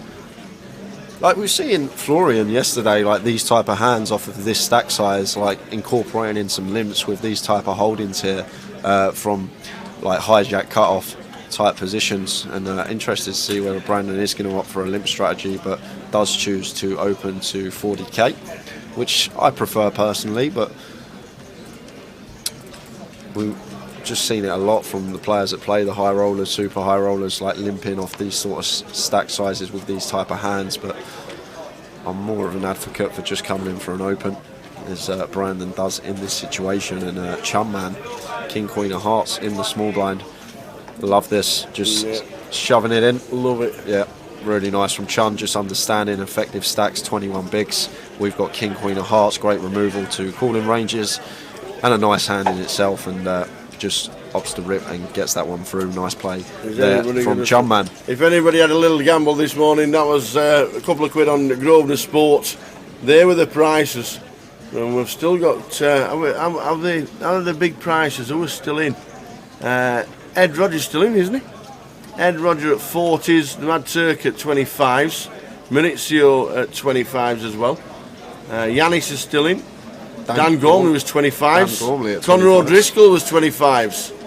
He's still in the mix. So there's plenty of big prices still there that are still in with a good shout. Jack Hardcastle backed him from 12s to 13 to 2. I hate to blow my own trumpet, but with 5 picks at the roundup yesterday that I said would be good value. Dan Gormley, Conor O'Driscoll, Florian Juta, Brandon Shields and Maurizio Paes. All in. All in. All in. All in. Chip leader is on our table. Chun in scene number 4. I think it's a great addition. Jack has 1.6. The book's just such a great addition. It gives you a chance to have a little 10 or 20 quid on a player, have that sweat while watching the live stream. But I think it's all about finding the value as well, because there's so much value in that book with certain players, how it's priced up.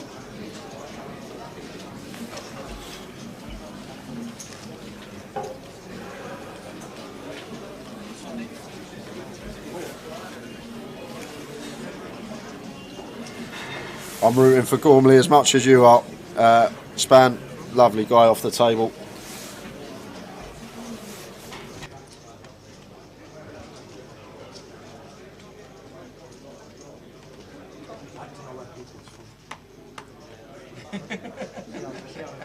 So Brandon with King Queen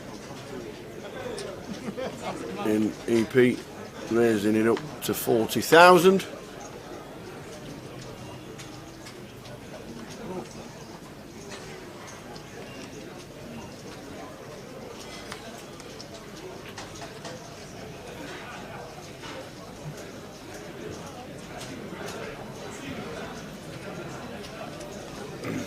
Yeah, Florian, the man, obviously won Goliath in 2018. Straight off the back of the final table of an EPT, I do believe.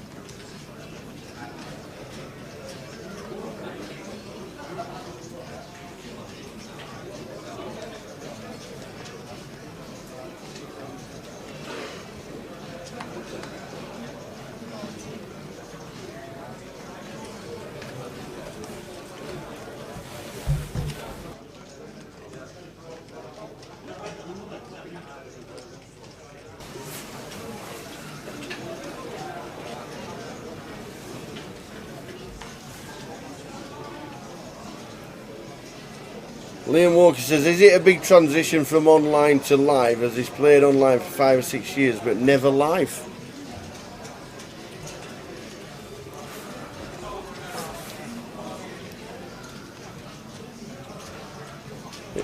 Is it a big transition if you've never played live? I'm guessing it is. Liam, it may be a big transition if you think of it that way, but once you play live, you won't go back. Once you play a few live tournaments and you realise, like, the buy-ins online, like, you could be, if you can beat like 109s online, you could probably beat this 2K field. Like, what the fields are just so dreamy at the moment. Like, live poker's just so great to be involved with at this particular moment in time. And once you start playing live, you'll realise, wow, I need to play more live poker. Obviously, you're gonna in terms of sample, you're going to play less tournaments because online's a lot quicker, but you'll see the field, you'll think, wow, this isn't as tough as I thought it would be. And Spanner said exactly what Ewan has done. Ewan's first live cash and his first ever GUKPT was this year, and he won the National League. It can be done. It can be done. Well, Mad Turk here, love this from him. Unfortunately, Antonis here woke up with it in the blinds. And Paul Trotter's going to come in as well with the King-Queen here. So surprised to see that tower. I thought this would be straight in the muck from Paul, but happy to get involved with the King-Queen. Oh, the S on the flop for the Turk. Yeah. So Turk flops best here. And I'm so surprised of Paul's call here with the King-Queen. He could have potentially ripped this pre-Woodigan call by the 10s, but Mad Turk now firing. Definitely can be checking this one once we go three-way in a three-bet pot. I'd prefer to see a check with this ace-5, but maybe with Antonis in the pot, who can be fairly sticky, just firing out straight away. 9 of spades on the turn. Turk should be. Oh, he's on check. Yeah, I like the check now from Turk. Once we're called, like Antonis cold call our free bet, he can still have better ace X than us in this situation. And check, and the ace 5 of the Mad Turk is good, up to 1.4 million.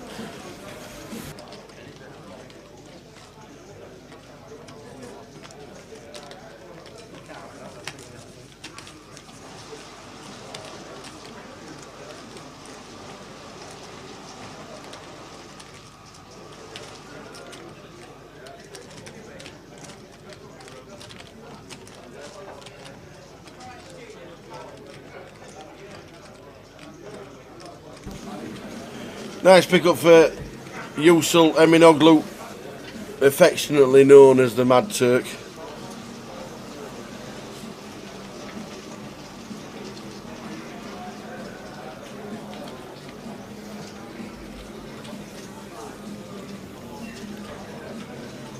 First time today. No cards. Oh. Well. That's why. That's why. Chum one in the box. Afternoon, Barry Neville. Well, Paul's going to take the Jack-9 suited versus the EP Open of Chumman for 11 big blinds. And it's going to be called. So we're going to have an all-in situation. Call from Chun. We are indeed. And Paul will be happy that he's got 2 live cards here with the Jack-9 of hearts. Yeah, the old fist pump. Paul Chun, such a nice fella, on and off the table. Paul Trotter, player at risk. going to need some help to survive.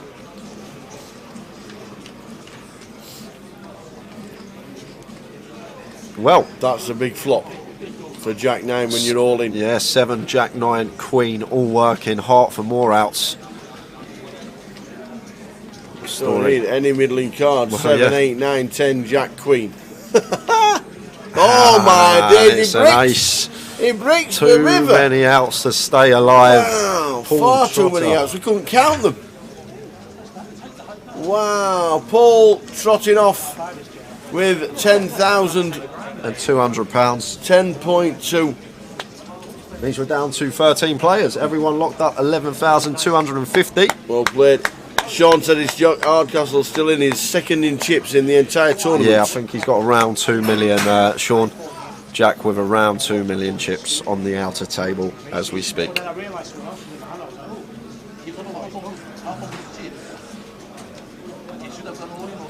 Is anyone going to stop Chum Man? That is the question.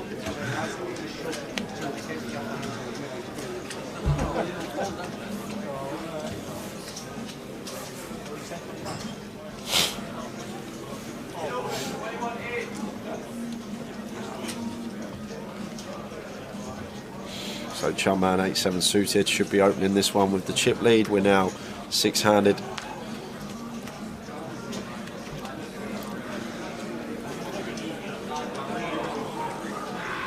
He just folds it. He folds it. Wow, very shocked to see that tower. Really surprised to see the fold there from Chum Man. And Mad Turk opening 10-7 suited to 55k. That's because blinds are now up, playing 10k, 25k. And Brandon facing this Mad Turk open. Brandon working with 18 bigs here in the small. Could definitely incorporate some shoving in this spot. But doesn't. Oh, he does. He does. Effective shove. And a quick fold from the Mad Turk.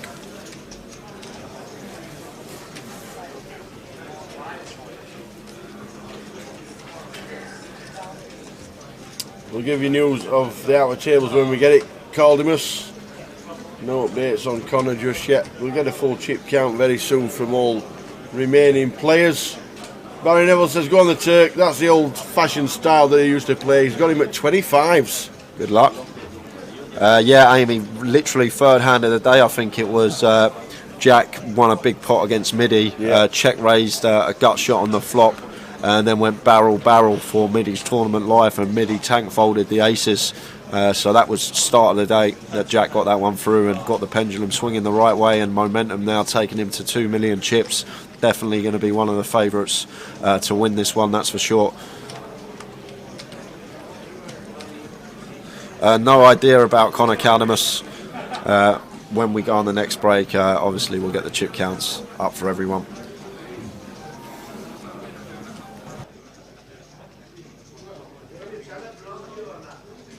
Carpet catcher had to back Chun Man this morning after Tower kept singing it singing it yesterday. I think everybody's been singing it. Everybody's been singing it. We're on 13. We are on 13. Big chip lead on our table is Chun from Manchester. Mad Turk, Manizio.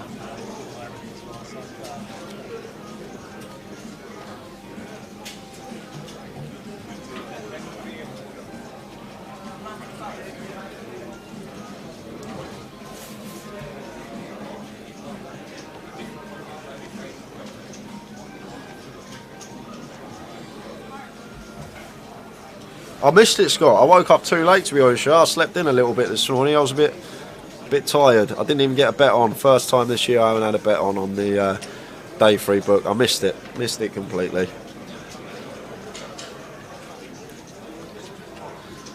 Queen 10 of spades for Antonis raises to 60k. And Chum Man here not going to be peeling this one in the small blind. I'd be very surprised if he did.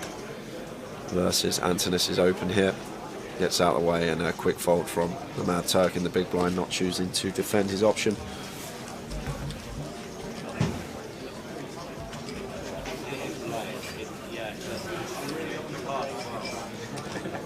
I do this every single time. It's never ends. You see me looking at a hand for a long time. It's always the You must wish you never change every time you look at it. Well, Tower got tower. What's happening? Not going to be long What's until we get to the FT. 13. Who's got the times in? I think 5 o'clock-ish is looking good now. With 13 left, 5, 6 o'clock-ish. Oh, it's only an hour. There's 4 bust outs. That's an hour. It's 5 to 4. So Antonis folding the suited ace. 6-handed there. And folds around to Chum Man on the button. Something must have happened there. There's something happened on the outer table. Dan Gormley standing up. Dan Gormley is standing up. Something has happened on the outer table. Well, Antonis has just turned round and started pointing. As we got the Mad Turk completing here, and Maurizio with the Queen Jack in the big blind could potentially raise this one up versus the Mad Turk, but chooses to check his option.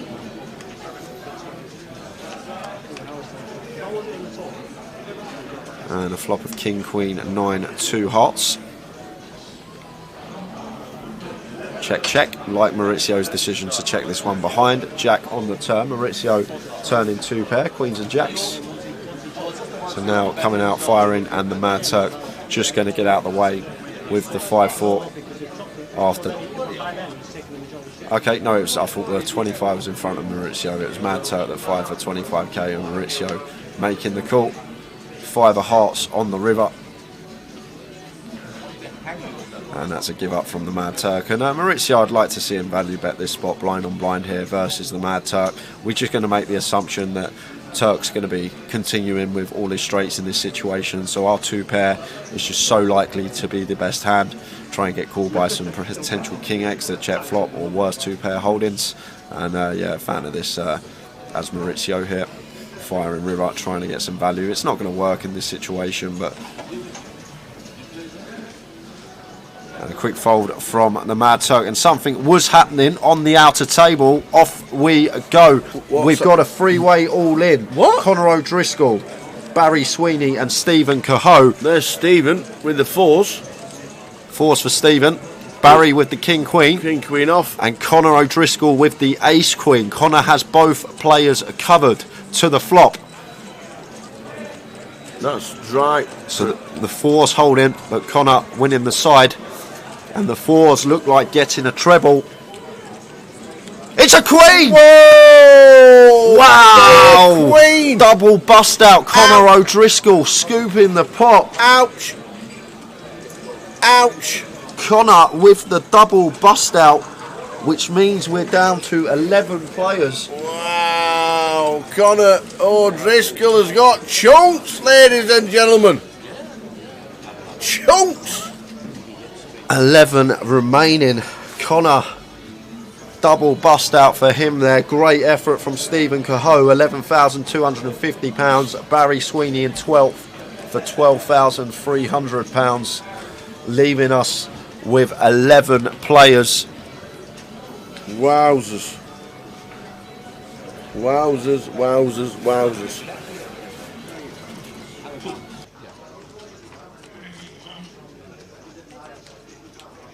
He's got better than 14. So you're better than 14. I thought you put yesterday when they were doing. Wow, we'll get you the full chip count for Connor O'Driscoll very soon, but that is chunks! Yeah, he's got plenty now. Plenty. Is anyone Connor O'Driscoll? Is anyone Connor O'Driscoll? Wow, wow, wow, wow, wow, what a day so far. Yeah, it's been good, Tower, it's been good, and this is what they've locked up now, guys. Everyone locked £13,400. Ladder's starting to get a little bit more juicy.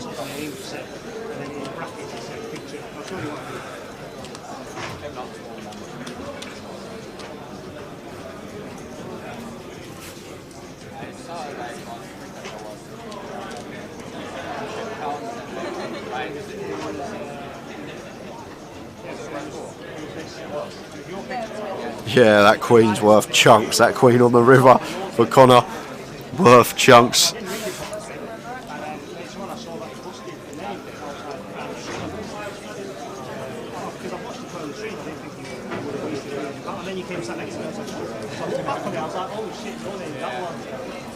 And M. Swirl says, go on, Danny boy. 6-handed here, 5-handed on our outer table, guys. We are down to 11 players. We will let you know the bust outs as they come if it is from the outer. We will be concentrating on the featured though, getting closer and closer to that big final table with 265k up top.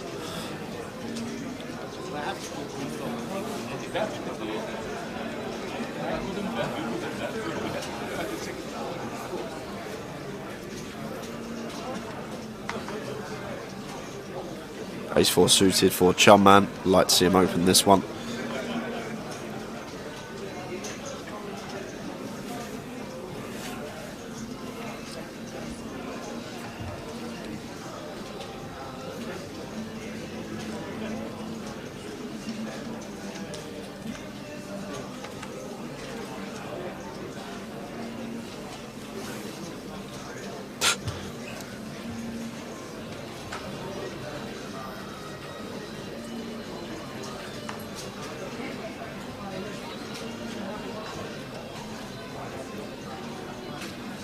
Brandon in the big blind. Brandon playing just sub 21 bigs. Facing this open from Chunman in the hijack. Gonna opt to defend. Gonna sweat this one from Chun's perspective. Not sure why Brandon's cards aren't showing. Been fairly good today, the decks.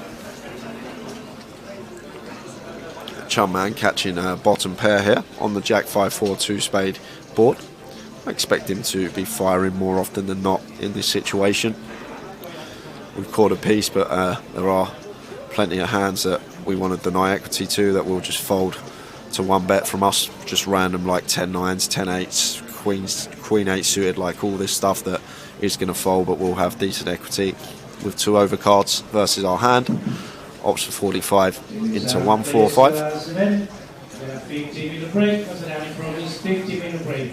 This is the last 15 minutes to re-enter or enter again. 15 minutes to get in the side event. Frankie announcing it to everyone. If you are coming down to play that, you've only got 15 minutes to get into the side.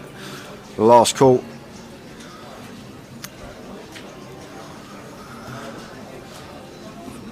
So Brandon, not one to tank without need, so obviously got a decision in this particular scenario.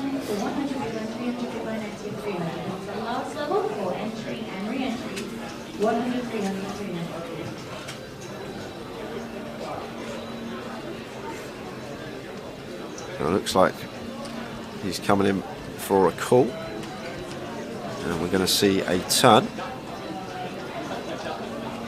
which is another 4. What a dreamy turn for Chunman. That is as gin as they get. Playing well, he's got the chips, running well. Such a lethal combination. And Brandon Shields here, if he's as high up as a jack, he's going to be in a lot of trouble in this situation after this 4 rolls off on the turn. Chun loves to see it, and looks like Brandon's thinking about leading this spot. A little glance down at his chips here. Like, from a range perspective, yes, he's going to have a lot more 4x in this situation, but Chun actually with the ace-4 suited here smashes this turn, and Brandon, whatever he has, he's going to be in trouble in this situation.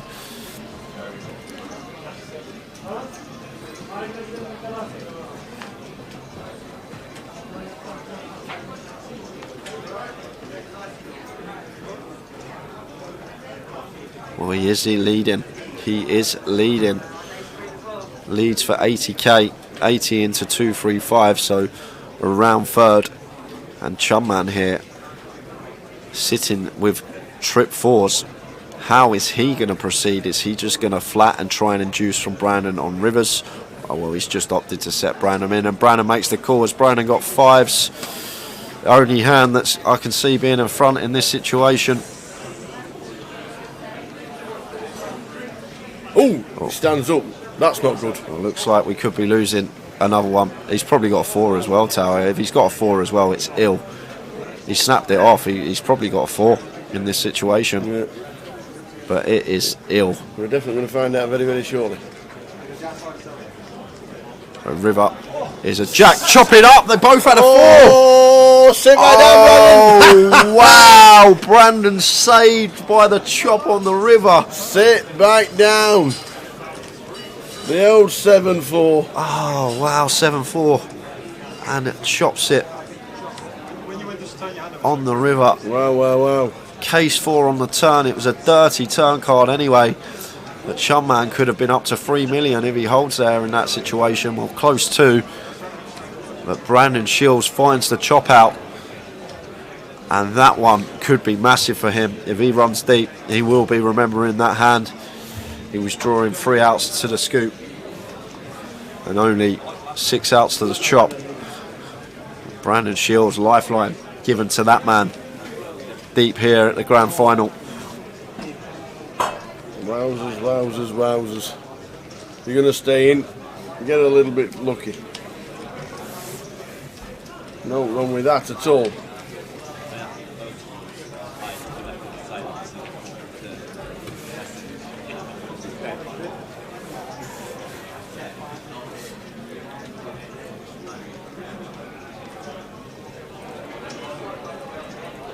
Raver Baby, this is at the Victoria Edgware Road Grosvenor Casino grand final.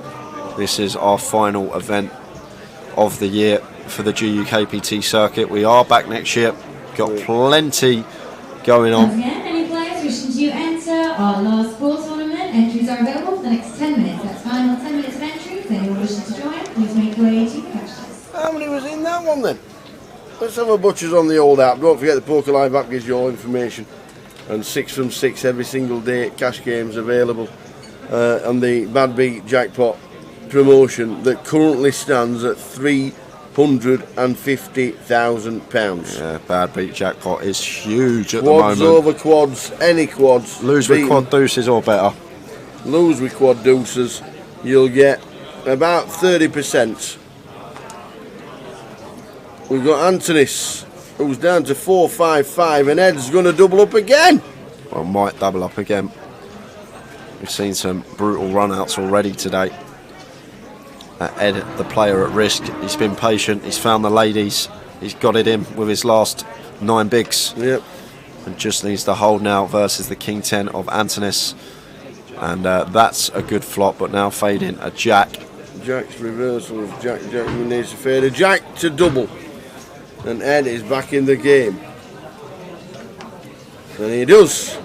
Ed doubled up. 123 played the last game. That's good. That's 123 great. Playing the last call. £200 buying. 123 in the last event. Considering so many people have gone home, Tower, after 18 days of madness, it's still great to get that turnout for our final side event. Sure for is. those that was asking, this is what we got coming up next year. Oh, Guinness time! Guinness time! Back at the Vic here in London, leg 1. That's what we'll kick off the year with for the GUKPT, finishing here as well for the grand final as always, but in between there is plenty to choose from. If you fancy getting involved, schedules for those will be released very soon, especially for leg 1 and leg 2, but it's going to be another great year. Absolutely, them dates, get them set. Don't forget, in between levels, leg 7 and leg 8 is Goliath. We're going to have a lot of fun at Goliath, that is. Yeah, that's going to be good. I'm not sure who won its span, the G400 yesterday. I know Dave Doherty come 4th, but unaware of the actual winner of that. Try and find out. Remember, Halil says, what does VPIP mean? Voluntary put in pot. Yeah. So every time you're involved in a pot, like even if you limp in or raise, then that will go towards your VPIP. So if you play 10 hands and 5 of them you're involved, but if you're in the big blind, someone raises and you fold, that won't go towards it. It's only when you put in chips that weren't force bets before will go towards it. So if you play 5 out of 10 hands, your VPIP's going to be 50%. Yeah, it's called VPIP. When's the next break, Thurpan? Next break is at 10-2, so it's going to be 40 minutes. I think Furpan's Ewan Tower, because Nightbot, when people are asking for the password, he keeps thanking Nightbot, saying thank you. Oh, yes, it is. Yeah, so do you think if we get to 10, there'll be no break until we get to the final table? No, or I think does that matter anymore? I don't think so. I think there won't be, because there's we don't play hand for hand on the FT bubble anyway now. Can we get a chip update from the outer table? Unfortunately not. We can't leave the comms area. Unless it's for tea. Obviously, we're on that, unless it's for cups of tea. Any information regarding chip counts from the outer tables, we will give them to you. We know Jack's got a chunk, we know Connor's got a chunk, and the stacks are starting to build.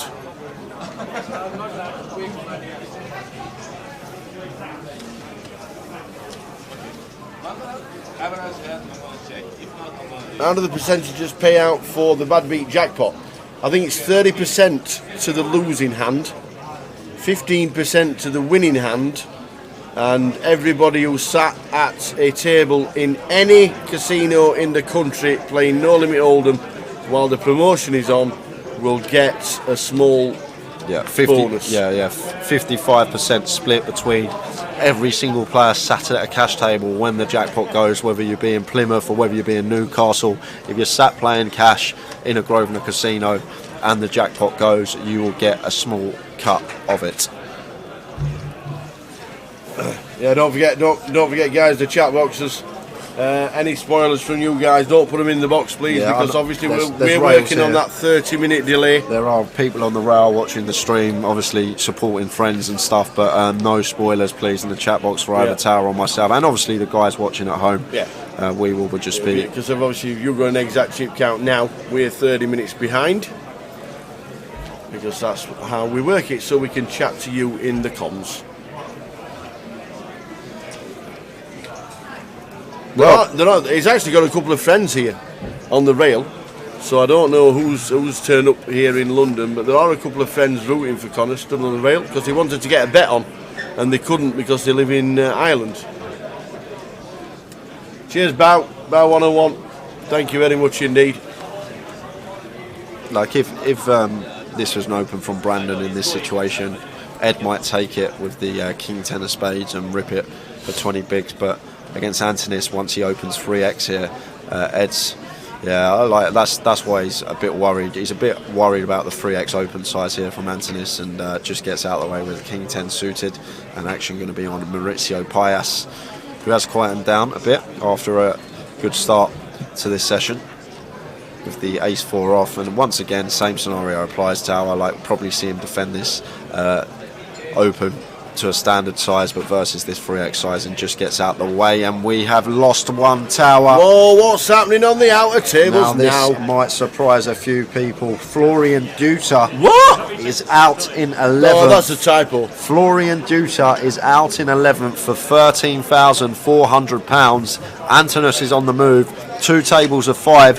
Final table bubble. We are down to 10 players. Wow, Florian making the run, making the moves.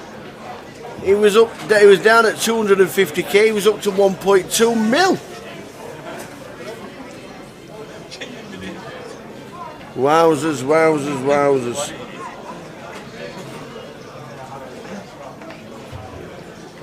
I'm living with these sharks.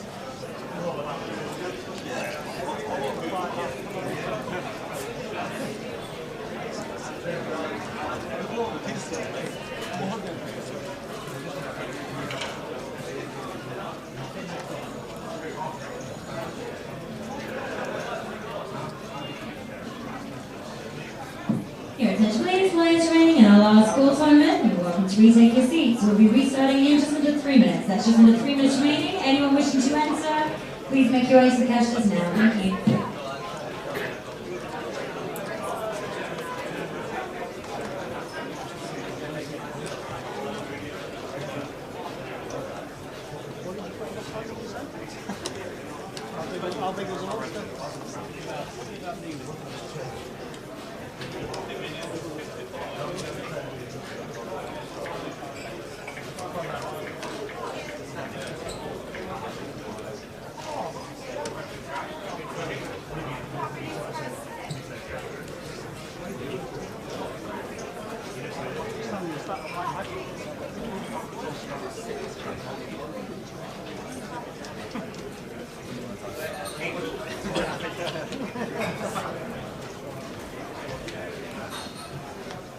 So we're on 10.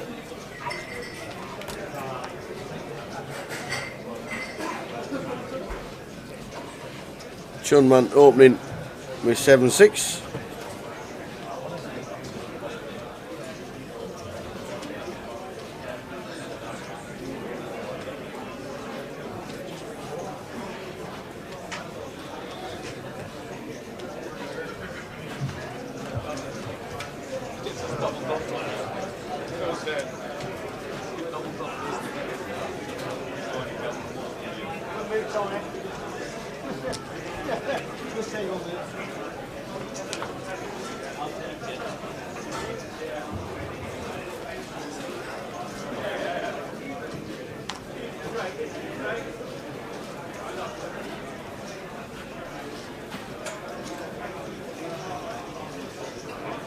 So a flop of 5-6 Queen. Chun taking the lead. Maurizio in seat number 9.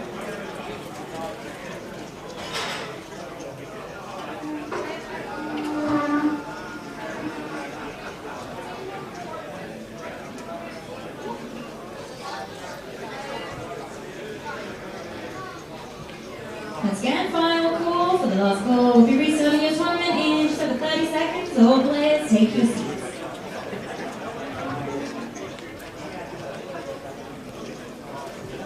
So Chun bets 50. Maurizio calls once.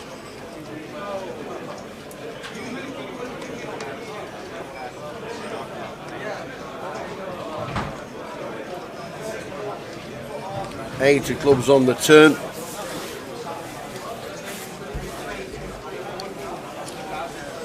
And we're going to see a check from Chun. Dealers and players, your new level, small blind, 200, big blind, 400, and big blind, and 240. That's 200, 400, 400. Dealers, please to the middle.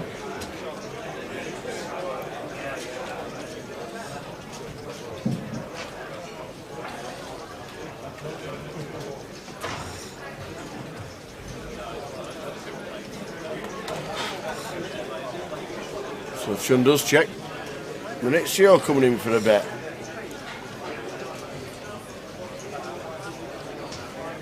Sizing up. Looks like a bet of about 180 maybe.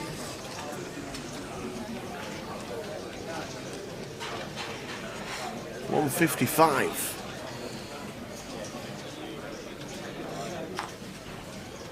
$155 from Chun as chip leader.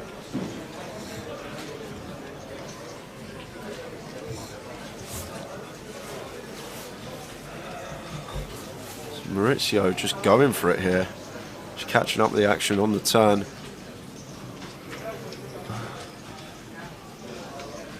Comes in with a large size in here on the turn, around 60%.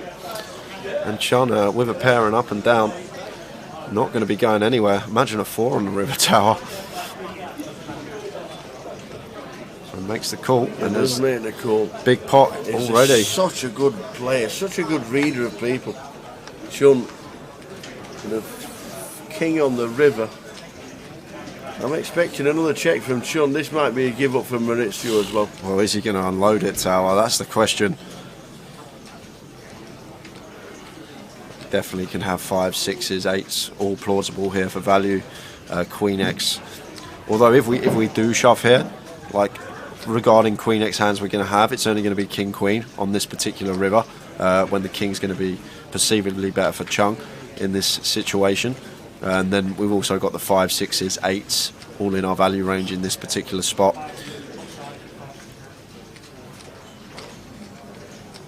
Just having a little count up of his stack.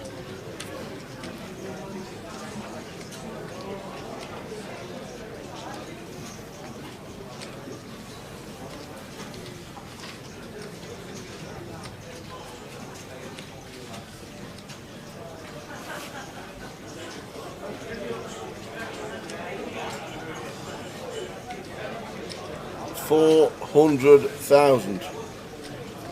The kahunas on Maurizio are amazing.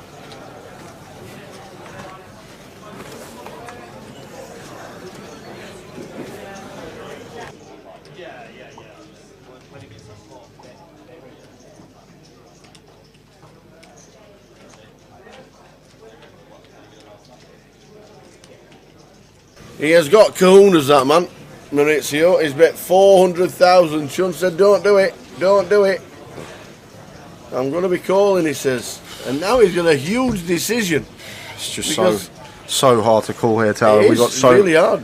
So many better hands to call with in this situations. Like, this is probably one of the worst hands we get to the river with here once we call that chunky turn bet from Maurizio. I'd be really surprised if you made the correct decision here, Chun. It's just too hard to just make the call with the 6 here. There's so much we lose to. However, like on the flip side, like I said, let's get out of the way. King, Queen, 5, 6s, 8s. The show's in the 4s. Oh, he says, oh man, give me my hand back.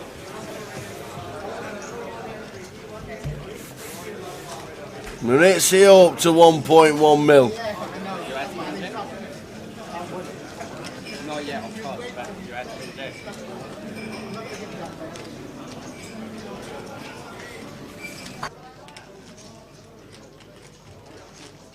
Should have left the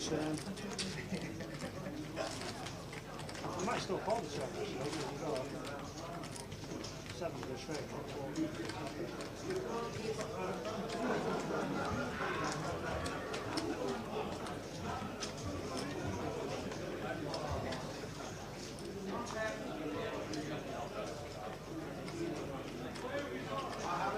Mad Turk with the Queen 10. Just chooses to fold this one under the gun, and Maurizio chipped up to 1.1 million now. Running it there versus Chun.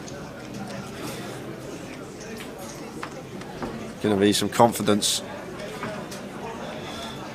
for him now. Raising to 55, and Ed here in the small blind working with sub 20 bigs with the King Jack. Chooses to take this spot, so we're going to have an all-in and a cool situation because Maurizio not folding this one, Tower. Not. So Ed going to be at risk once it comes back round to Maurizio.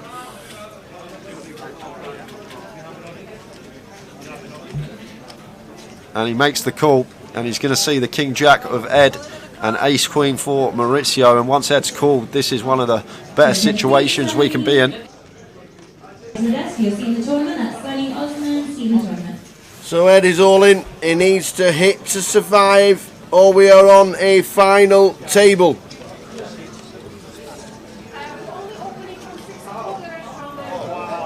Oh, whoa, what a flop. King, Jack, Queen. Still fading aces, queens and 10s to survive.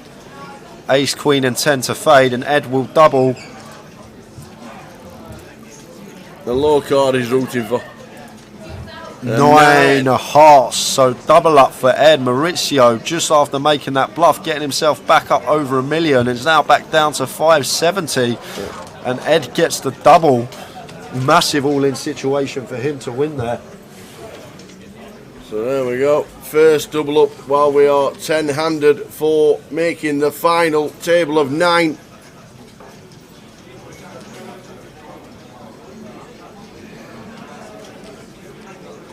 Make your way to the desk for your season tournament. Michael from Lincoln.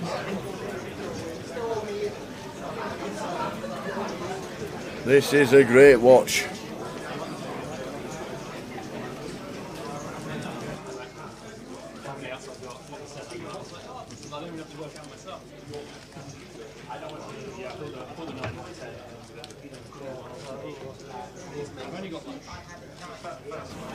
So, final table bubble.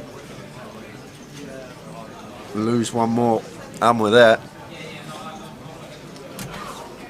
This is what we're playing for. Someone asking for the prizes. I'm going to run them across the bottom of your screen.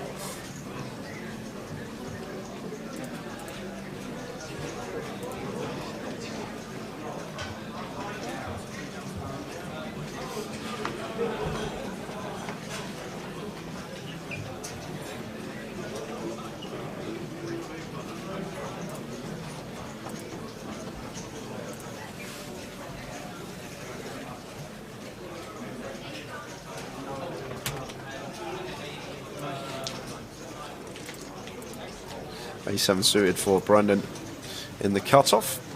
Chooses to raise this up off of 20 bigs, like it. Makes it 50k.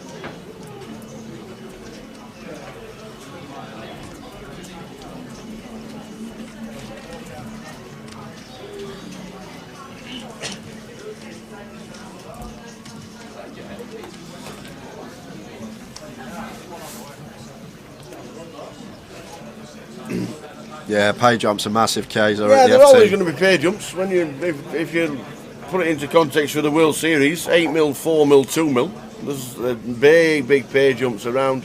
There has to be a winner. The pay jumps are set on the percentage screen that they always use and the brackets that they always use. There's some big pay jumps because we've got £1 million in the prize pool. And we still stick to more or less the 10% rule of paying the field and doubling your money if you get into the money. So yeah, it is life-changing money when we get to it.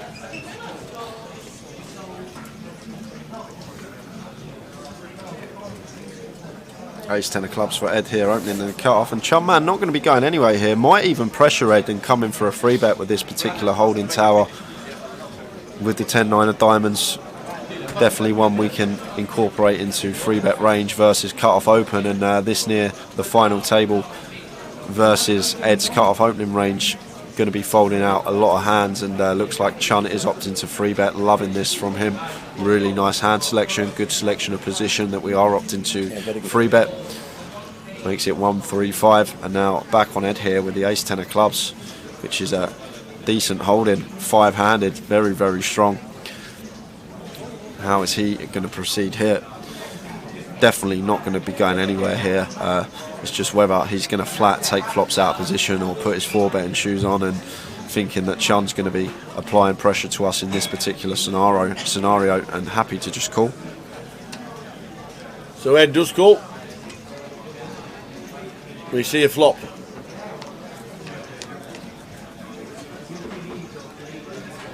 Six, 8, queen. Lovely flop brings here for Chun. Double gutter. Yeah.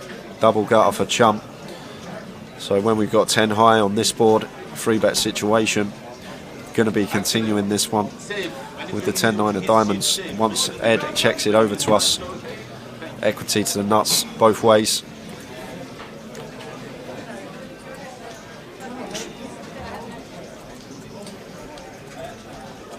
$59 places were paid. Billy Bingo asking how many places were paid. Yeah, 59. We chopped it down. We chopped it because obviously the 26 were back today for day 3.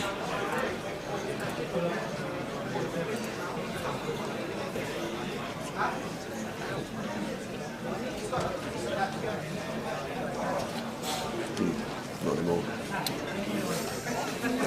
I'll give you a shout. Take a picture of it. Nice play there from Chun. Always say when you are free betting them hands, when you do get called, doesn't mean that we can't still win the pot with our C-bet. And Chun says thank you to the dealer as she leaves. We are on 10 out of 27 today, out of 607 in total.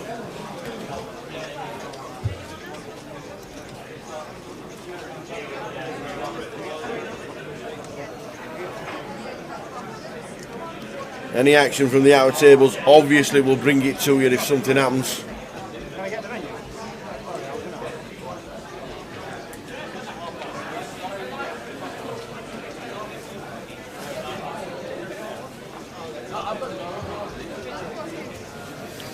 Lines 10-25 with a big ante as well.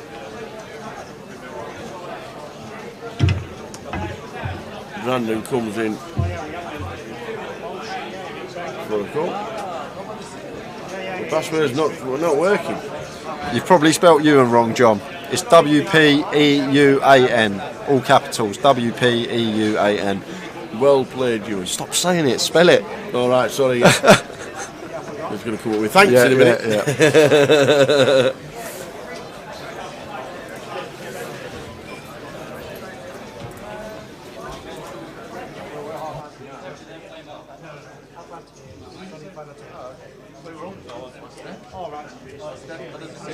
He's only final 5.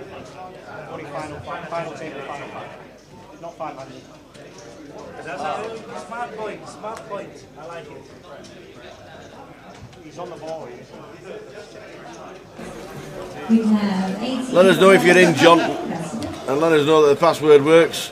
I've not checked the client at this moment in time. That's WPEUAN, all uppercase. Let us know you're in when you get in. Mad Turk opening the pocket freeze here, and Brandon with the 4-3 off in the big blind, working with 20 bigs. Just chooses to fold. Tell you what, that menu is awesome, by the way. It's got so much choice on it. It's just one menu for the restaurant and the whole of the casino. Plenty of choice on it. Really nice. The food comes out and it's excellent. I haven't actually had one bad meal off that I might menu. treat myself to a salad later. Treat yourself to a salad? Yeah. So after the plant-based donut you had this morning on stream, on camera. Absolutely. Absolutely.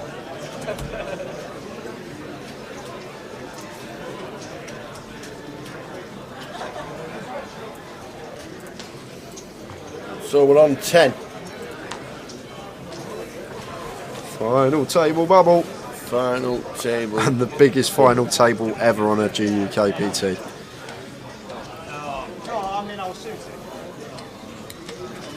Just insane amounts of money they're going to be playing for.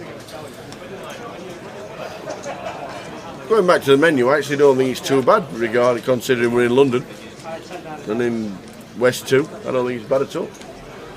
Very competitive, I would say.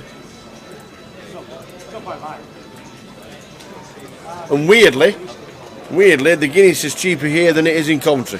Really? Yeah. How does that work? I don't know. And it's only 10 pence more here than it is in Blackpool. It's blind on blind here. Brandon with the 7-9.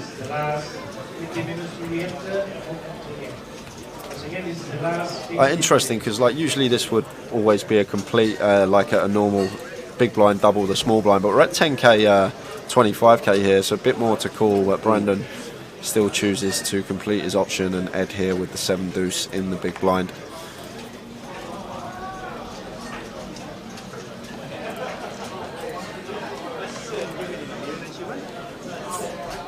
Blind on blind, flop time. Jack 7, 2 spades. Yeah, both of them catching bottom pair here, so piece for both these players.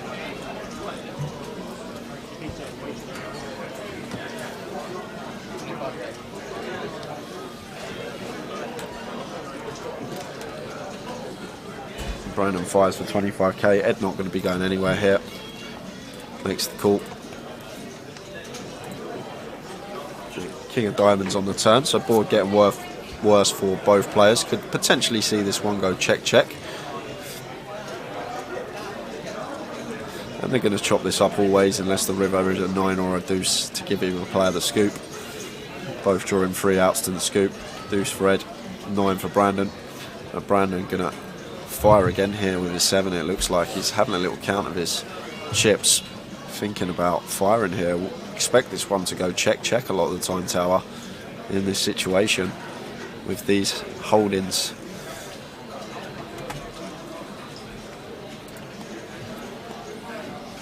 Like, what are we folding out here as Brandon? I don't think maybe some Jack X might fold. Like, let's check their option. He's going to have Jack deuce, Jack 3, Jack 4, so on, all checking their option in the big blind. We can start applying pressure to that, but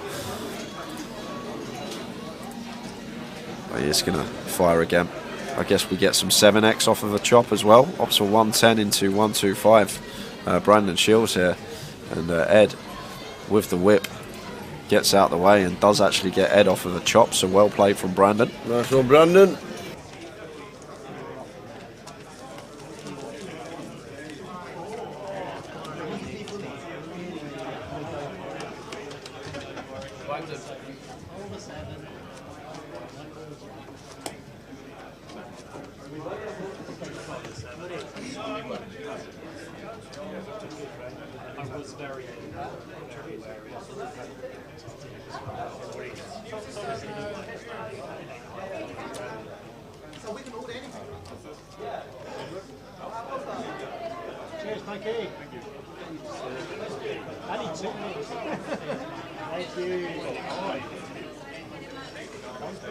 So if it's over that, we have to pay another price.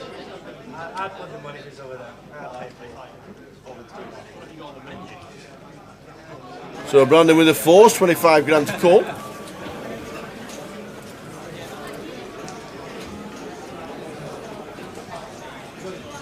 Brandon with the fours on the bottom. Blind's 10-25, so he's playing 23 bigs.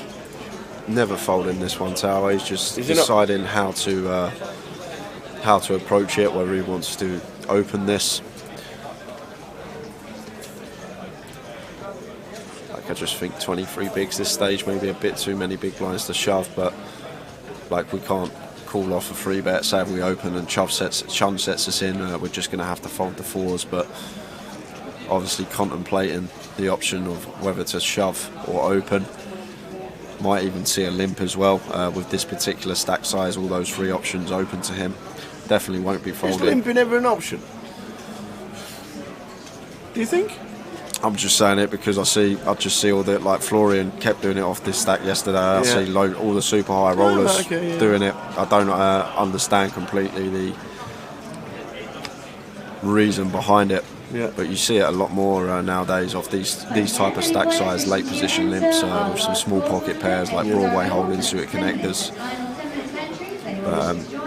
Just weighing up, he won't be folding, that's for sure. A pair here on the button. He's thinking whether to shove open or potentially limp this situation. I just think 23 bigs, maybe too many big blinds to be shoving. And well, it's a raise because it's a blue chip, which is a 100k chip, so he's raised to 200,000. Wow! Is that all in? And that is an all in from Ed with the Ace King. We're going to have a race for the final table.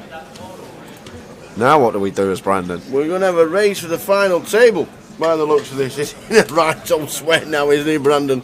Each pocket falls. He probably knows he's flipping at best. I'm surprised he opened this size tower. That's something I am surprised about. I thought he'd just make it 50k if he was going to open, so he could just quite easily make the fold, but opted for 8x open. It's a really, really interesting one from Brandon here. Like a third of his stack, basically, just over, opening that size. So, is he thinking about folding this one? Just really, really, really surprised to see the size that he went for. Definitely will have his reasons for opening to 200k. But now thinking, can we ever call this off with the fours? We've already got over a third of our stack invested. We have got a pair on the button once folded to us.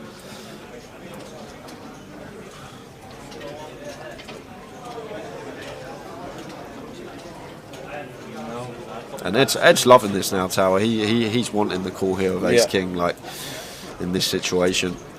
And I'm actually really intrigued to see what Brandon does here. Like, was he, like he tanked for about a minute and a half before opening the 8x sizing. Did he not think about this situation happening? Did he not think what he was going to do before, if Ed shoves or if Chun shoves? Always important to make these decisions before. And now so is Ed thinking ace, queen, ace, jack, threes, fours, fives? It's just so weird from Brandon. And happy at the situation. Just so shocked to see this from Brandon here, Tower. That's all. Very, very good, competent player. And once he tanks for 90 seconds before opening 8x, surely the minute and a half tank was to think what we're doing once we get shoved on. And now he's just in no man's land, absolutely no man's land here.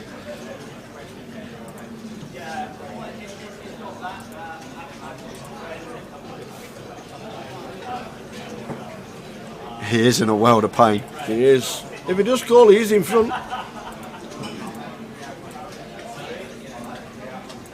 What do you reckon, guys? Call or fold in the chat boxes?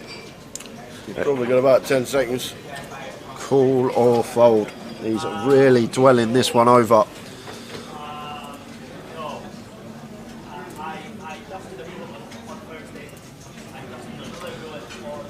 Well, he's called. He has called and he slammed the fours down, and he's going to see the ace king, which is good for him to see. That is one of the hands he wanted to see. Two overcards. He didn't want to be faced by an overpair to his fours. So Brandon, the player at risk. Ed with the ace king, It's going to leave Ed super short if he loses this one. So off to the races. This flip is massive and it's king high. King. So Brandon at risk, needing a 4, 2 outs to stay alive. Story remains the same. 4 needed on the river, or we are at the final table. It's another king. It's another king. My pick's gone. Oh, my pick's gone. Brandon. Brandon Shields out the door with the pocket 4s.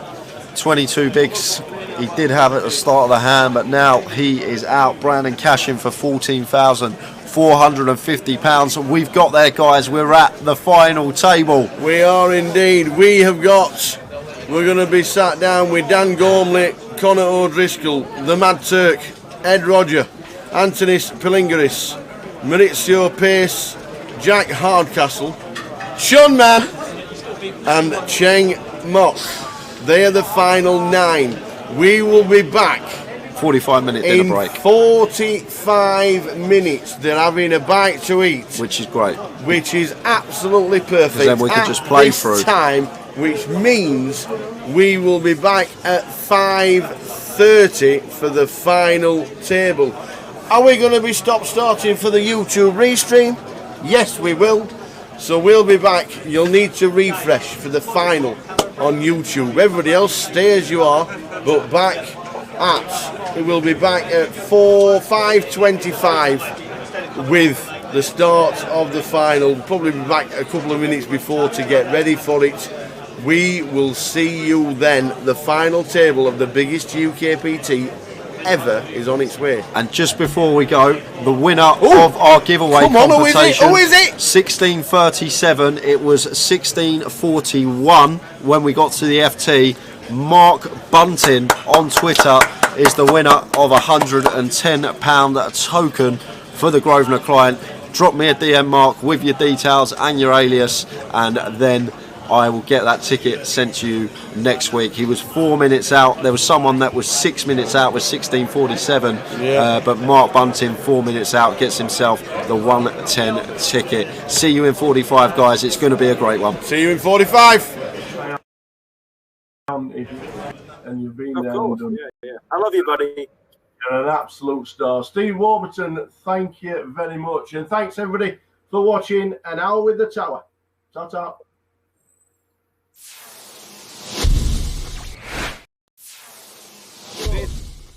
We've been surviving, we've been doing all right, and it's great that you come to join us for An Hour with the Tower.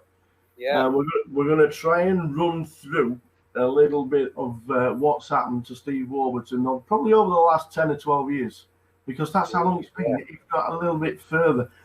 When did you first start playing, and how did you learn? And when did you decide that this, do you know what, playing poker for a living, this could be a very good career? Making me feel old, that. Every time I play poker now, everyone still sort of sees me as like the kind of young kid. Yeah. Yeah, it's quite a few years, isn't it?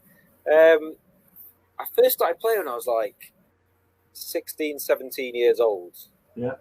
And I was a sort of typical kid. I had no idea what I kind of wanted to do for a living, except for the fact that I didn't want to work for anyone. So, you know, when you were growing up, you're always asked, what do you want to do? What do you want? Never had an answer. Except for, I don't know why, I just always said I never really wanted to work for someone. So when I started university, I kind of had this plan, which was to not really go to university and just basically use the student loan and basically start playing poker from there. Yeah. Which didn't really go down too well. I remember my dad specifically wasn't very happy that I was quitting university, and I've got quite a few aunties that are all teachers. And so I kind of had this plan of just get this, kind of £3,000 student loan. Yeah. And all of a sudden the rest of my life will just be sorted, which has kind of happened. So yeah, I basically went to university. I went to the first lecture that was on a Thursday morning at 9 a.m. And I remember turning up thinking, I'm just not going to come back. But I kind of had to tell it a few porkies the rest of the year, pretending I was going, I was committed. Yeah. All I was doing was just playing 1-2 cash games in the Manchester G from the age of about 18 years old. Yeah. And that's pretty much how I got started. I kind of played some £5 sitting goes with friends when I was younger. Mm-hmm. But yeah, it was just, and it was relentless back then. It was like 5 or 6 games every night, waiting lists, constant action. Just everyone was coming through the door. What's this game? Do you know what I mean? No one could really play. Every pot was maybe 4 or 5 way. None of this kind of check calling, taking ages. It was so exciting when you first started playing it, especially for me anyway. And I just loved it. I was playing till 6 a.m. every night. Moved to Manchester.